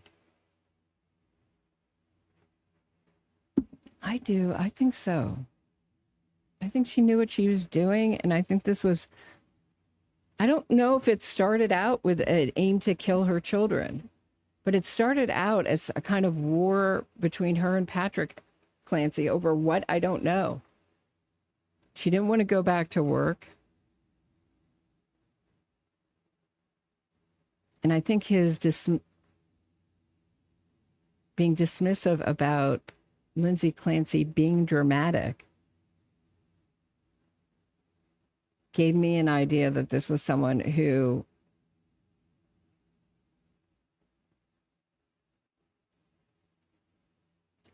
just my impression of him, this is not just that, but other things, that he didn't like the emotional realm of life.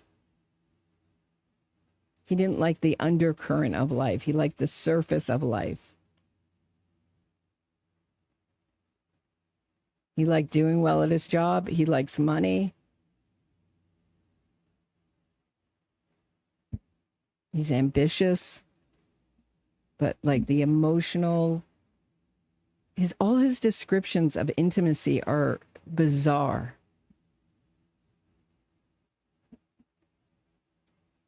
Their habitual passionate hug we were talking about, so maybe it was tight. People are suggesting in the comments a passionate hug is a tight, maybe a little bit longer hug.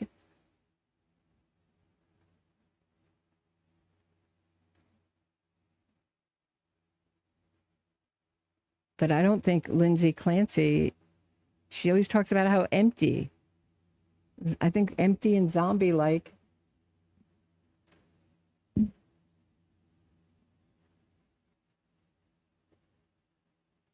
Okay, so Court TV is doing their, I don't know, would you guys, I don't know, doing their show, their mid-afternoon show. It's kind of amazing that they can pull that off on the fly, but they do.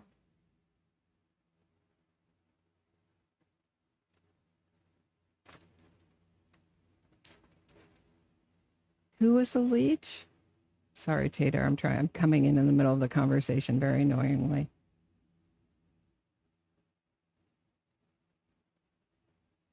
He was disengaged and would never let him leave or live without her and the children. I just think this is like a revenge thing. Like there was some kind of war going on between Patrick and Lindsay Clancy in the house. And it may have been, I think it wasn't verbalized. I don't think they communicated very well. And I think that's why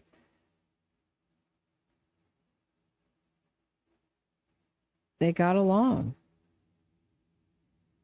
She could go on these like adventures and do things with him and not have to, he didn't have to be bogged down with, you know, tales of her emotional internal life.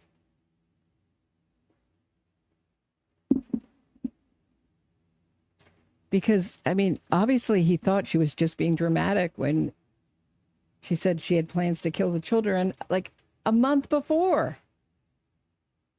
You would never leave if you loved your kids, you would never let your wife alone with them for a second.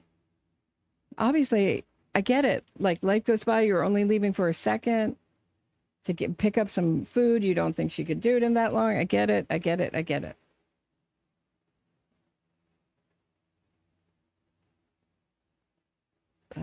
I don't know. All right. I'm going to lunch. I'll be back we're coming back at 2. I'll see you guys then. Have a good one.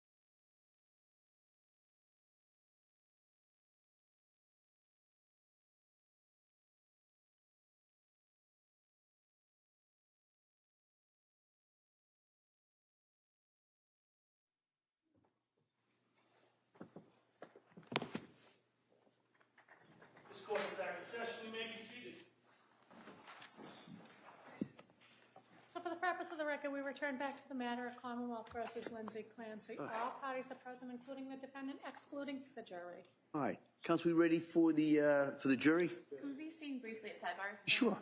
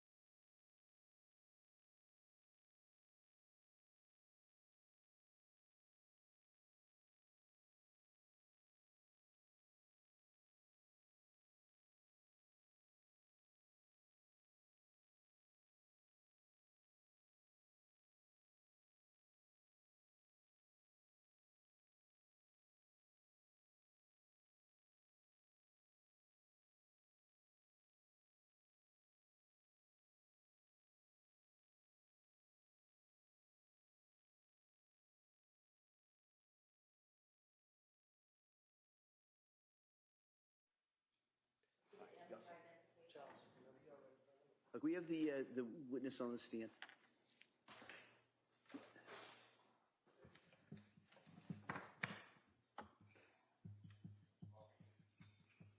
Yeah, stand by. We're going to put the witness on the stand and I'll call you in.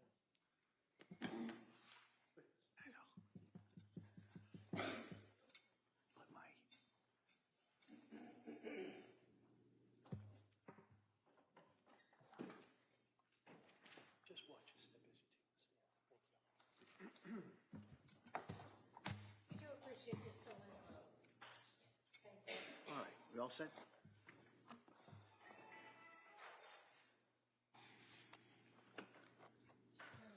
Court, all rise. Jurors enter.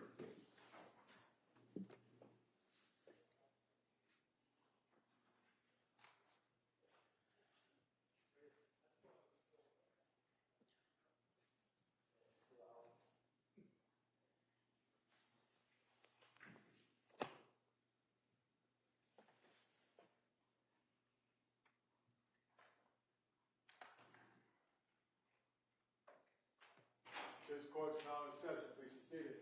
Your Honor, for the purpose of the record, we return back to the trial of Commonwealth versus Lindsay Clancy. All parties are present, including the defendant and including the 18 jurors. All right. Attorney Sprague? Thank you, Your Honor.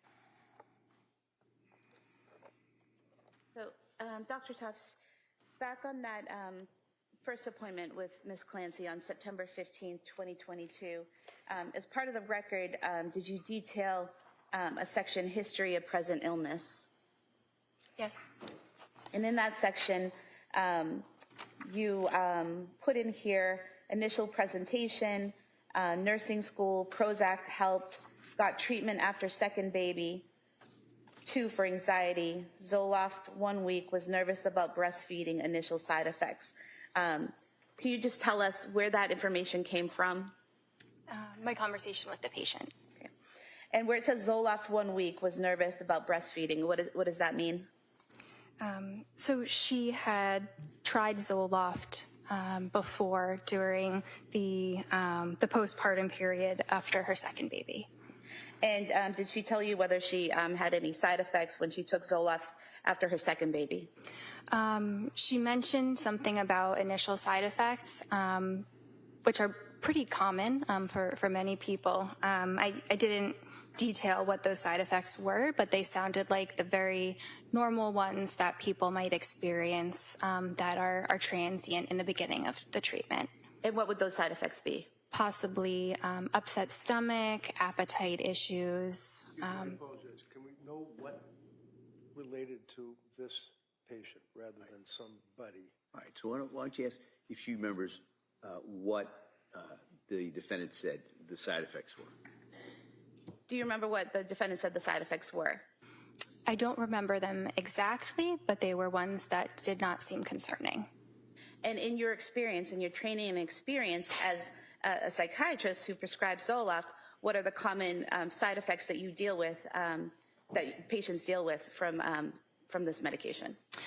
So in the first couple weeks of treatment, we described that there's a lot of serotonin in the gut as well as the brain. So the medicine often affects the gut first. So you might have diarrhea, constipation, difficulties with appetite, nausea, things like that.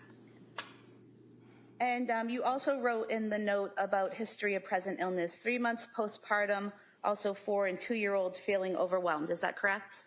Yes. And that came from the patient, Ms. Clancy? Yes. And furthermore, you wrote that the baby needing more attention, other kids more challenging too. Is that coming from the patient? Yes. And does she also describe she's having trouble leaving the baby, too anxious to do anything when she leaves, physical tension, heart racing, worries he won't eat or sleep because he's refusing the bottle? Yes. And did she say that makes her irritable? Yes. And in that same note is where you detail that she denied audio hallucinations, visual hallucinations. You also, correct? Yes. And you also detail suicidal ideation, homicidal ideation, denies, no concern about hurting baby. Is the no concern about hurting baby, is that an observation you're making or something that came from Ms. Clancy? It came from our conversation. So at some point in time, she told you she had no concerns about harming the baby? Yes, it was. I object. Just an objection? If you could rephrase that question. What did she tell you about her thoughts about the baby? I asked if there were those thoughts, and she denied them. And did you also provide information to her about what to do if in between appointments there were emergencies or issues? Yes, I believe that I did. I usually do when I meet a patient. And in the page describing treatment follow-up plan, which would be in the initial diagnostic assessment from September 15th in that treatment follow-up plan section, there's a part there that says, if having urges to harm self or others, go to the nearest emergency room, call 911, or call the National Suicide Prevention and Crisis Hotline, correct? Yes. Is this page given to the patient? They can access it online on the portal. So Ms. Clancy would have the ability to go on here, look at the portal, and see what to do if she was having a crisis? Yeah, just this plan section, yes. Just the treatment plan section? Yes. So is it that she would have to search through the records, or is that something you can click on to see the treatment plan? I'm not sure exactly what it looks like for a patient. Okay, but that's one of the sections that's available to the patient, Lindsay Clancy, if she goes onto the portal? Yes. There's also in here, if you feel you're in crisis, you may text home to a certain text number from anywhere in the United States. Is that correct? Yes. And what does that do when you text that text number you text home to that text number? It connects you to a counselor. Now, what was the treatment or follow-up plan for Ms. Clancy? To start the sertraline, to start individual therapy, and to follow up with myself. So your recommendation wasn't just that she take pills, you recommended that she attend therapy, correct? Yes.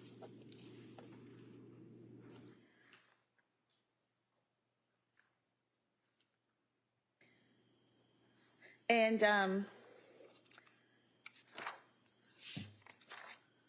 when you recommended the therapy, did you, and the medication, did you also go over with Ms. Clancy alternatives to the medication that you were recommending? I believe she was aware that the alternative was that she could not take a medication, which is what she had been doing before. And after you went over all of this information with Ms. Clancy, did she convey to you that she understood the plan and was agreeable to the plan? Yes. What is informed consent? Informed consent means you communicate with a patient what the risks and benefits are of treatment, and they understand that and they agree to the treatment. And did Ms. Clancy show that she had informed consent to everything you discussed? Yes. Now, was your next appointment with Ms. Clancy on September 28th, 2022? Yes, it was. And so during that appointment, did you discuss the medication, the Zoloft, that you had prescribed to her? Yes. And what did you learn from Ms. Clancy about whether or not she had taken that medication? She shared that she decided not to take it. Did she tell you that she had picked it up but had decided not to take it? Yes. Did she tell you how she was feeling? She said a little bit better. And did she elaborate on that? The baby was getting some more sleep, so she was also able to get some more sleep, and that helped her feel better. And at this appointment, did you go through a mental status exam of Ms. Clancy? Yes. And what is a mental status exam? So a mental status exam is an assessment of the patient at the point of meeting. It can change at different times, but it's comprehensive, referring to how the patient appears, how they cooperate, how they speak, how they describe their thoughts, how they're able to communicate with you, and what their mood is like. And do you do that at every appointment with every patient? Yes. And so on the September 28th, 2022, when you met with Lindsay Clancy for that second meeting, did you do a mental status examination? Yes, I did. And what was the result of that? So I can, is it okay if I read it from the note, or do you just want me to? There's no objection? Go ahead, you may. She was alert, she was oriented, she was appropriate, her rapport, meaning how she worked with me, was appropriate, dressed appropriately, euthymic, meaning not depressed, not angry, kind of a normal mood. Her affect was full, her speech was appropriate, her thought content and a process were appropriate. She did not mention any hallucinations. At this point, I mentioned her insight was poor, her judgment was excellent, her cognition was did not show any deficits, and there was normal psychomotor activity. And why did you list that her insight was poor? So I think that must have been related to the fact that at this point, she did have some very clinically significant anxiety. Usually when people come to a psychiatrist, they believe that their symptoms are significant and that a medication is something that might be prescribed. But despite these symptoms, she still didn't want to try the medicine. And what is the difference between a psychiatrist and a psychologist? So a psychiatrist is a medical doctor. We go to medical school and then we specialize in psychiatry. A psychologist does not go to medical school. They may do a lot of research in their training. They may learn a lot about psychotherapy, but they don't learn about the human body, about how we metabolize medications and things like that. And so can a psychiatrist prescribe medication? Yes. Can a psychologist prescribe medication? No. Now, in the medical records exhibit 219, page 47, it lists here recent lab work, no lab results were found. Is it that you had ordered lab work and you couldn't find the results, or that none were ordered? None were ordered. And why is that? It was not necessary. And why isn't it necessary at that point for Ms. Clancy to order blood work? There's no blood work that is commonly done when a patient presents with generalized anxiety disorder and no other medical complications.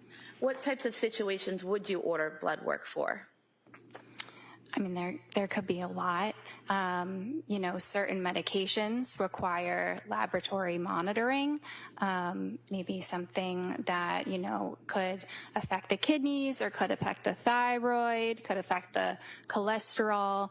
These are things that we monitor to make sure that the medicine is prescribed safely. And so Zoloft, is that not one of the ones that would need to be monitored because of its potential effects on the body? Correct. And at that time, she reported to you she wasn't even taking it yet, correct? Correct. And your appointment that day, I think according to the records, it was approximately 17 minutes long. Is that correct? So can I explain that? Absolutely. Because I think there's a bit of a misunderstanding. So the 17 minutes, I think people are looking at the note where it says a therapy start time of 10 a.m., a therapy end time of 10:17, so they're calculating 17 minutes. But those timestamps are specifically related to the therapy portion of the exam. They're not reflective of the complete duration of time when I met with her. So what would be the complete time that you met with her on that day? So I don't know the exact amount of minutes, but the appointments are 25-minute appointments, so it would be more or less a few minutes, about 25. And so the 17 minutes that are for the therapy portion of the appointment, what comprises therapy? What does that involve? It really varies based on the person, based on the situation. It can involve, providing some emotional support. I apologize. Can we talk about Lindsay Clancy rather than in general? That's all. It's I'm going to allow a little bit of the background, so that then we'll move into the defendant. Thank you. So you were saying that therapy portion is kind of talking to the patient, seeing how they are, and getting an assessment of their current mental state? Yes. And the other 8 minutes, typically, what happens in those 8 minutes? That's more focused on specifically medications and medication management. So these appointments that you had with Lindsay Clancy, when it says 17 minutes, that's the therapy, the talk portion of the appointment, and then there was a separate portion where medication was discussed? Yes, in the real world, those two segments are intertwined. So it's not necessarily that we say, this is the end of your therapy component. It's a bit more seamless than that. Okay. Now, in your training and experience in the way you conduct your practice, if you're having a therapy portion or you're conducting therapy with a client and that 25 minutes has run out, is it a hard stop or is there an option to continue? It's not a hard stop. I do have limitations because I have other patients that are waiting. But if there's something urgent, I can go a little bit over. If there's an emergency, I can cancel the next patient if I have to. And these 25-minute appointments that you have, if a patient were to request a longer appointment with you, is that available? It's an option. Did Lindsay Clancy ever request a longer appointment time with you? No.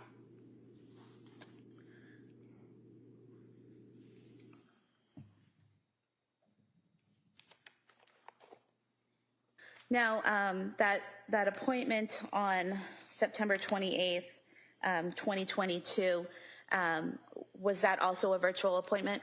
Yes. And did Ms. Clancy appear to be alone in that virtual appointment? Yes. And based on your conversations and assessment of her on that day, what was the plan going forward?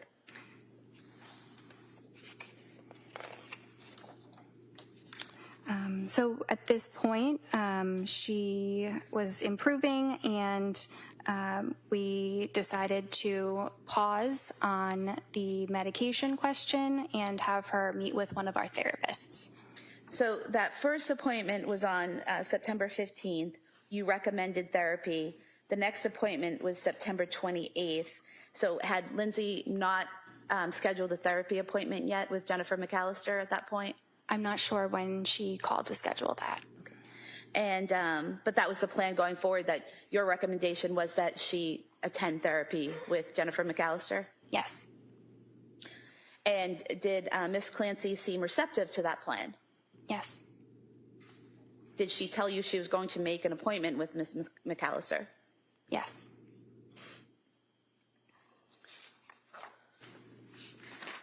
Now, according to the records, the next appointment was October 3rd, 2022, just 5 days later. Was there a reason that you had such a short time span between that September 28th appointment and the October 3rd appointment with Ms. Clancy? I believe that the patient must have scheduled the appointment on her own, and that's why the span of time was rather short. Do you recall Ms. Clancy reaching out to you about getting paperwork for a maternity leave extension? Yes. And did she reach out to you through the portal for Astor Health? Yes. And did you respond to her on that portal? Yes. And did you fill out paperwork for her to extend her maternity leave? I think that I did.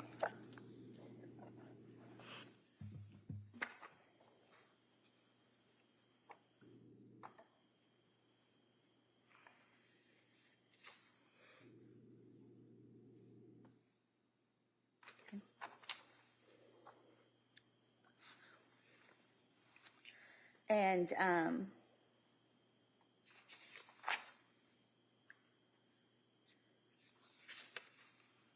so there is a message from Ms. Clancy to you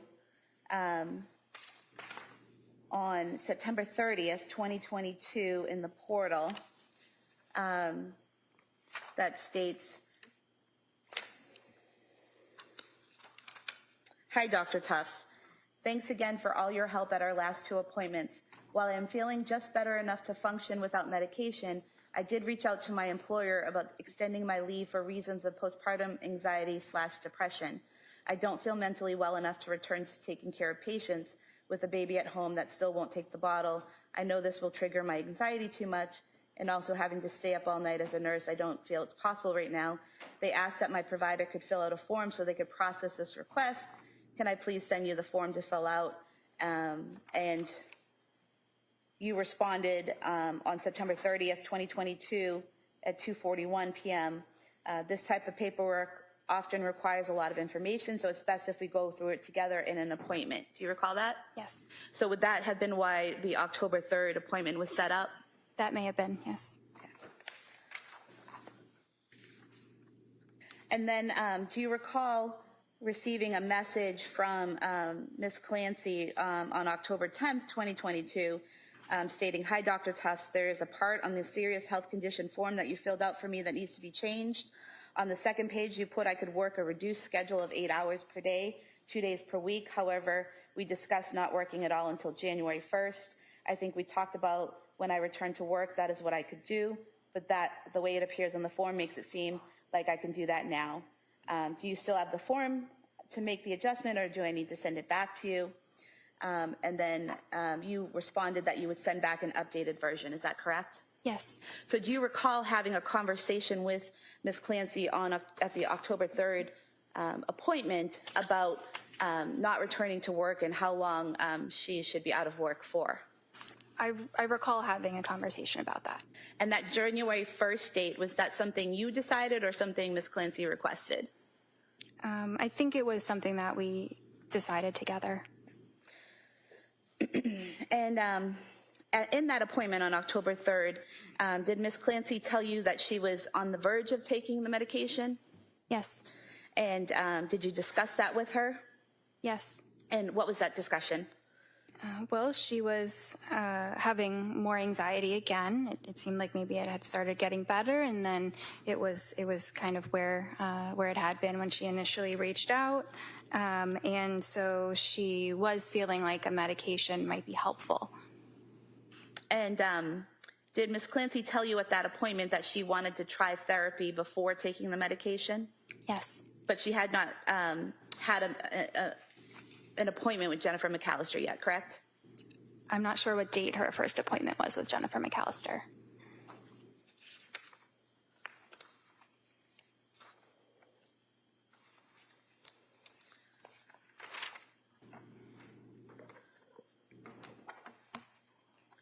showing you page 57 of Exhibit 219.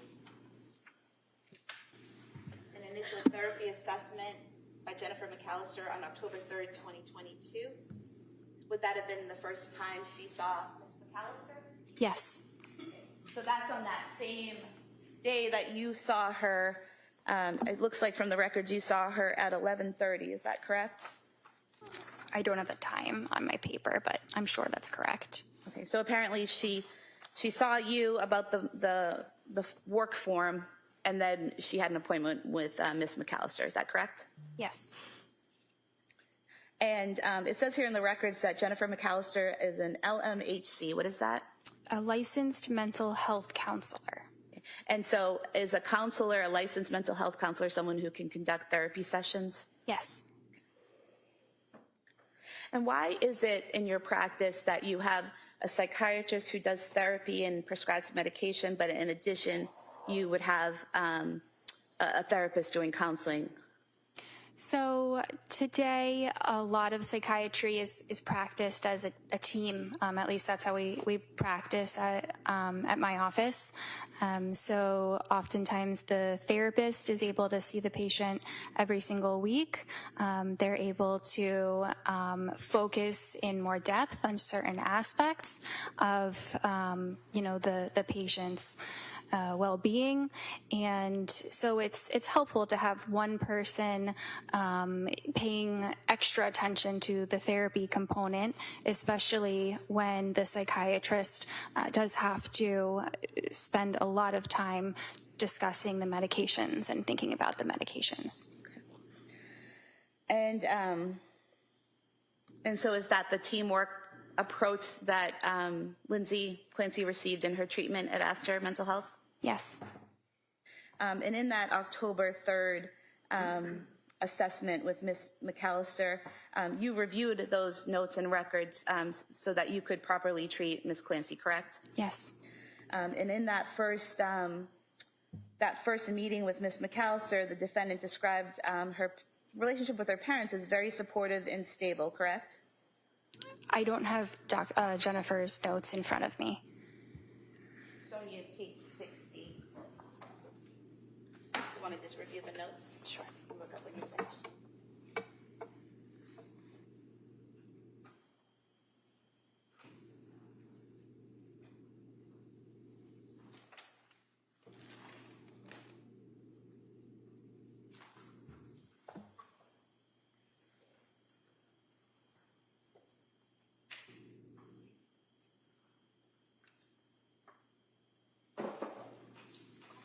Does that refresh your memory as to the notes that you reviewed from Lindsay's session with McAllister?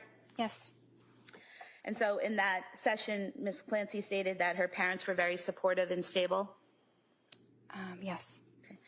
And she also mentioned having the support of an older sister who only lived 2.5 hours away. Is that correct? That's what she stated in the note to Jen.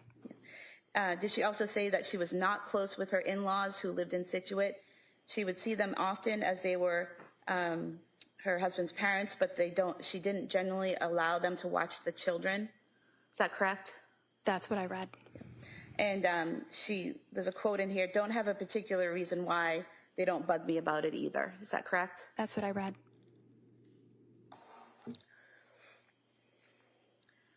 And October 3rd, 2022, when you met with her that day, did you again do a mental status exam? Yes. Had anything changed in that mental status exam from the September 28th meeting that you had with her? Can I review it? Yes.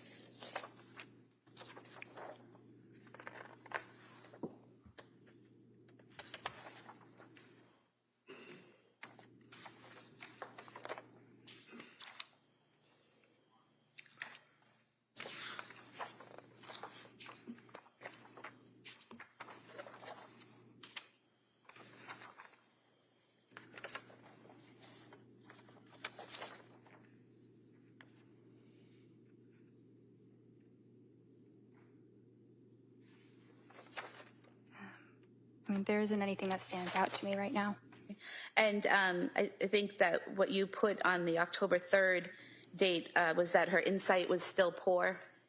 Yes. Was that for the same reasons you described earlier? Yes. The next time that you saw Ms. Clancy, was that on October 20th, 2022? Yes. And what information did you learn on that date about whether or not she was taking the Zoloft you had prescribed? So she told me that she decided to start the Zoloft. And did she tell you how long she had been taking it? For 1 week. And did she tell you that the previous night she had increased the dose? Yes. And that's what was in the original prescription, correct? To take the pills at 25 milligrams for 1 week and then increase to 50? Yes.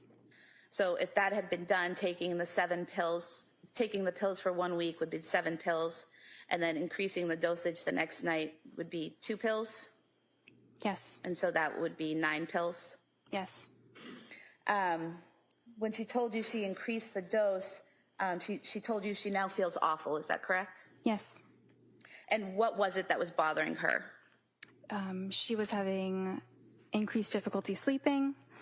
She had loss of appetite, diarrhea.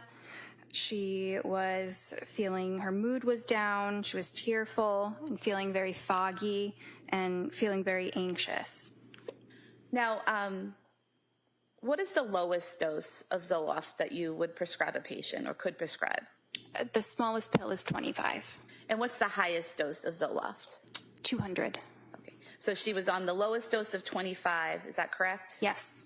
And then according to what she told you, she had increased for 1 night to 50 milligrams, is that correct? Yes.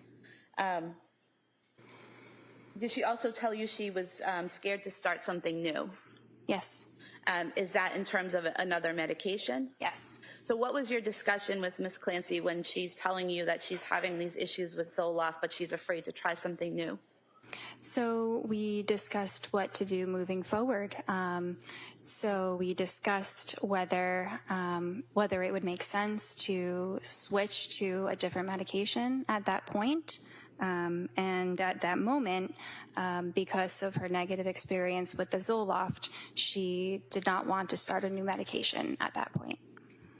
At this meeting with her, did you ask her if she had any suicidal thoughts? Yes. What was her response? No. Did you ask her if she had any homicidal ideation or thoughts? Yes. What was her response? No.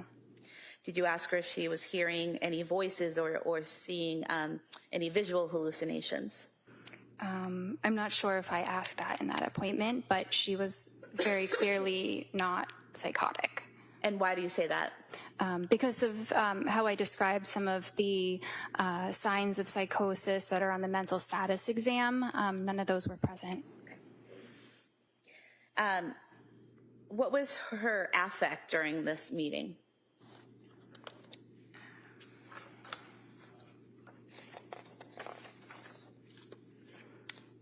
It was depressed. And did you write that that she was? Strike that. What was it about her affect that made you write that she was depressed? She visually appeared like she was feeling sad. And her mood, how did she report that to you? That was depressed as well and anxious. What about her thought content and process that day? That was appropriate. And her speech? It was appropriate. And her judgment and cognitive skills? Her judgment was excellent, and her cognition didn't have any deficits. And her psychomotor activity? Normal. So the main change here from previous visits was that she appeared depressed and anxious? Yes. Although she had appeared anxious that first visit, correct? Yes. So to make sure we have the timeline correct, the first visit she appeared anxious, the second visit she appeared to be doing better, the third visit she still had that poor insight when you met about the paperwork, and then this fourth visit she appears depressed. Is that correct? Yes. Did she also tell you that she was worried about getting suicidal thoughts?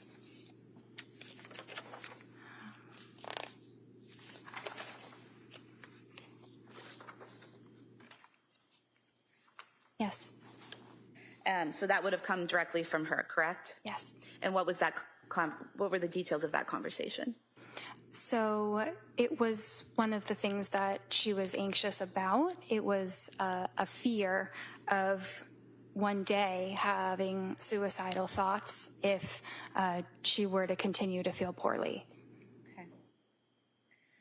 And showing you page 77 of Exhibit 219, I know you said earlier you weren't sure if you asked her about audio or visual hallucinations, but just directing your attention to the integral history, if that refreshes your memory. Yes. So did you ask her about audio hallucinations and visual hallucinations? On the 21st, I did. Okay. All right. So then there was an appointment the following day on October 21st? Yes. So why did she have an appointment that following day?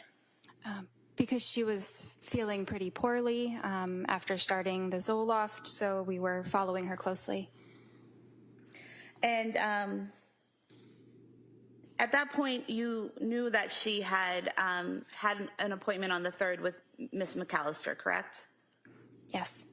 And do you know whether or not she had followed up making another appointment or was struggling with that? She was planning on making another appointment. I don't know when that second appointment was scheduled. When that first appointment where she was seeming depressed and having issues with Zoloft on October 20th, did you tell her to stop taking the medication at that point? Yes, I did. Okay.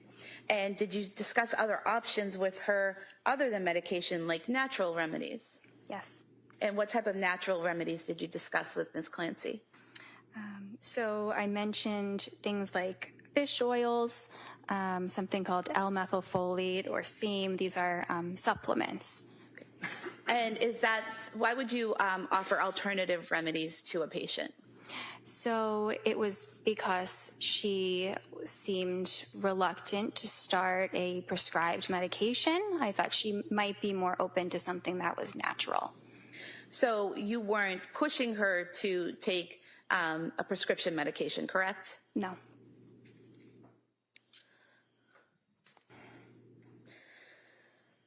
Now, on October 21st, when you saw her, did she tell you that she hadn't been able to get any sleep the night before? Yes.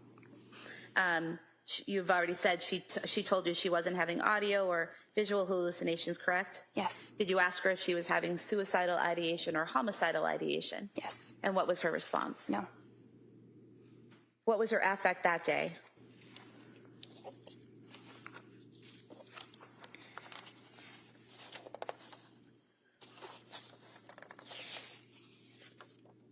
It was depressed.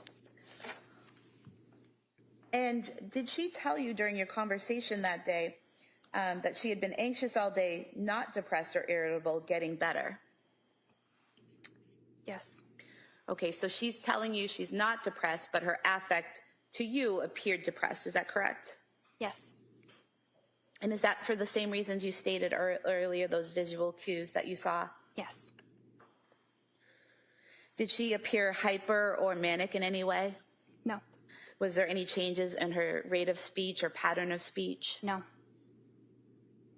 Was there any difference in her mental status exam?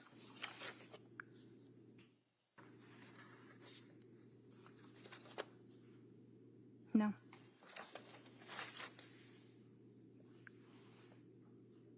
And this appointment, was this appointment virtual as well? Yes. Had all your appointments up to this point been virtual? Yes.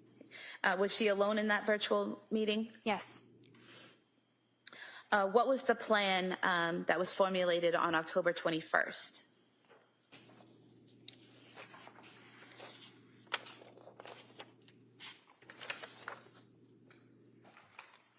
So the plan was that she start a medication called Ativan to be taken as needed, which means not necessarily every day, but in the instance of severe anxiety. And how did you explain to Ms. Clancy when to take the medication? I don't remember exactly how I explained that. Okay. So in general, as a psychiatrist, when you're prescribing a medication like Ativan and you're telling a patient to take as needed, what does that mean? So it means when the symptoms are present, and in this case in particular, when the symptoms are severe. So with Ms. Clancy, what were the symptoms that she was experiencing that made you decide that Ativan would be an appropriate medication? Anxiety. So would it be when she was feeling anxious, feeling those symptoms of anxiety, that she should take the medication? Yes. And what was the dose again? 0.5. What's the lowest dose of Ativan you can give? 0.5. What's the highest dose? Maybe 2. Okay. So you started her at the lowest dose, the 0.5. Yes. And was there a specific time frame that you wanted her to try this in? Yes, this was for 1 week. And was the prescription for a 1 week amount, or is it hard to tell that because it's as needed? It's hard to tell that without seeing exactly how many pills were prescribed. And was there also, again, a recommendation to go to Ms. McAllister for therapy? Yes.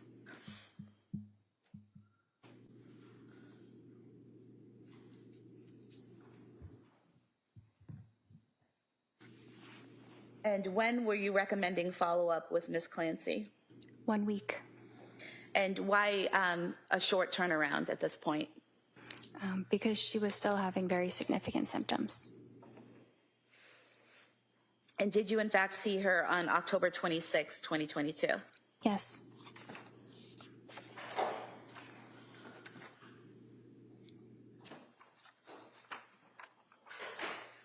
And at that appointment, what was Ms. Clancy's affect?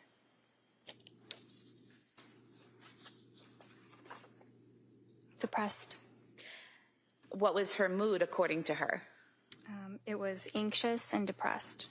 And did you discuss with her whether she was taking the Ativan and whether it was working? She said that it was not helpful for her sleep, but it made her feel less anxious. And in this appointment, there was a discussion of Benadryl. Is that correct? So she reported that Benadryl was something she had tried and it was helpful. It was taken over the counter. Had you recommended or told her to take the Benadryl at that point? I don't think so. And so when you met with her and she told you that she had taken the Benadryl and it had helped, what was your reaction to that? I was glad that something was helping. And did she tell you how often she was taking it or how much of it she was taking? I don't recall. Did you ask her that day if she had any suicidal or homicidal ideation? Yes. And what was the response? No. Did you see any signs of psychosis that day? No. Up to that point on October 26, 2022, had you ever had any difficulties in communicating with Ms. Clancy? No. Ever any difficulties understanding her or thinking she wasn't understanding what you were saying? No. At this appointment on October 26, 2022, did she tell you that she had scheduled an appointment for therapy with Ms. McAllister? I don't remember. Oh, yes, she did. She said she has an upcoming appointment. And what was the plan after meeting with Ms. Clancy on the 26th?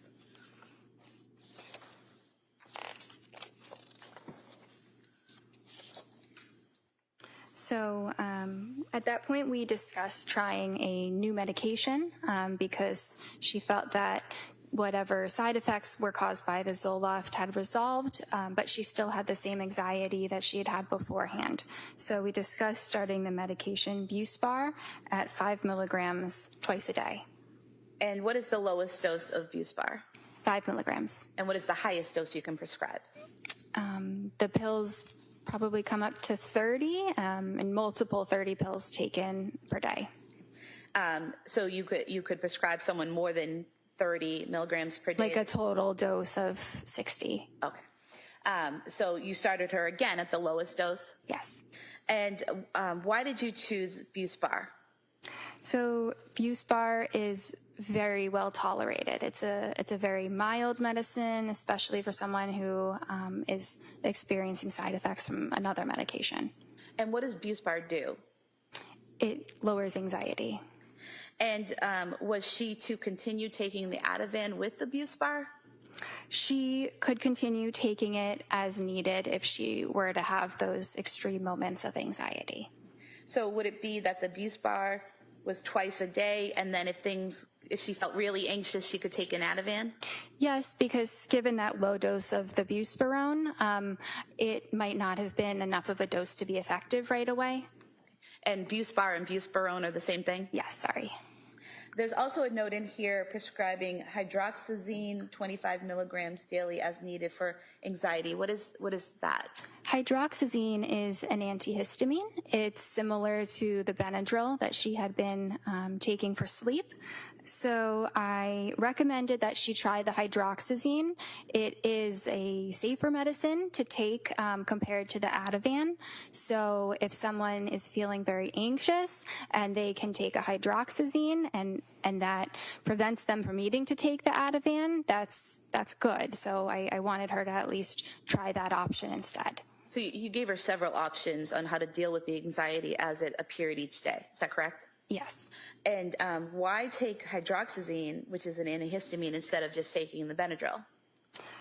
So they're very similar, but hydroxyzine is indicated for anxiety, whereas Benadryl is really indicated for allergies.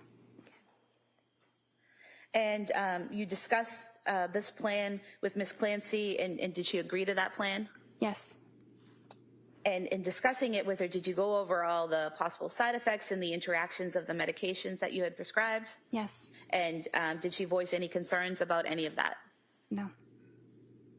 I mean, I think she was still apprehensive about starting a new medicine and about potential side effects, but nothing specific. Okay. So it was a general concern about medication in general? Yes. But after you had the conversation and explained what you were recommending and prescribing, did she agree to that plan? Yes. And was there any change in her mental status that day? No.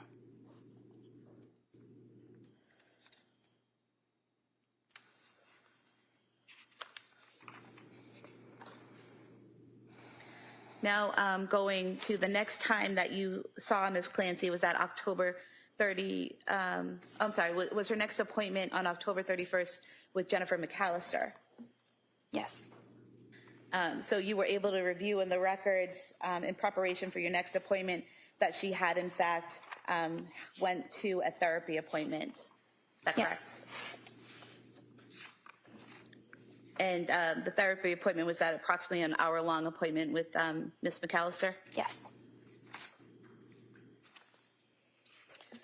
When was your next appointment with Ms. Clancy?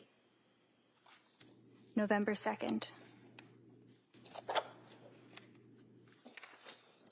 And on that date, was that also a virtual appointment? Yes. Do you know whether the therapy appointment with Ms. McAllister was in person or virtual? I'm not 100% sure, but I think it was virtual. Okay.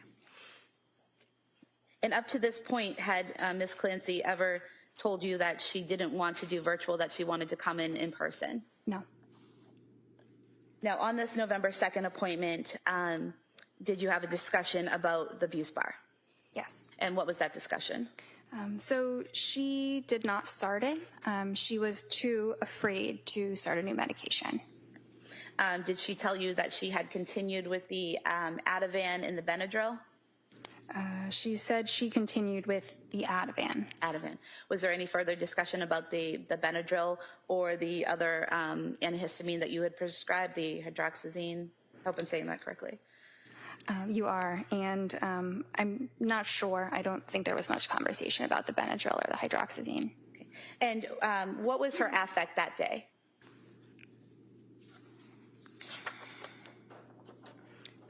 It appeared appropriate.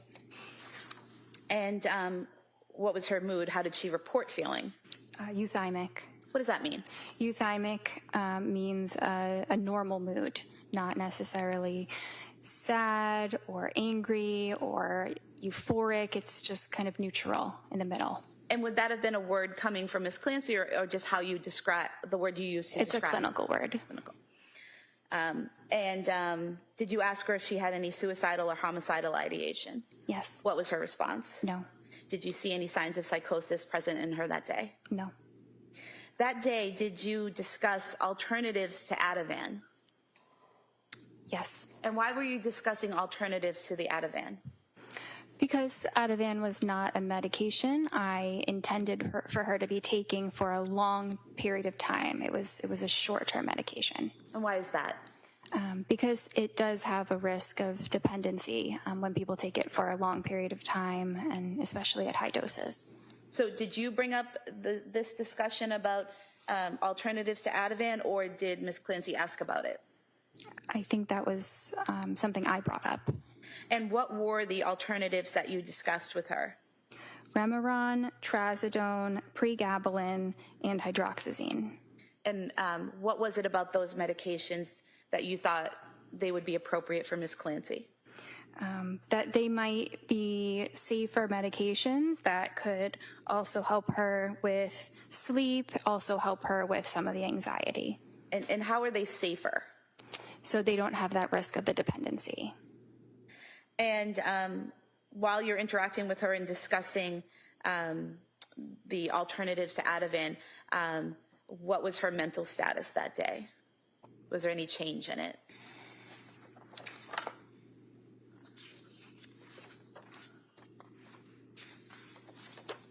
No. And so after this discussion with her about the alternatives, was there a decision made on how to proceed? Yes. So we discussed tapering the Ativan by 0.25 milligrams every 2 weeks. And what does tapering mean? It means slowly reducing. And why do you slowly reduce the medication? So when you are taking Ativan, like I mentioned, the risks of dependency, there's also risks of withdrawal symptoms if a medication like that is abruptly stopped. So that's why we gradually decrease it. And so if the plan was to decrease it by 0.25 milligrams a week, what amount was she taking per week? So it was by 0.25 milligrams every 2 weeks. Oh, 2 weeks, okay. So at first we were decreasing it from 1 to 0.75. Okay.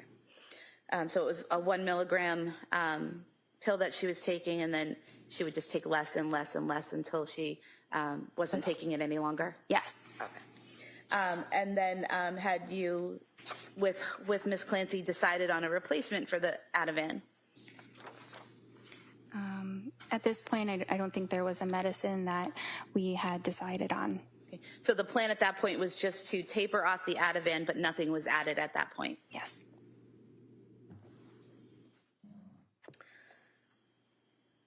Did you next see Ms. Clancy on November 22nd, 2022?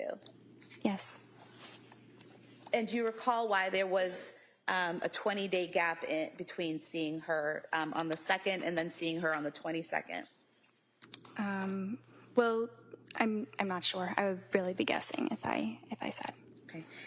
Did you learn at that appointment on November 22nd of 2022 that Ms. Clancy had started another program? Yes. And what program was that? It was a South Shore perinatal mental health clinic. And was that the first that you learned of Ms. Clancy being involved in that program? Yes. Did she tell you she was thinking about doing it, or that she was already enrolled in that program? That she was enrolled in it, and that it sounded like she was going to be transferring her care there. Okay. And did she tell you that she was starting a new medication? Yes. What did she tell you she was starting? She said she was going to start Prozac. And did she also tell you that what she was currently using for medication? Yes. And what was that? The Ativan and the Benadryl. And did she tell you that was for sleep as needed? Yes. And so you had put in place a plan on November 2nd to taper off the Ativan, but on November 22nd, she was still on the Ativan. Is that correct? Yes. And had she tapered off or reduced the dose, to your knowledge?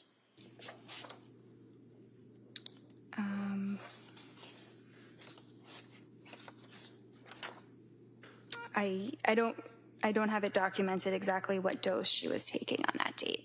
She was just still taking the medicine. Still taking it, okay. On that date, did Ms. Clancy deny suicidal and homicidal ideation? Yes. Did she show any signs of psychosis? No. Did she also tell you that she was going to be transferring her therapy care to that South Shore Perinatal Health Clinic? Yes. So basically at that point, the plan was for her to receive her mental health care at the South Shore Perinatal Clinic and no longer see you? Was that the plan? Okay. Was there also discussion of a return to work letter that day? Yes. And did she request that from you? Yes. And did you give her a return to work letter? Yes. And was that authorizing her to return to work immediately or on January 1st as the previous form had said? I don't remember what date it was for her to return to work. I don't think it was immediate.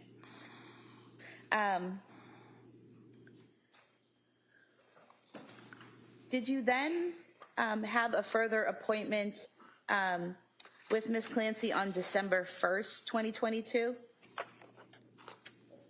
Yes. And how is it that, she was planning on transferring care to the South Shore Perinatal Clinic on November 22nd, but then on December 1st, she has an appointment with you?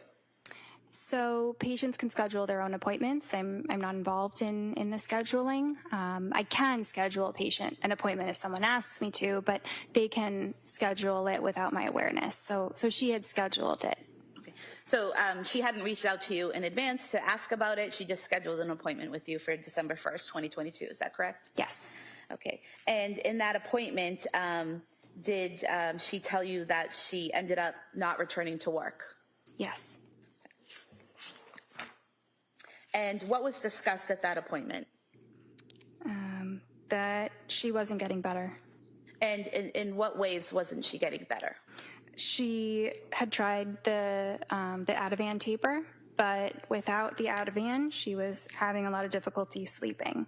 So she tried a few different medications, a few different medication combinations, but she was having trouble with them. And did she tell you what types of medication she had tried? Yes. And what were those? Trazodone, 50 to 150 milligrams, was minimal effect. Ativan and Benadryl combination was helpful. Then she added the Prozac 10 milligrams with the Ativan and Benadryl to help with the sleep, but she still had worse sleep, so that was stopped. Then she tried a combination of Remeron with Klonopin, but she felt disoriented, had rebound anxiety, and it was of minimal help. Then she tried Remeron and Seroquel, and that was prescribed, but she didn't take it. And these medications that she was talking to you about, those weren't prescribed by you, correct? Correct. Did she tell you that those had been prescribed by her provider at South Shore Perinatal Clinic? Yes. And what is Trazodone? It is the category is an antidepressant, but the doses that we use are low, so it's really a sleep medicine. And what is the lowest dose of Trazodone? 50. And what is the highest? It can go very high, up to maybe 600. Okay. So the 50 to 150 milligrams that Ms. Clancy told you she had taken, is that on the lower end of the dosage? Yes, it's the commonly prescribed dose, again, because it's mostly used as a sleep medicine. So those are the normal ranges. Okay. And Prozac, I think you had said earlier, was an SSRI? Yes. And that was a medication Ms. Clancy had told you she had taken in nursing school, correct? Yes. With no side effects then? Yes. And she told you on December 1st, 2022, that the Prozac had worsened her sleep? Yes. And then what is Remeron? Remeron is mirtazapine. And what's that? It's another antidepressant. And what is Klonopin? It is a benzodiazepine like the Ativan. So prescribing Remeron as an antidepressant and Klonopin as an anxiety medication, is that an unusual combination? No. And then she told you she had been prescribed Remeron and Seroquel but hadn't started that, correct? So I think she had started the Remeron, but maybe hadn't started the Seroquel yet. Okay. And did she also tell you that she was having some intrusive thoughts on the Remeron, so she was planning on stopping? Yes. Did she tell you what those intrusive thoughts were? She said it was a feeling like I'm going to die. Not a feeling that she wanted to kill herself, but a feeling like she was going to die. Yes. Did you ask her if she had suicidal ideation? Yes. What was her response? So she denied having suicidal ideation, but she was feeling pretty badly. She said she was close to it, meaning close to having some suicidal thoughts, and that she was feeling very hopeless. But she didn't have any active thoughts of hurting herself, didn't have any intention of doing anything, didn't have any plans. Did she also tell you, and this is a quote in the records on page 144, I think it's my problem. I keep reaching out to different people and not sticking with the plan. That's what I documented. Okay. And did you discuss that with her, that concern that she kept reaching out to different people and wouldn't stick with the plan? Yes, I advised that she have one person who is managing the medications. And why is that important? So that it's very clear what's happening. And what is the importance, if any, of sticking with a plan, a mental health plan? Well, the importance of sticking with a plan. Obviously, the psychiatrist comes up with a plan for very particular reasons. And so, sticking with the plan is advisable. When you prescribe psychiatric medications, do those medications take effect immediately? No. How does that effect start to happen in a person? Well, it depends which medicine. Some medicines do work very quickly, like the benzodiazepines, Ativan and Klonopin. But the medicines that prevent anxiety, the medicines that prevent depression, those do take a long time to actually kick in. And why is that? So the way that the medications interact with the brain, the serotonin receptors, the way that they change the neurotransmitters, it takes time for those changes to happen. Okay. Now, did you also talk to Ms. Clancy about bipolar disorder that day? Yes. And why did you do that? So it was mentioned because of the poor reaction she had had to some of her medications, the insomnia. So we discussed whether these side effects she was experiencing indicated she had bipolar disorder.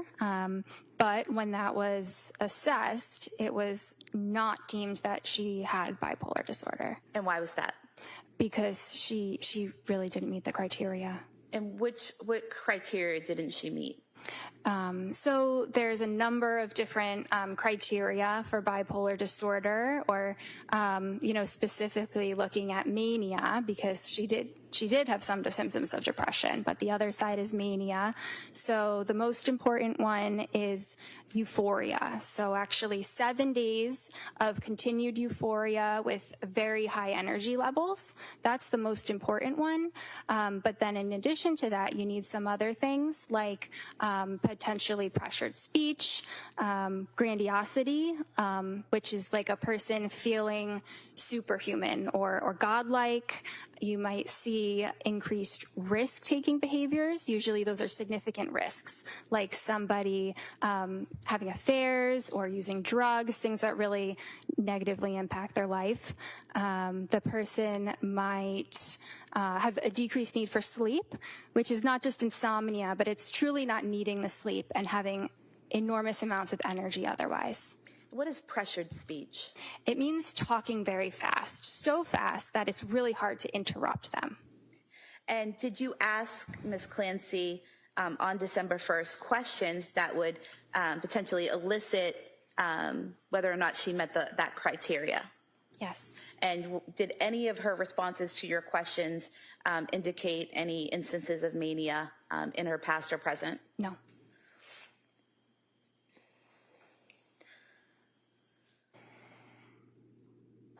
What was the plan going forward from that day?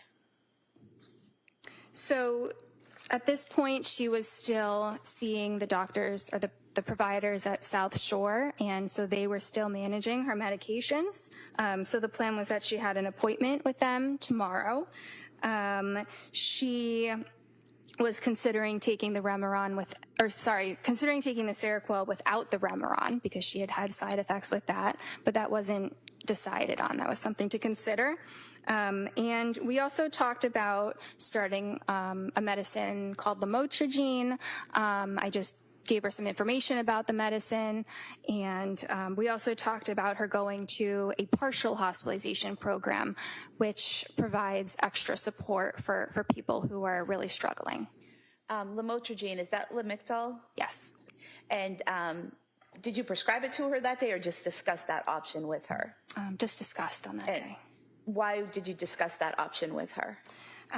Because it was clear that she had depressive symptoms and she was not tolerating some of the other antidepressants. So I thought that might be another option to explore. And you also discussed with her a partial hospitalization program? Yes. And why did you do that?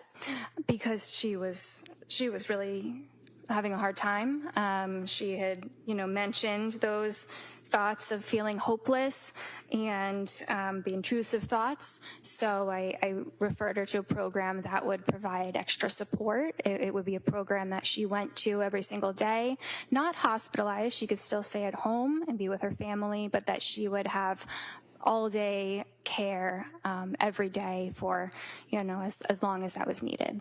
And what program was that you referred her to? The HRI program. What does HRI stand for? It's a hospital. I'm not sure what it stands for. And where is that program located? It's in Massachusetts, I think Brookline.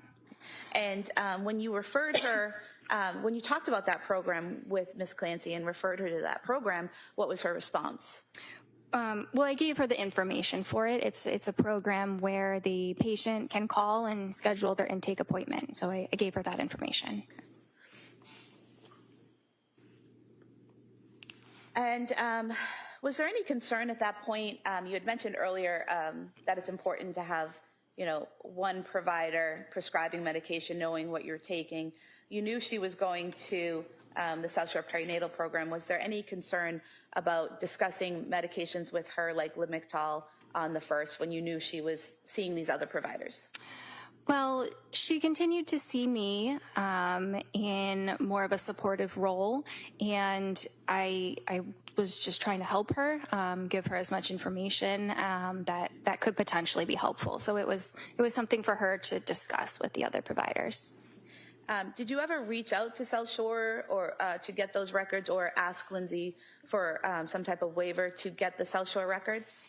No, I didn't. And, the reason why is because she was very aware of what the medications were. She was very able to communicate what the different treatment decisions were. She was very medically sophisticated, so I didn't think it was necessary. And you were aware she was a labor and delivery nurse, correct? Yes. So you were aware she was familiar with medications, and she was able to communicate with you on a level that's not a typical patient, correct? Yes. Did you next see her on December 16th, 2022? Yes. And did you make that appointment with her, or did she reach out as she did on the December 1st and make her own appointment? I'm not sure. Okay.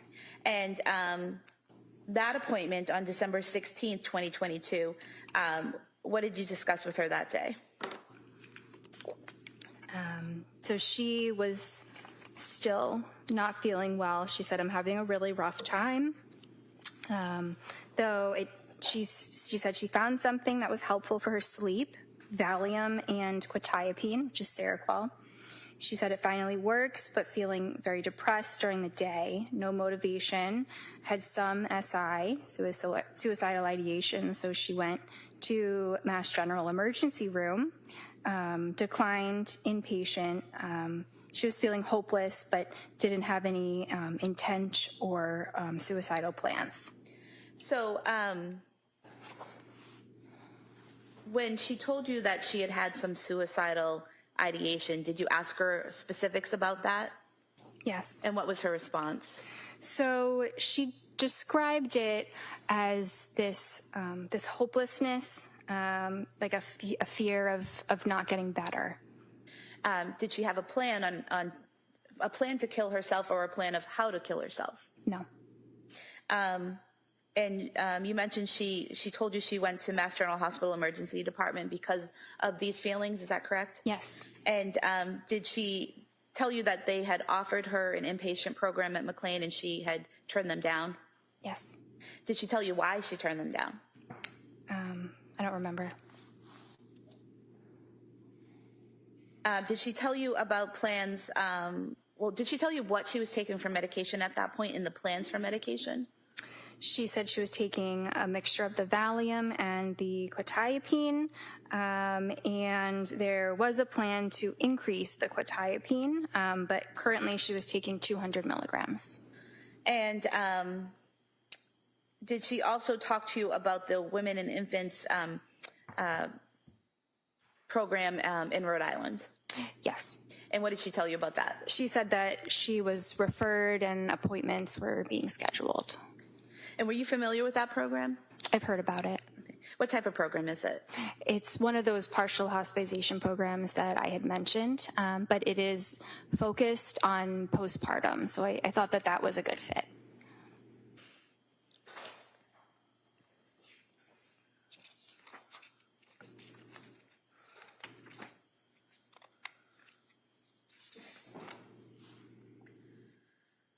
Did she tell you during this appointment that she thought that her depression was related to the Seroquel?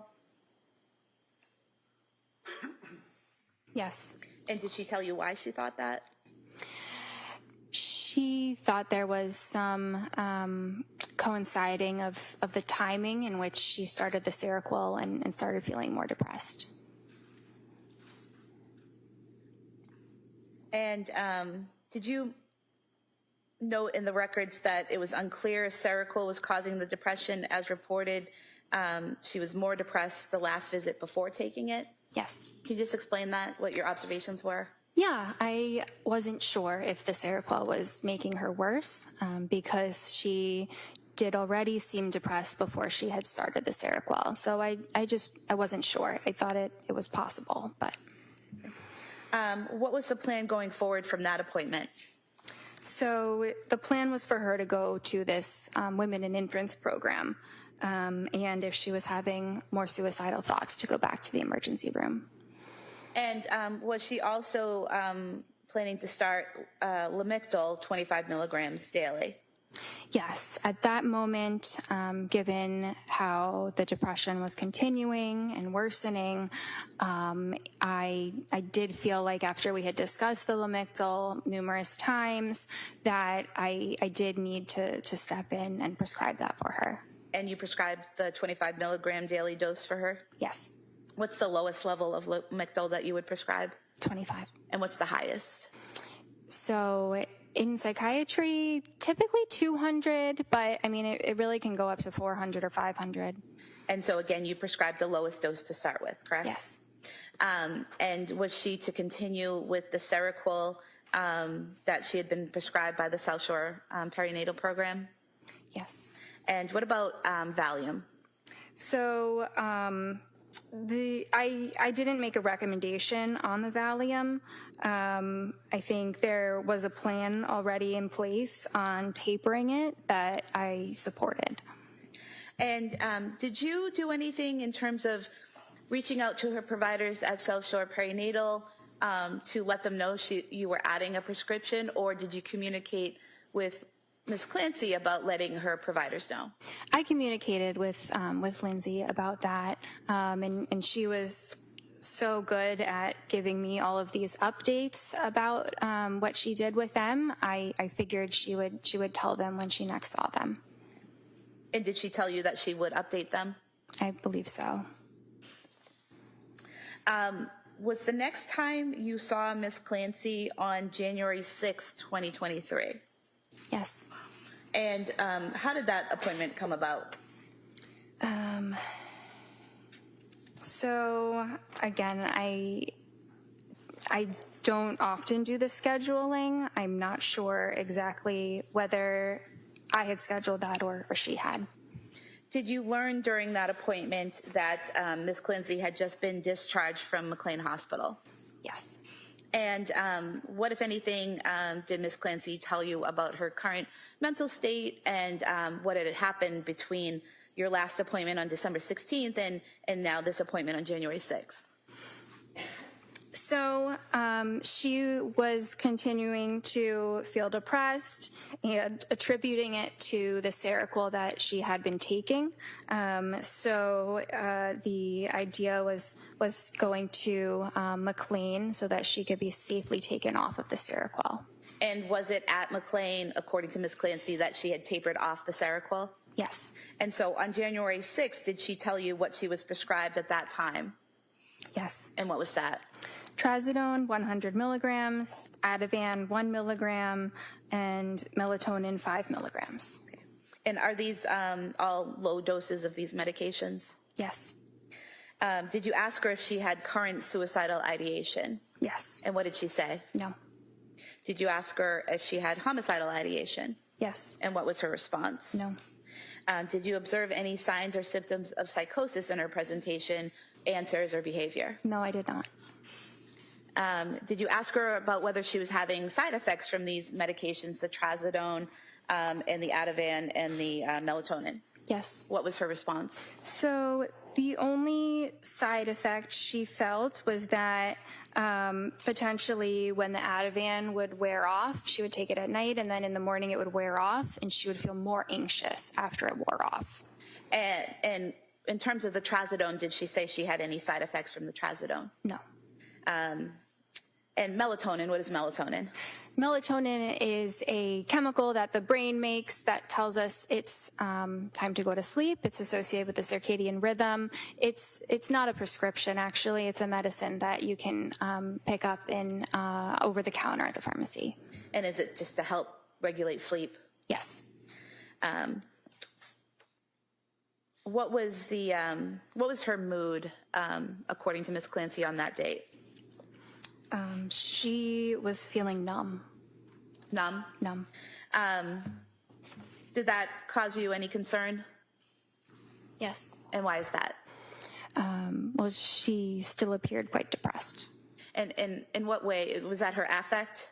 It was, yes. Her affect was congruent, meaning it was the same as her mood. Okay. So, just so we can understand, so if I tell you I'm happy and I appear happy, is that congruent? Yes. And if I tell you I'm happy but I appear sad, is that incongruent? Yes. And is that important when evaluating a patient?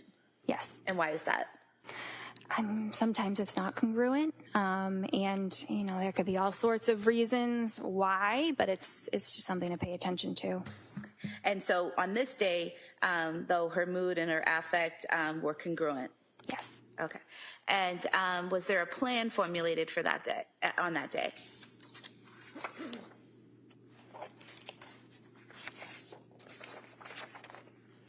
Yes. So the plan on that day was to increase the trazodone to 150 milligrams. She had previously taken that dose and tolerated it well. And she had just come off of the Seroquel at Mass General, at McLean. So we were still in the phase where we were monitoring to see if the depression might get better off of that medicine. And is that why you didn't immediately prescribe a new antidepressant? Yes. And was she to continue the Ativan at 1 milligram per night and the melatonin at 5 milligrams per night? Yes. And I believe in this note for under condition, you wrote deteriorating. Yes. And why is that? So it sounds like a very strong word. I will give some context that it's not my choice of a word. I have three options when I'm filling that out. I can say a patient is improving, unchanged, or deteriorating. So she wasn't improving and she wasn't really unchanged. She appeared a little bit worse than the last time I had seen her. So the best word is to say deteriorating. Okay. Was there anything about her presentation or affect, things that she told you that led you to believe that she was in imminent danger of harming herself or someone else? No, there wasn't. And we had, she was feeling depressed and we had a plan to address that. Is there something you can do if you have a patient who you think is at risk of harming themselves or others? Yes. And what is that? I could issue a Section 12, which would mandate that they be brought to a hospital for treatment, or at least for evaluation and then possible treatment. And did you feel that was necessary at that time with Ms. Clancy? No. And when you're evaluating a patient, taking the history, looking at their current state, looking at what the answers they give you to the questions, are you reliant on the information that they give you? Yes. So if a patient withholds important information, is it hard to make a diagnosis or a plan? Yes. Was your next appointment with Ms. Clancy on January 9th, 2023? Yes. And what was discussed at that appointment? So she said that the trazodone increase was helpful. She was still getting that rebound anxiety the day after she took the Ativan. The mood was okay, but she was feeling like she was still flat. She wasn't able to cry, but she said she was able to laugh a little bit and hadn't been having recent thoughts of suicidal ideation. Had not been? Had not been. And did you also ask her if she had any homicidal ideation? Yes. And what was her response? No. Did you notice any signs or symptoms of psychosis? No, I did not. Did you have a discussion with her about trying an antidepressant? Yes, I did. And what was that discussion? So at this point, she had been off of the Seroquel for a couple weeks and she wasn't getting better. So I thought that suggested the Seroquel might not have been what was causing depression and it was depression. So that was what we needed to treat. And what were your suggestions for treatment of the depression? We considered some different options. We didn't pick a medicine on that date, but we considered amitriptyline and Wellbutrin. And Wellbutrin was one of the medications she had taken when she was in nursing school, correct? Yes. And you discussed those medications on the 9th. Why wasn't a decision made that day? Because we had made a different medication change because of that rebound anxiety with the Ativan. We decided to switch that to diazepam, which is Valium, and it has a longer half-life, meaning it's broken down by the body much more slowly, so you're less likely to get that rebound anxiety.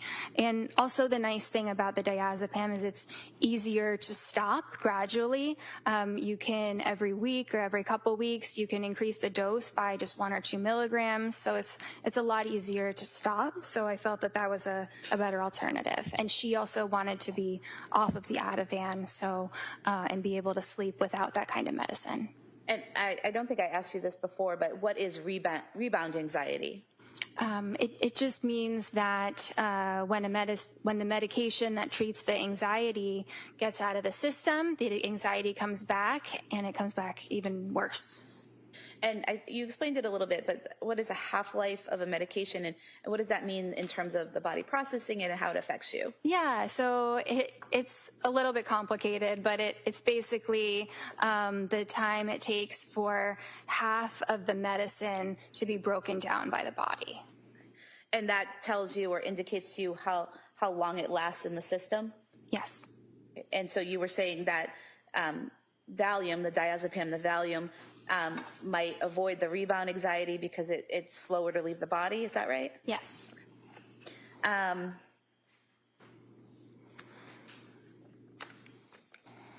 Did Ms. Clancy send you, after this appointment on the 9th, January 9th, did she send you emails on January 11th, 2023, asking you about your knowledge and thoughts on ketamine therapy and whether that would be a good option for her? Yes, she did. And what was your response to that?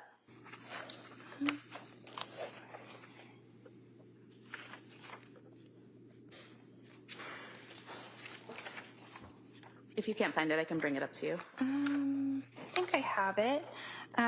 So I mentioned that it's a great option, but it can be hard to get the insurance coverage for it. Usually you need to have demonstrated that you've tried 4 different antidepressants first, and so that it might be necessary to try another medicine first. In that email where she was asking you about ketamine therapy, did she tell you that she was, did she say, I'm still feeling a very low mood, no motivation, just very depressed. This has been going on for months now, and I'm getting desperate for something that would work quickly to get me out of this depressed state.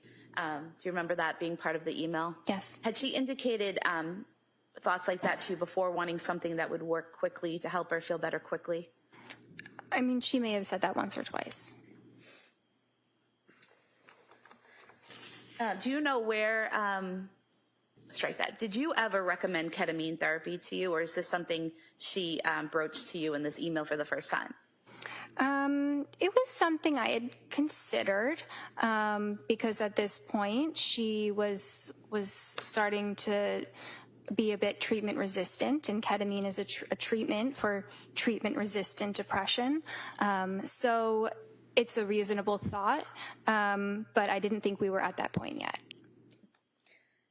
And you mentioned that insurance companies usually require you to try 4 antidepressants, is that correct? Yes. And when you say treatment resistant, is that someone who is in depression, but the typical medications aren't working for them? Yes. And did you have an appointment with Ms. Clancy on January 16th, 2023? Yes, I did. And what was your interaction with Ms. Clancy on January 16th? Her mood was still very low. She was still depressed. It was she was able to get out of bed and take care of her basics like hygiene and eating. Her concentration was fine, and she was doing what she needed to do to take care of her baby, though she subjectively felt like the bonding was forced with the baby. She told you that the bonding felt forced with the baby? Yes. Did you ask her if she had suicidal or homicidal ideation? I did. And what was her response? No. Did she show any of the signs or symptoms of psychosis on that day? No, she did not. Did you have a discussion about a Valium taper? Yes. And why did you have that discussion? Who brought that up? That was because she really did not want to have to take a benzodiazepine medication every day for sleep. So we discussed how to come off of that medication safely. And that, again, is that like taper off to take a little bit less each time? Yes. And did she agree with that plan? Yes. Was a decision made at that point on which, if any, antidepressant to take? No, we had not made a decision. Oh, sorry. At this point, we did. We did go ahead and decide to try the amitriptyline. And what is amitriptyline? So it is a tricyclic antidepressant. What does that mean? It's an older antidepressant that's been around for very many years. It helps treat insomnia and some pain, headache conditions as well. And the dose that you prescribed, did you say it was 10 milligrams? Yes. Is that the lowest dose? Yes. What's the highest dose? Can get quite high, maybe 150. And so again, you started her at the lowest dose. Why was it that throughout this time you're treating her and trying these different medications that you always start at the lowest dose with her? That's standard practice because the medications, they have side effects, and the lower the dose, the more mild the side effects are, and it gives the patient time to acclimate to the medicine, and then you gradually increase it depending on how they're tolerating it. And what was the plan going, well, strike that, what was her mood and affect that day? It was depressed, mood was depressed, affect was depressed and flat. And at that point in time where she's denying suicidal ideation, denying homicidal ideation, showing no signs of psychosis, were there any grounds for you or any reason for you to seek a Section 12? No. Your next appointment with her was January 23rd, 2023, is that correct? Yes. And again, all of these appointments were virtual appointments, correct? Yes. During this appointment, what was her mood and affect? Mood was depressed, affect was depressed and flat. Did she tell you she had started the amitriptyline? She did. And did she tell you if there were any side effects to that? It didn't appear that there were side effects. What was the conversation or interaction with her that day on the 23rd? So she said she was doing all right, a little more anxious, and the anxiety was described as the feeling of her heart racing. She had a decreased appetite as well. She was on only 2 milligrams of Valium at this point and feeling more anxious in the morning. Mood was the same, flat, anxious, no motivation, numb. She has to force herself to get out of bed and out of the house, but is able to do that. And she is sleeping okay. And did you ask her if she had suicidal ideation or homicidal ideation on the 23rd? Yes, I did. What was her response? No. And did you notice any symptoms or signs of psychosis that day? No. Was there any difference in her rate of speech or speech pattern? No. Was there any difference in her ability to think or communicate in any way? No. Was there any change in her your evaluation of her judgment or insight? No. Did you still consider her insight poor at that point? I did. And why were you still considering her insight poor? So I think there were just a couple of things that came up throughout our 14 visits that suggested that to me, like I explained earlier. But later on, it was it had to do with her over-attribution, it seemed, to the medications about certain symptoms that she was feeling, meaning like how she felt about the Seroquel, how she felt that was making her depressed, when in reality, I think she was just depressed. So it was related to her thoughts about medications and how she was feeling. So would it be accurate to state that instead of accepting that she was depressed, she was placing the blame on the medication? Objection. Sustained. In your mental status exam of her on the 23rd, how was her appearance? She was appropriately dressed. How was your rapport with her? It was appropriate. How was her speech? It was appropriate. How was her thought content and process? Appropriate. How was her cognitive abilities? There were no deficits. And her psychomotor activity? Normal.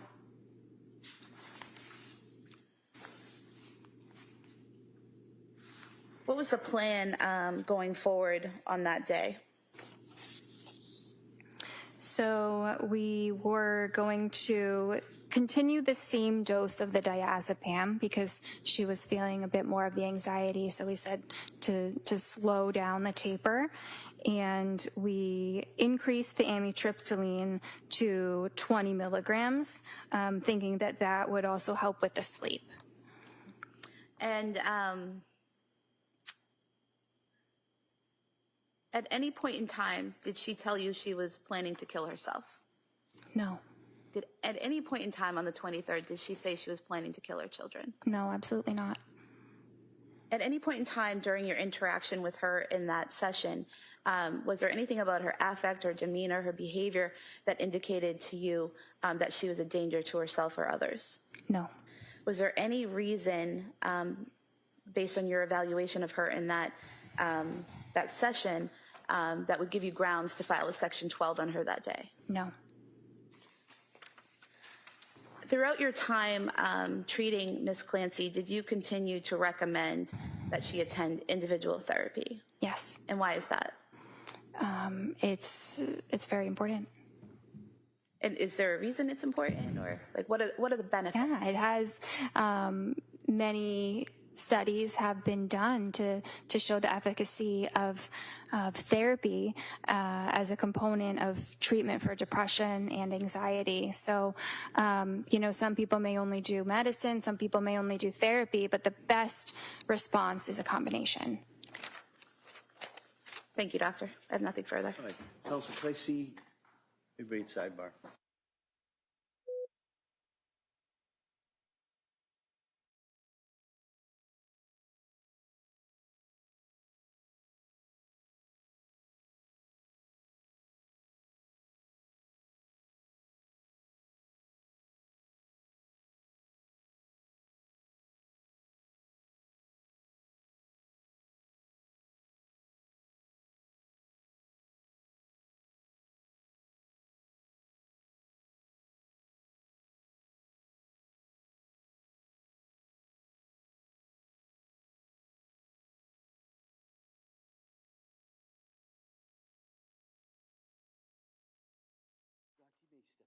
Thank you.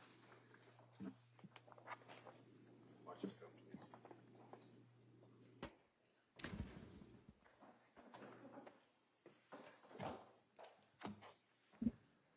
All right, so members of the jury, I'm gonna break at this point. I'm gonna excuse you till Monday morning, 9 o'clock. The schedule, I'm gonna suggest it'll be similar to today. It should be pretty much a full day. We are still, if not on schedule, ahead of schedule. All right, so I just kind of want to let you know that. So now you're going to have the weekend, and so I just kind of want to reiterate those instructions I've been giving you every day. Because you know the questions I'm going to ask you on Monday, right? And so I'm going to instruct you and remind you, don't talk about this case with anyone. Don't do any research on this case. Don't take any field trips and happen to drive by any place that you have questions about.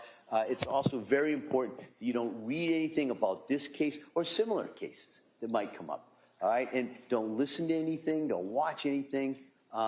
You've gotten a fair amount of evidence so far. We've been here for a couple of weeks. But you don't have all the evidence. All right? And so it's important for you to keep an open mind. And the best way to do that is basically shut your mind off until Monday. All right, I know it's been a long couple of weeks for you, so I hope you have a nice weekend. Get rested. We'll see you, everybody, on Monday. And again, thank you so much for all your time and your work on this. And I really do hope you have a nice weekend, and we'll see you Monday. Okay? Court, all rise. Good. I ain't closing no books, please. Walk the chairs. This way, please.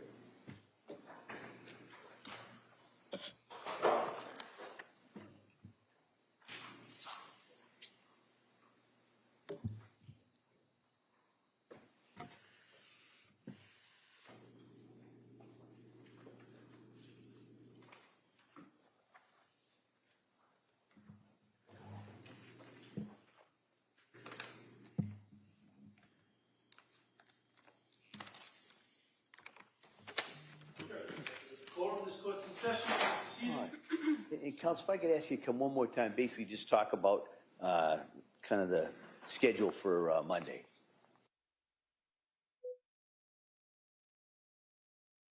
Okay.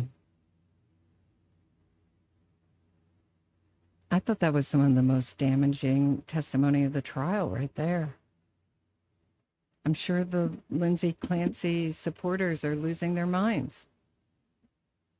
I'm going to turn it down because I'm going to.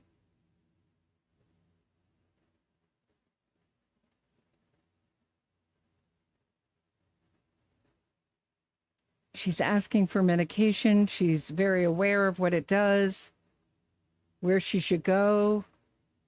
It's like she was running the entire medication thing. She wanted to get on ketamine at one point. Julia Gulia in the comments was bringing up that Kevin Reddington has, do I understand this right? I don't know if Julia's still around. But that there's some ex-employee of McLean's. Is that right? Do I have that right? Who's going to come in? He wants to testify at the last minute. So maybe we'll have another pointless voir dire where the prosecution's totally unfamiliar with the witness and doesn't know what to ask. And then Kevin Reddington can get over on the prosecution that way. I just want to go over a few supporters of this stream. Like I said, I don't monetize these streams. I appreciate they're really entirely supported by you, so I appreciate it. Scorpio, Moon Girl, thanks for the 200 jewels in the sunshine. Life, thanks for the 5 pounds. And thanks for becoming a new member. Life 1941. Appreciate that.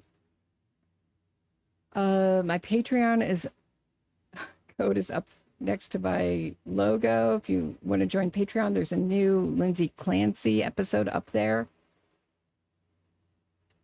I think Patreon memberships start at something like $5 a month, something like that. Less than a price of a cappuccino. So you get access to content that you won't get anywhere else. Lots of podcasts, stuff, posts. Whenever I appear anywhere, I usually put it up on Patreon first. I'm so glad.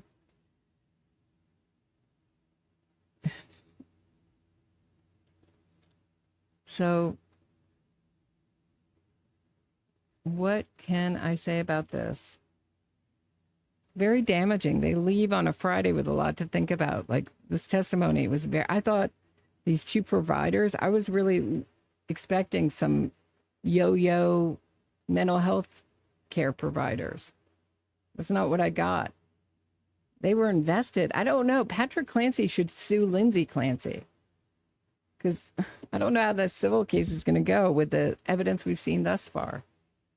Very different. There's the narrative, there's like the PR narrative, and then there's the trial. They're very different. Or the online narrative of this trial and the actual evidence that we've seen. Because she's in control, and she's the one control, rational, methodical. Prosecution said this in their opening. Then they went into bizarro world with this weird motive theory that I think is insane. All right, so we'll be in recess on this matter until 9 o'clock on Monday. Right? Okay, we'll see you 9 o'clock Monday morning, guys. Hold on, I just want to share this while there's like a few things I want to go over before I leave. So this is the opening. This is the prosecution's opening. A woman in the throes of psychosis on January 24th, 2023. This was a woman who acted intentionally, rationally, and swiftly to accomplish a very specific goal. Right, to kill the kids. So I don't think this, I mean, I'm starting to change my view on this. Like, I think this started out as her not wanting to return to work with some sort of issue with Patrick and the kids. She did not want to return to work. She thought having 3 kids was enough. Patrick Clancy, I think, was telling her, don't be dramatic. All mothers get nervous. New mothers get nervous about returning to work. Don't worry about, I don't think he was really taking it in. So all this began to become the center of attention. She also had a new baby, right? How do you make yourself the center of attention when you have this like star baby? So Patrick Clancy, and then some of the testimony we've heard in this trial said baby Callan was like a dream baby. But then we hear her saying, well, he wouldn't take a bottle.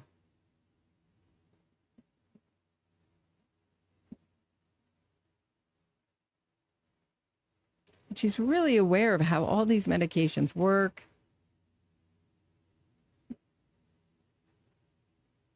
And I mean, if you look up all right, they'd stuck with this and not went into Bizarro land. This is where this is the energy that they should stick with. Every question should be hammering home this fact that methodical. And sometimes they do, but it should not be subtle. I feel like this is so subtle, the prosecution, but maybe they'll bring it all home in closing. Doubtful, but maybe. This was not a woman in the throes of psychosis on January 24th, 2023.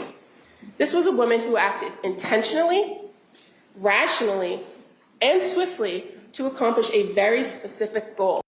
Right, but she, according to the prosecution, she just couldn't manage to kill herself. That was the main goal, but she couldn't achieve her main goal. So typical for someone like.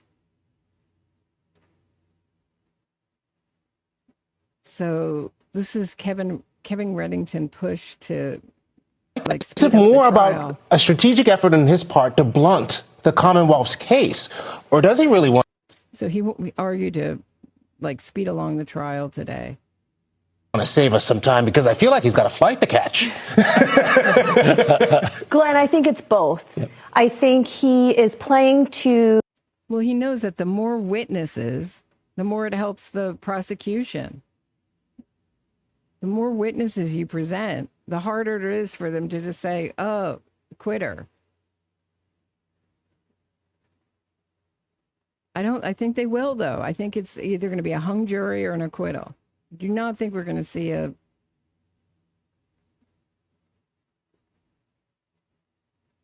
Okay, this is. Stop taking the Zoloft. This is Jenny Cochran on X says, you just won your civil case. This woman just believes the word of a woman who voluntarily checked herself into a mental hospital. Voluntarily. They'll always say she was in a locked ward. Big deal. In a society with so much stigma around mental health and struggling, this woman, an accomplished woman at that, just checks herself. She was a rich nurse and mother, just checks herself in, and that doesn't ring an alarm immediately to these people. Yeah, she was in a locked ward. What was it? Was McLean so terrible or so great? Dr. Elia Goodhart, you let this woman down. No, I didn't feel this way at all. I thought Elia Goodhart was more caring than. Of course she has to listen to her patient. It's all self-reported. How do you expect her to get into her head? With a crowbar, with a can opener? Dr. Tufts, right? She reported not being able to sleep, and they agreed that she would not take the Zoloft. Okay, so the answer is yes. She was told to stop taking the Zoloft by Dr. Tufts, right? I think you would have to ask Dr. Tufts that. Well, I will.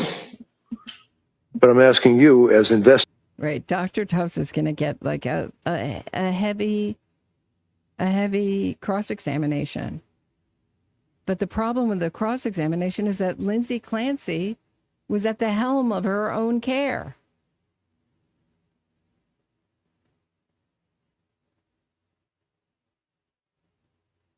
You know, it'd be very interesting to talk to different healthcare providers who treat nurses and doctors, and how are nurses and doctors as patients, and do they treat them differently? I would think a little differently. You're in the club, right? You understand the way things, you understand the medicine, you understand the disease, you understand the treatment.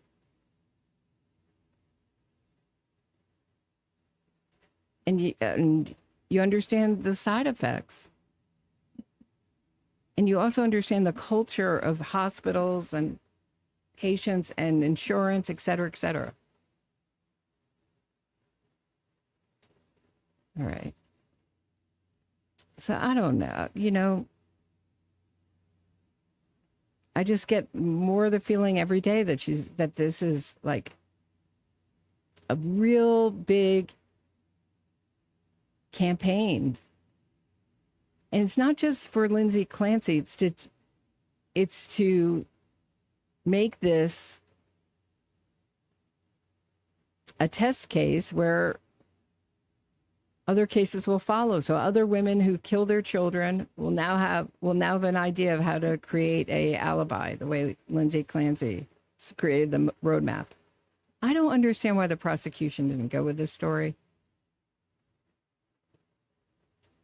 Or if it's too presumptive to say that she made an alibi for herself. I don't think it started out like that, though. I think it started out as some kind of fight between her and Patrick. Like, I'll show him. I'll start to have a breakdown. I'll get the, right? To punish him. She did not want to go back to work. And then it just, I think, you know, by December, she had this idea that she was going to do this. She told her mother. I thought it was very interesting also today that we heard testimony that her in-laws, let me just move myself into the clip. Hold on one second. That her in-laws didn't like her. Did they see something that they didn't like? What happened there? She didn't let the in-laws take care of their children, and they didn't ask too much. So was this a very like hands-off, emotionally detached style that Patrick Clancy, I don't think he was hands-off with his kids, but hands-off emotionally? Like a hands-off emotional approach, like emotionless approach to life? Where the blueprint was created with the parents and Patrick Clancy followed that? I don't know. But when I heard that, I thought, oh, maybe the grandfather had a lot more to say.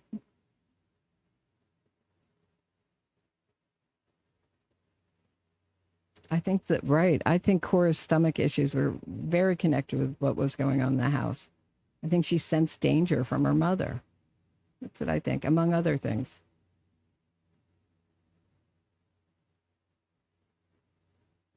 All right. All right, everybody. Have a great weekend. Tomorrow, 6 p.m. Eastern, live stream with the Vampire Cult. The Vampire's Cult. Chet Hardin, author, talking about his new book, also talking about covering NXIVM. It's going to be a fun show. I hope you guys will stop by. I'll see you guys tomorrow at 6 p.m. Eastern, and then back Monday streaming this trial. We had over 1,000, I think it's 1,100 people. I think we had close to 1,000 people watching, over 1,000 people one time watching on X today. Hello, everyone on X. Thanks for watching.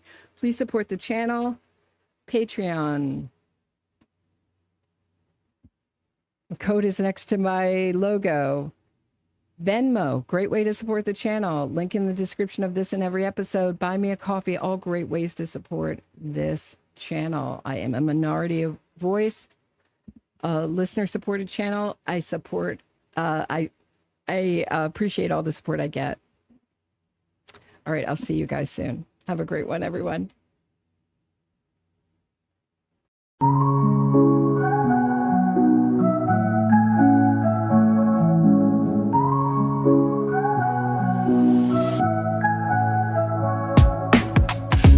check, Roberta strides through the static haze. True crime Gotham where the shadows play their plays. Fraudsters fold when a spotlight beams. Fact-focused queen busting propaganda schemes. Glass shatter lies, echoes through the streets. Standing for victims, giving voice their beats. NYC Pulse, truth sharp as night. Roberta exposing, she's the anti-fraud light.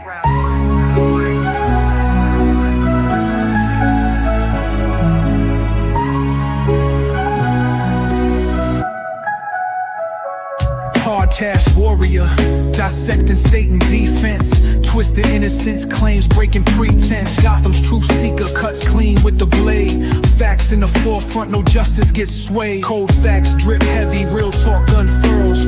Cracking cases open like oysters with pearls. Innocence gimmicks crumble to dust in the wind. For victims, her creed, justice till the end.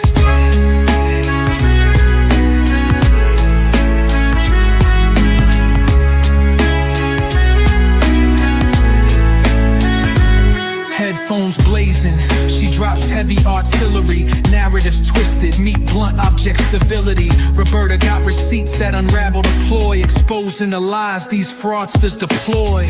Glass shatters lies, echoes through the streets. Standing for victims, giving voice their beats. NYC Pulse, truth sharp as night. Roberta exposing, she's the anti-fraud light.